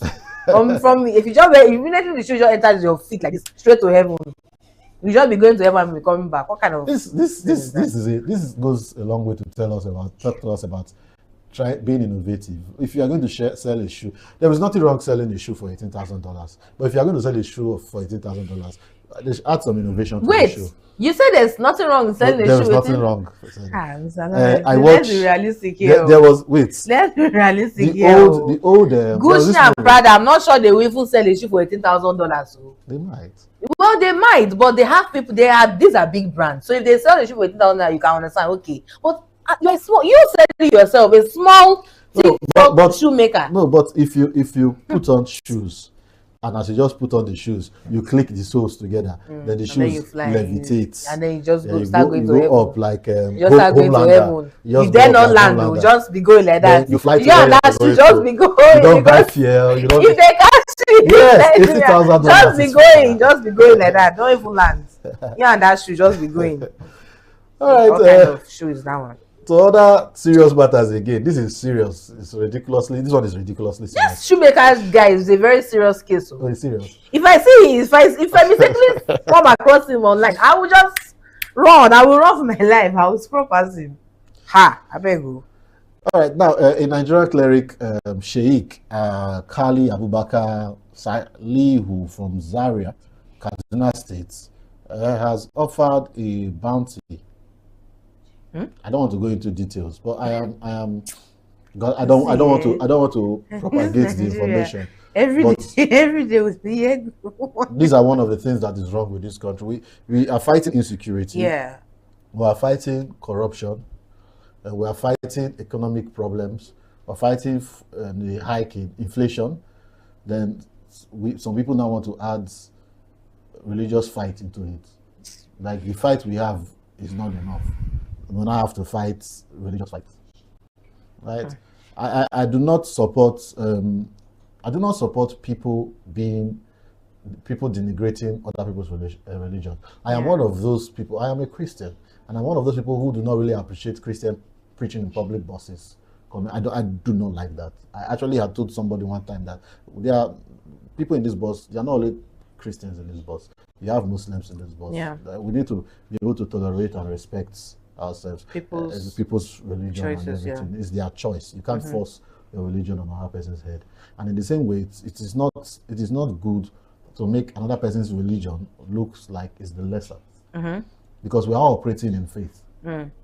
My belief in my religion stems from my faith in my religion.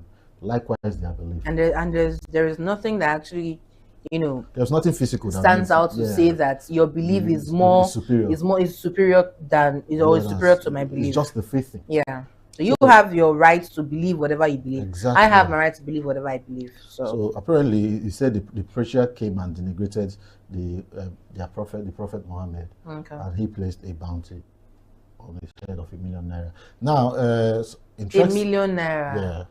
And interestingly, another pastor. And somebody's making sure of $18,000.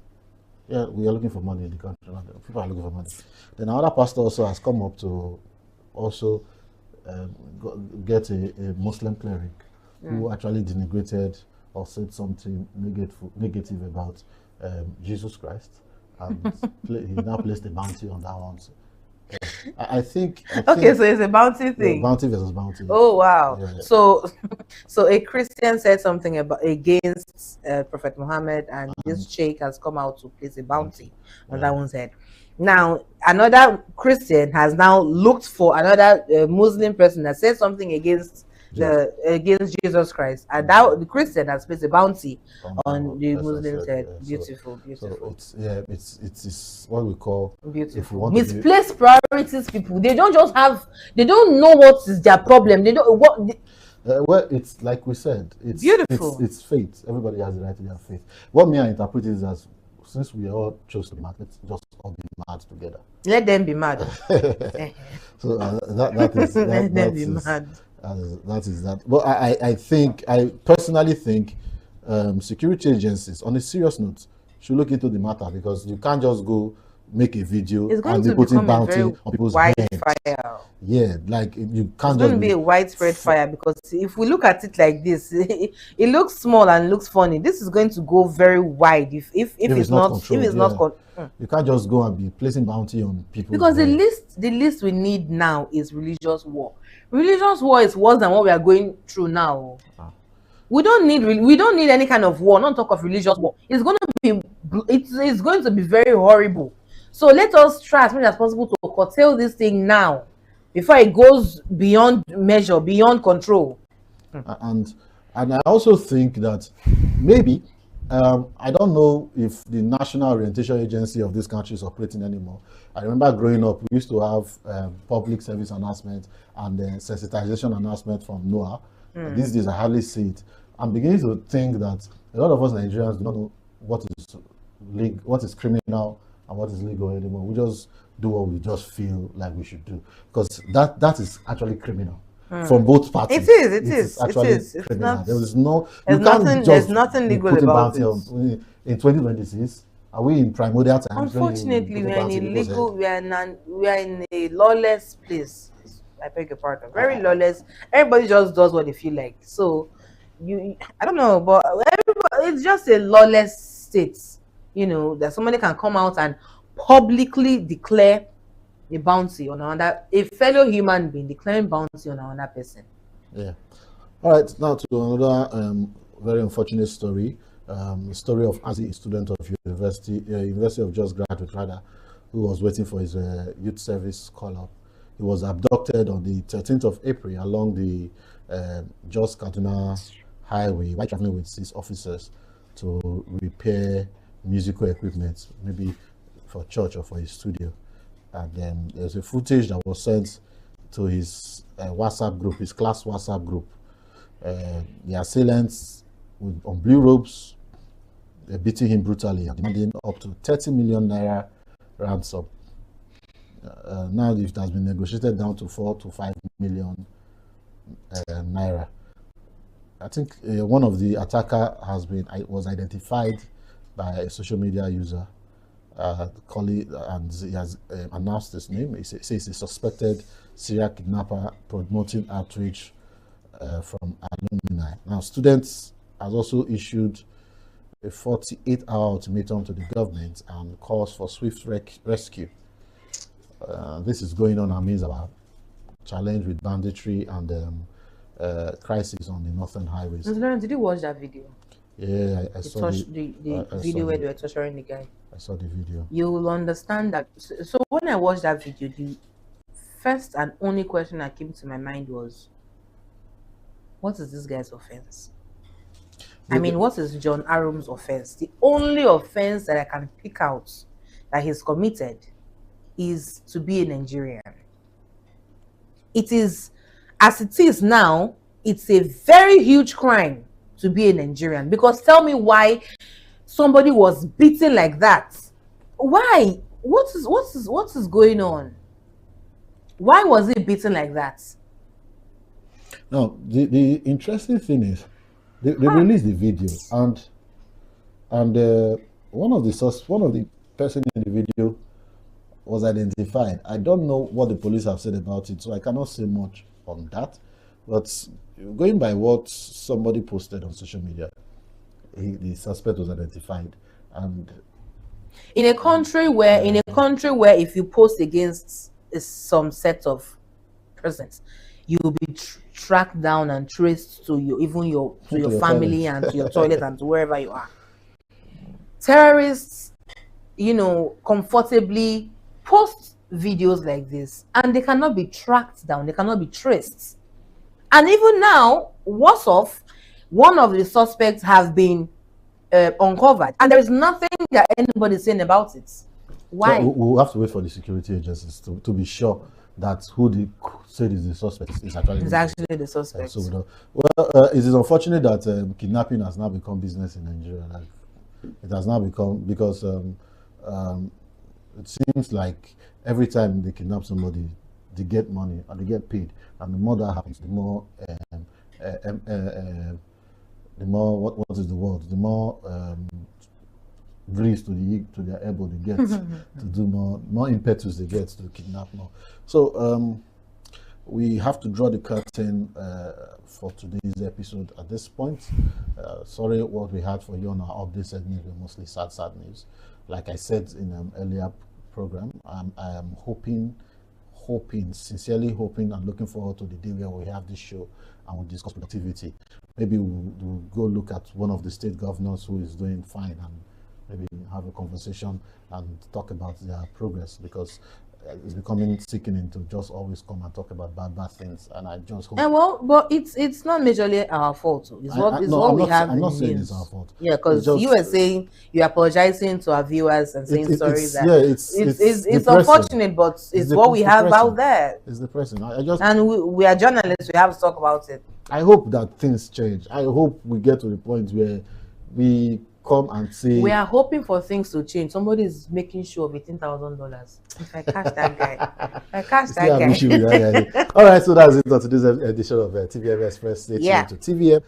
Remember to interact with us on our social media pages, on Facebook, on X, on TikTok, Instagram, Twitter, YouTube. You can watch us live at TV_Metro Media, or you can watch a video on demand on TV Metro Media, that is on YouTube.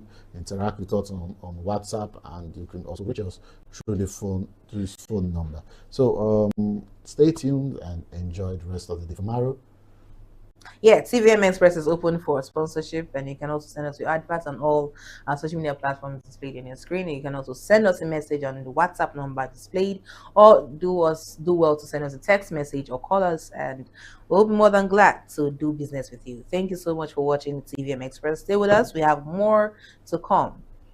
Goodbye. Bye-bye.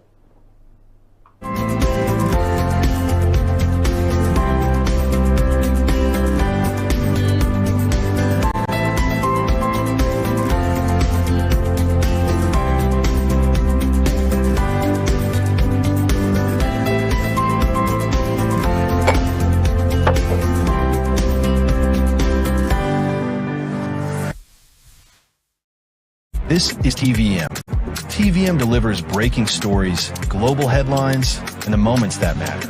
From exciting sports action to exclusive local events, we keep you connected. Celebrate our culture, people, and voices with powerful documentaries and inspiring stories. Experience premium entertainment, from trending music to urban lifestyle and beyond. Grow your spirit with life-changing messages and uplifting perspectives. Lead the way with bold conversations, fresh ideas, and thought-provoking shows. Wherever you are, whenever you want, watch TVM on all your devices. TVM, your world, your network. This is TVM. TVM delivers breaking stories, global headlines, and the moments that matter. From exciting sports action to exclusive local events, we keep you connected. Celebrate our culture, people, and voices with powerful documentaries and inspiring stories. Experience premium entertainment, from trending music to urban lifestyle and beyond. Grow your spirit with life-changing messages and uplifting perspectives. Lead the way with bold conversations, fresh ideas, and thought-provoking shows. Wherever you are, whenever you want, watch TVM on all your devices. TVM, your world, your network.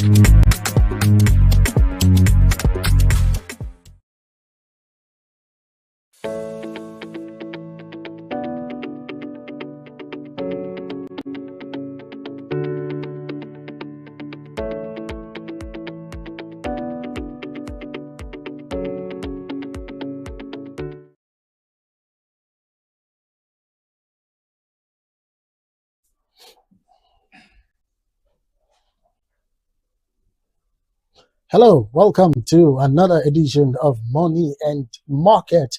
Yes, it is that program that tells you all about the money and how the market is and how it affects you and everyone in the economy. So today we will be looking at how Nigeria is rewriting its tax system. By the way, my name is Fred O'Neill. Okay, so the big question is simple yet big. Yeah, and it is all about what we want to talk about today on tax reforms and you. We want to look at how the government is, raking in a lot of revenue via the tax, but then is government shifting burden to the citizens, all in the name of trying to generate revenue to run the economy. So today, like I said, tax reforms and you is government shifting burden to citizens. Okay, so like I said earlier on, the Nigerian government, as it were, is rewriting its tax system. Now, if you've been following, we have a new tax regime that actually kicked off some part of it in June 2025, and then in totality kicked off the first day of January 2026. So like I said earlier on, the big question, yet simple question, is are those reforms that we now have in our tax system, are those reforms fixing the economy, or those reforms are shifting the burden to you and I?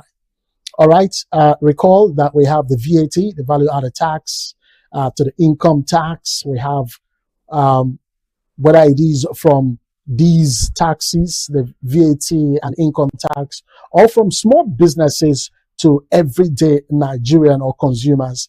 We'll break it all down here today for your listening pleasure. And of course, for you to understand, because that's what Money and Market is all about.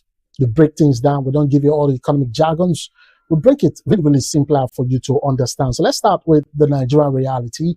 The truth of the matter is, when it comes to taxation, Nigeria has one of the lowest tax revenues in the world. Tax to GDP is approximately about 10 to 13%. Yeah. And of course, when you look at it vis-a-vis the African average, which is pegged at about 16 to 18%, you know why we are saying that. And of course, on the OECD, they have it pegged at approximately 34%. And this means one thing: the government doesn't earn enough from taxes. Let's look at the revenue structure first of all. Our first go-to graphics today. On this pie chart, you can see that oil revenue is approximately 50 to 60%. You look at this particular graph now, I mean, this pie chart, so to speak, you understand that the bulk of revenue is coming in from the oil sector. What about tax? Because that's what we're looking at today. Now, tax revenue here is approximately 30%, where the government gets its revenue from. And then the other sectors or the other forms of revenue that is gotten by the government is just about approximately 10%. But look at it. Look at it. The oil revenue is where the bulk of the oil sector, is where the bulk of the revenue is coming from, approximately 50 to 60%. Now, let's take note of some key factors here from what we've seen on the screen. Oil revenue, no doubt about it, is unstable. Reason, of course, if you've been following what's happening in the Middle East of recent, you definitely understand that oil prices have been very volatile this period. But like I said, there are three key notes we're going to take away from this. One, oil revenue is unstable. Two, when we talk about taxation, when we talk about the government, when we talk about economic structure of any given country, we'll also look at the debt aspect of things, and then we'll look at the budget deficit. But first of all, the oil revenue. Like I said earlier on, the oil revenue is unstable. Now, due to price volatility, like I said earlier on, and not meeting, production volumes for export, this could result to oil revenue not being stable. Now, like I said earlier on, what's happening in the Middle East, the Iran versus Israel war has brought about unstable prices or pricing of petrol, oil across the globe. At the time it was $70, it rose to $90, $100. It went as far as $110 per barrel as we speak. So the oil pricing was really not stable. That's why we say due to price volatility. What about meeting the volume of production of oil for exportation? Because there's a benchmark from the OPEC Plus, how much volume countries are expected to produce and, of course, export. Is Nigeria meeting that volume? The answer is no. So that would definitely bring about oil revenue being unstable. Now, the second point out, the key that I talked about is debt. Now, debt is rising in Nigeria. The debt is rising as a result of borrowing. If you've followed recently, I mean, if you're really in this country, which I presume you are, wherever you're watching, even if you're not in Nigeria, if you're in the diaspora, you may have been following how this government and even the previous governments or administrations have been borrowing. In one of our episodes, we also said that borrowing is not a problem, that even the biggest or bigger economies in this world actually do borrow from the World Bank, and so it's not a new thing that Nigeria is borrowing. But when the borrowing becomes too much, the debt level begins to rise, and that, of course, affects, our revenue. And then the third one I talked about earlier was budget deficits, which is widening by the year as government balances, because that's the reason for budget deficit. We tend to balance the budget as a result of, when we borrow, okay? And that's the reason why our debt history continues to be on the rise. So as government balances the gap, so the government is turning to the most, because like I said earlier on, when I started, I said, if you look at the way things are from our first graphics today, you definitely understand that Nigeria when it comes to revenue drive, taxation is not really up there. Okay, now there are some economies out there that depend wholly on taxation. All right, let's not go into all of that. But what the government of today in Nigeria is actually doing is turning to the most reliable source of revenue. They're turning to that particular source or that particular sector as we speak. And what is that sector and who is that sector? Is you and I. That's where we're going. Let's look at the next graphics, where we'll talk about Nigeria versus the global tax to GDP. I want to compare Nigeria's tax to the gross domestic product in relation to the global outlook of it. Now, Nigeria, like I said, has one of the lowest tax revenues in the world, which we just talked about. But let's look at this slide right now. Tax to GDP from Nigeria is pegged at about 16 to 18%. Now, on the average, African average is 16 to 18% as well. For Nigeria, it is 10 to 13% as it is. The tax to GDP for Nigeria is approximately 10 to 13%, not the 16 you're seeing. It is the Africa average that you have the 16 to 18%. Now, for the OECD, for those of you who do not understand the OECD, it means Organization for Economic Cooperation and Development. It's an organization, and they pegged their own tax to GDP to approximately 34%.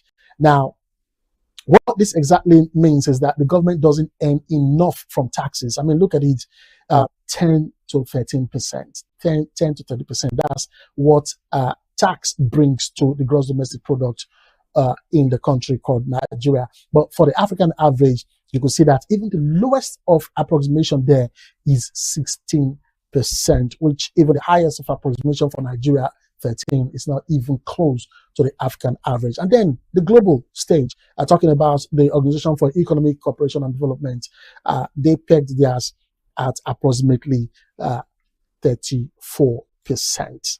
Okay, so, but what exactly has changed in this new tax system?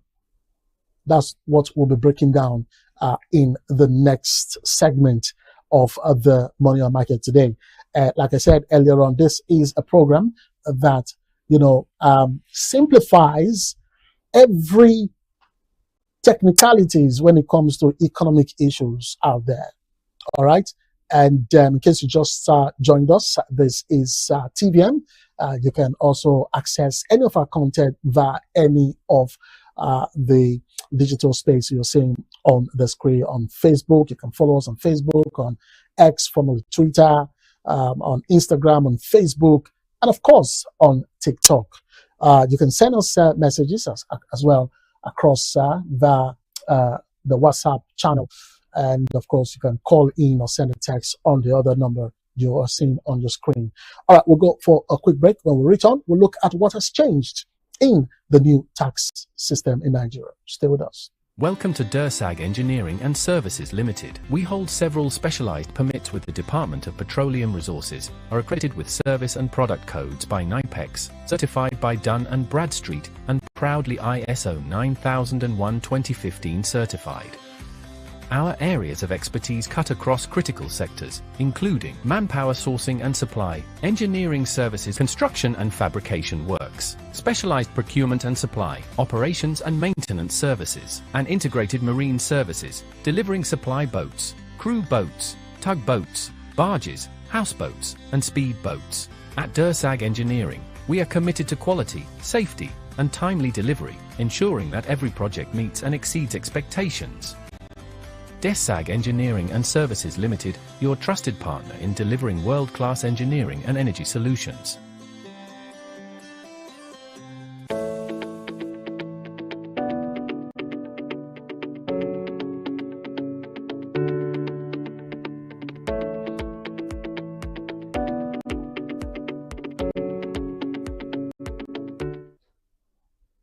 All right, welcome back from that breather. And in case you just joined us, this is TVM, and of course you are watching money and market. And we are talking about nothing other than tax reforms and what is the government doing? Is it that they are shifting the burden to the citizens? That's what we're looking at. Let's really look at this tax reform system. And before we went on the break, we're saying that what exactly has changed in this new tax reform system. There was a regime, a former tax system, and we now have a new system. So what has really changed in this tax reform system? This is the month of, this is more or less like the 4th month of the year 2026. And fully, the new tax regime has begun from the 1st of January. So we can now say, we can be able to say this is what has changed or this is not what has changed. All right, so what has changed? What has changed? That's a question. Nigeria's tax reform, we're going to break it really simple for you to understand because this is one topic, one subject matter that, many Nigerians still do not understand. So we're doing our best to let you understand the different sections, the different angles. And like I said in one of our episodes, that is what we will be doing. We'll just be picking some key areas of the tax reforms and talk about it. But for today, let's just look at whether the government is shifting the body of making money or going for revenue drive. Is it basically that the government is now shifting the burden on Nigerians to get revenue? All right. So the Nigeria's tax reforms are the biggest overhaul in decades. I mean, what the President Bola Tinubu has brought onto the fore, it is one of the biggest overhaul in the tax